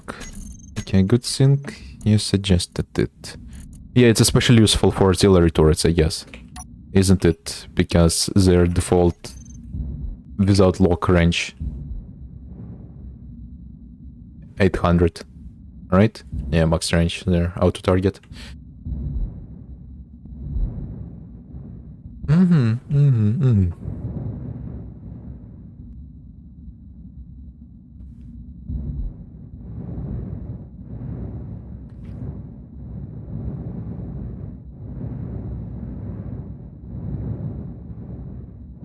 Well, I don't need to turn them on. What is the event controller for then? The AI defense makes sense, so it locks. What's the event controller for?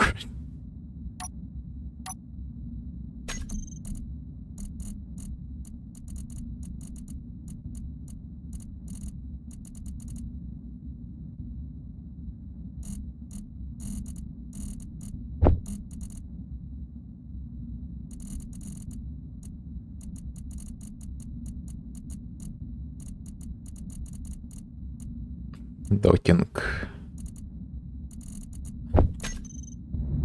Why would you need the event controller for docking? So it just docks automatically when it's in range? I would prefer to do that manually. Just in case.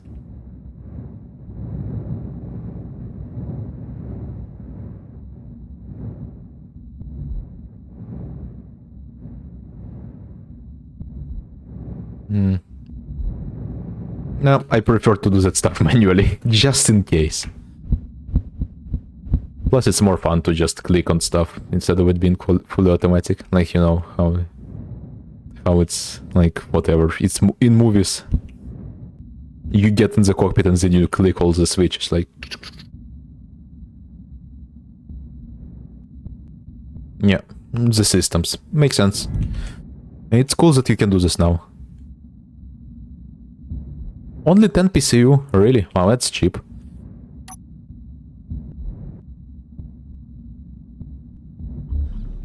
I'm not setting that up though, probably. As for locking, AI defensive, let's see. Flee.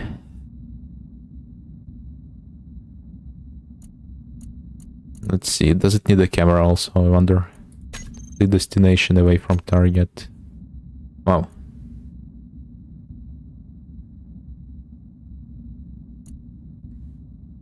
Evasive maneuvers. What does that do? Wonder. To avoid incoming projectiles. I guess it's not as stupid as I thought. Even if it has.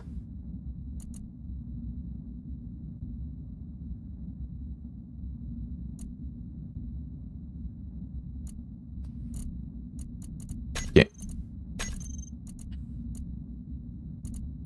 Don't flee. But taking damage for target. Never flee. Defend against enemies. This.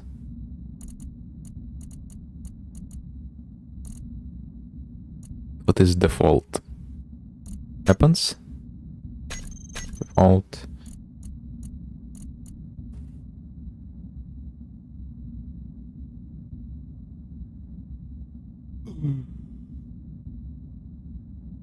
Yeah, I'm just checking the options. It makes sense that you wouldn't do flea. Threat detection. Where is the threat detection? It's a range turret. How can I add the turret to it or to control it? Let's see. No, actually, Gatling turrets you can AI aiming radius up to 800 in themselves. Like, you don't need, for the Gatling turrets, you don't need that. Oh, it's automatic, okay. But yeah, for the Gatling turrets, you don't need, for the maximum range, the controller, because you can just adjust it in the options. Yes, it's only for artillery, so it locks.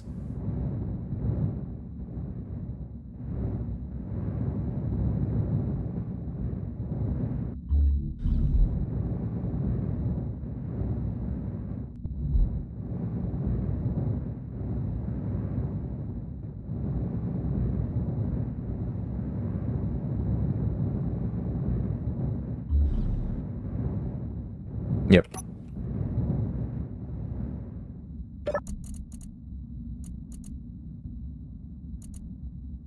Defend against behavior on searching for enemies. Default to lock target and target characters. Nah, I just don't need to target characters since artillery against Hydra Man, not really that much point.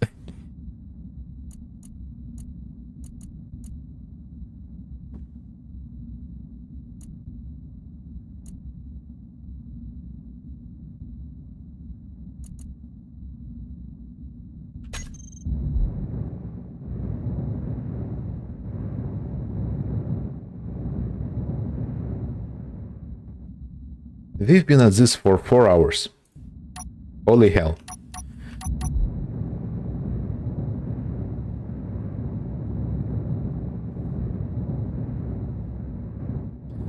Oh, I remember testing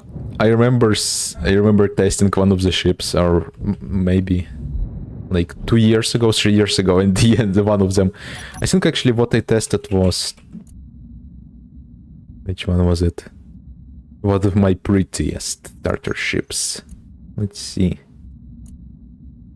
Where is it?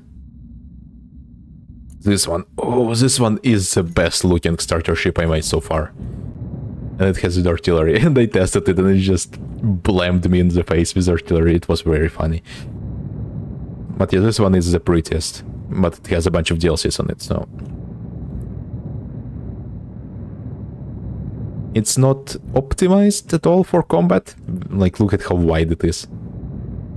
The thrust also not that much thrust.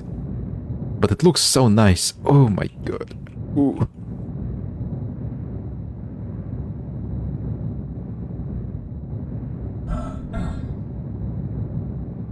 Oh yeah, drill as an example of what you can put here.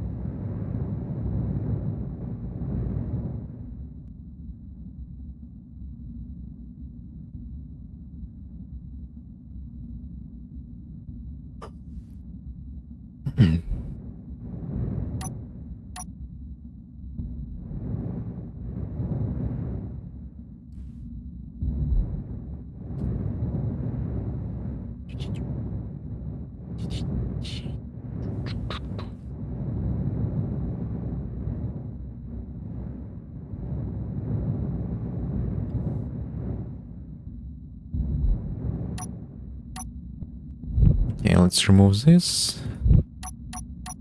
Switch this to a conveyor.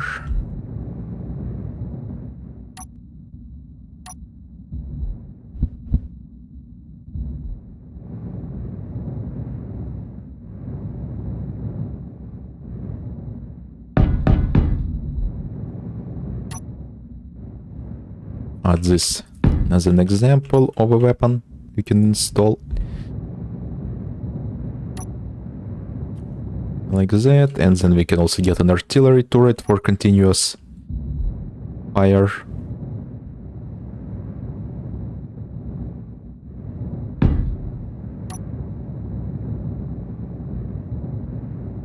Again, all of this optional. Just stuff you could add.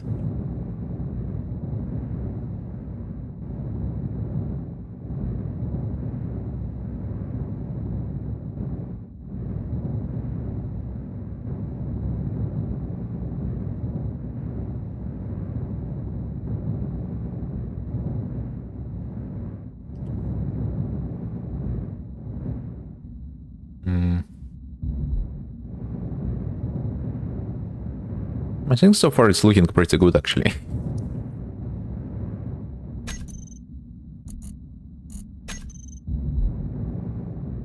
And everything is very easy to access and modify so far.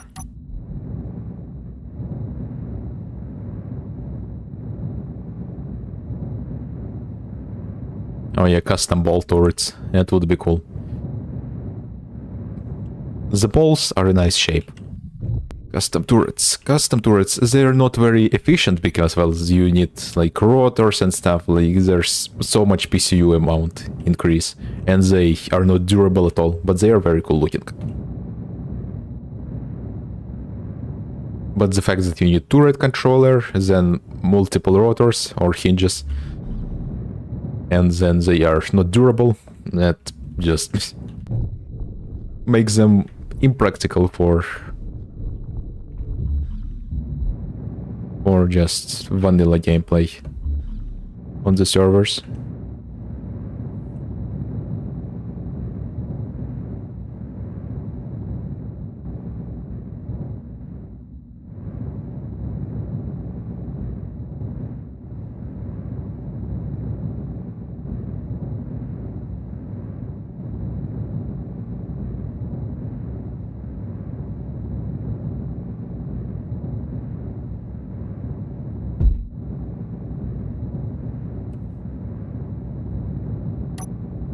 Let's have a little bit of a distraction, quickly.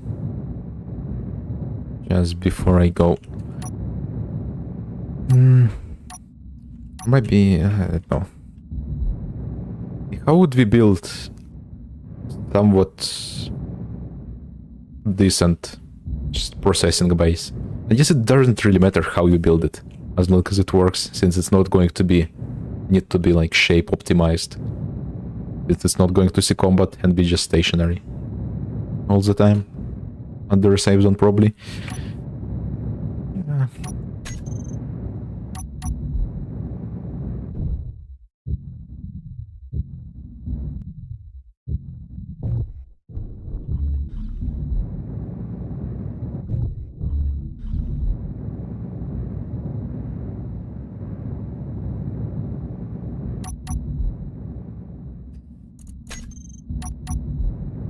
Save zone optimized, yeah, that would make sense. Well, it would just be a brick of some sort, as long as it's kind of like, because you wouldn't use a spherical save zone with it, I guess. The point of the base would be, I guess, maybe to make it, yeah, easy to modify, but I guess a good start would be 16 container, 16 refinery, 16 assembler. Fuel storage, maybe, as well.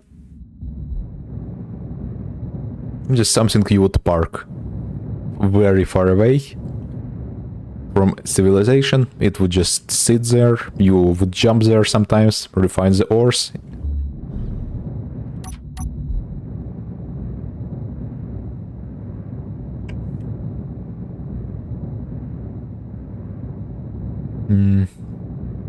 I guess I do. But it's nice to have a lot of assemblers for bigger stuff. And assemblers don't use a lot of PCU as well. Only 40. Like the refineries are 90 for some reason. Assemblers are only 40. Strange. I do 1 to 1 to 1 ratio. in the recent builds of stuff.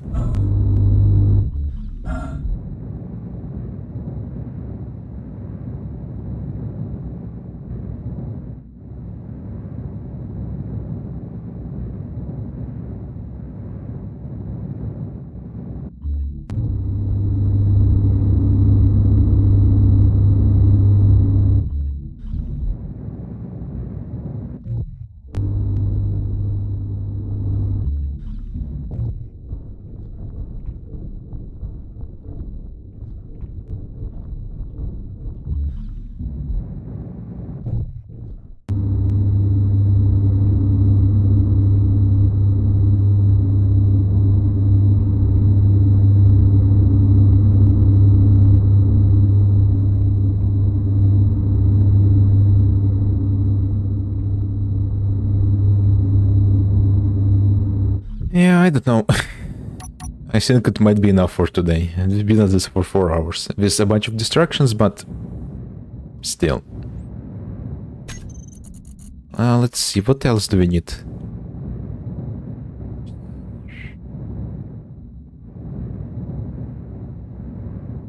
To add. I'm not really happy with this area here. I guess it's kinda decent. I'm not super happy with it. This gyroscope definitely needs to get moved somewhere else.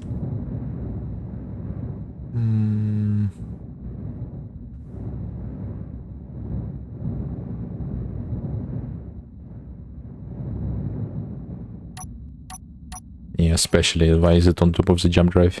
We should put the gyroscope on top of something that's going to be built quite early in. Already have one on the refinery. Want to have all the gyroscopes in the refinery. I guess that's an option.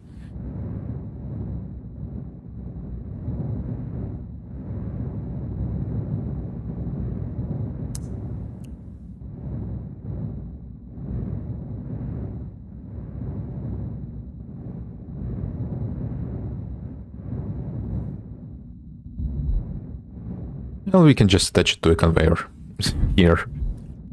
It's not a location where you're going to get hit that much, and if you get hit here, like nearby the car container, you have bigger issues. Like it's right nearby the reactors also. So yeah, if you get hit here, you have bigger issues, basically.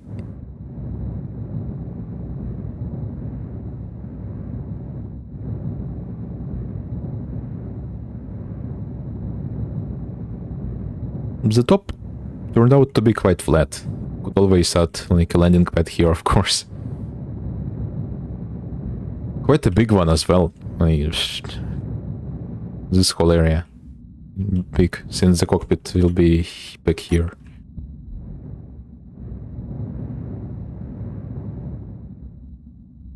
Yeah, I guess we'll add a landing pad, sure, why not?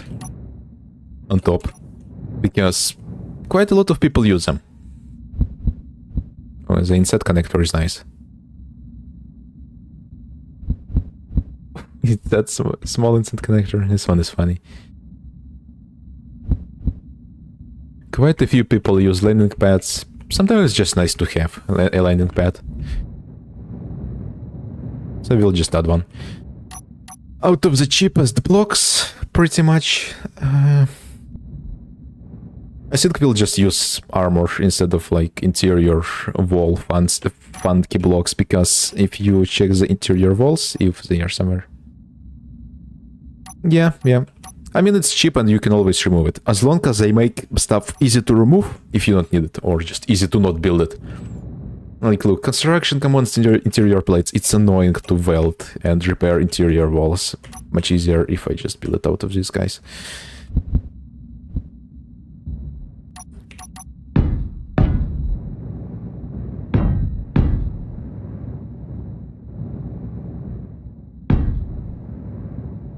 As long as I make it easy to remove or not build, then it should be fine.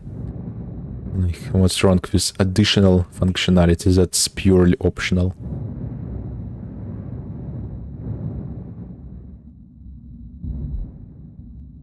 Blast doors are way too expensive. Much better to just have this and repair it. And also just not fry it. in the first place.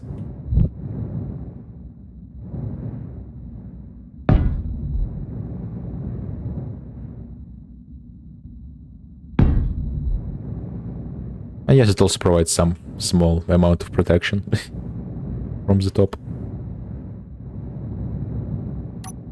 Let's just make it all yellow for now.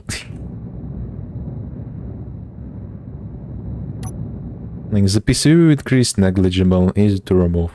Mass increased negligible. Does it add a little bit more character to the build and functionality? Yup.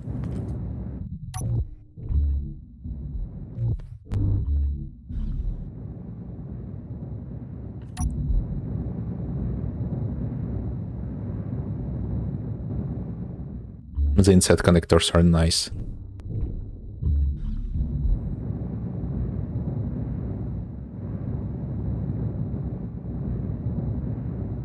I will just have it full blocks for now. We can modify it later. In general, I think we can skip using the fancy interior wall blocks for interior, because they're annoying to build, and we can just use normal armor and then paint it. Just paint normal armor.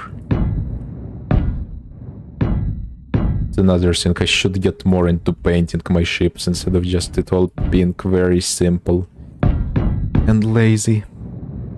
That way I could add a bunch more detail without increasing the cost of it in any way. Or complexity.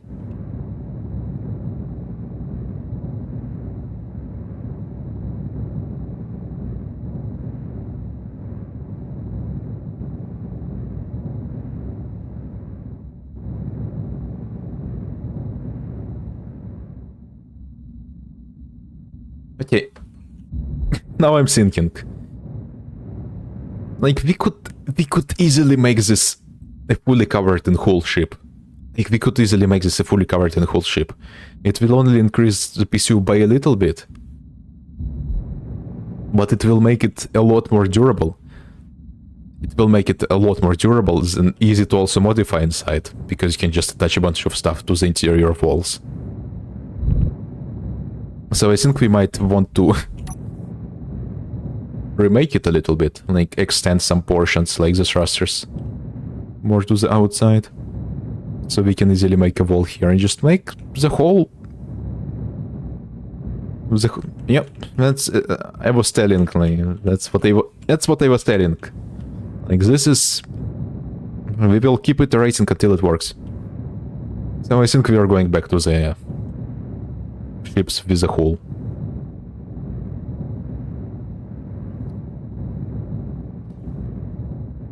Yep, could also make two versions. But again, for it to be with the hull properly, you would need to have a bit more tolerances in some places, like here and here and there. But yeah, this just looks very structurally unsafe, like how it is right now. I'm sure making it have a hull, like literally just half-light armor block hull, maybe even just panels, whatever, just for more structural integrity and so it's easier to work inside.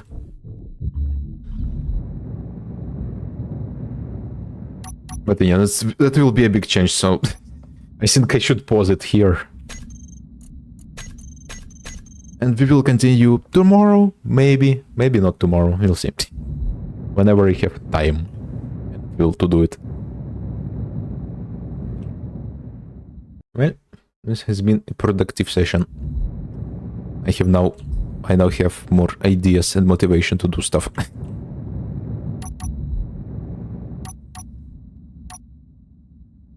Battery as a structural spine, that's funny. Okay.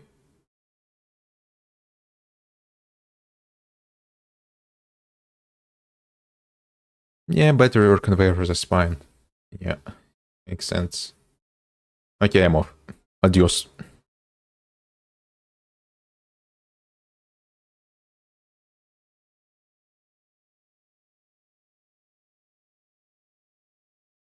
Yep. Thanks for contacting me today. and gave me a little bit of a push to actually do something.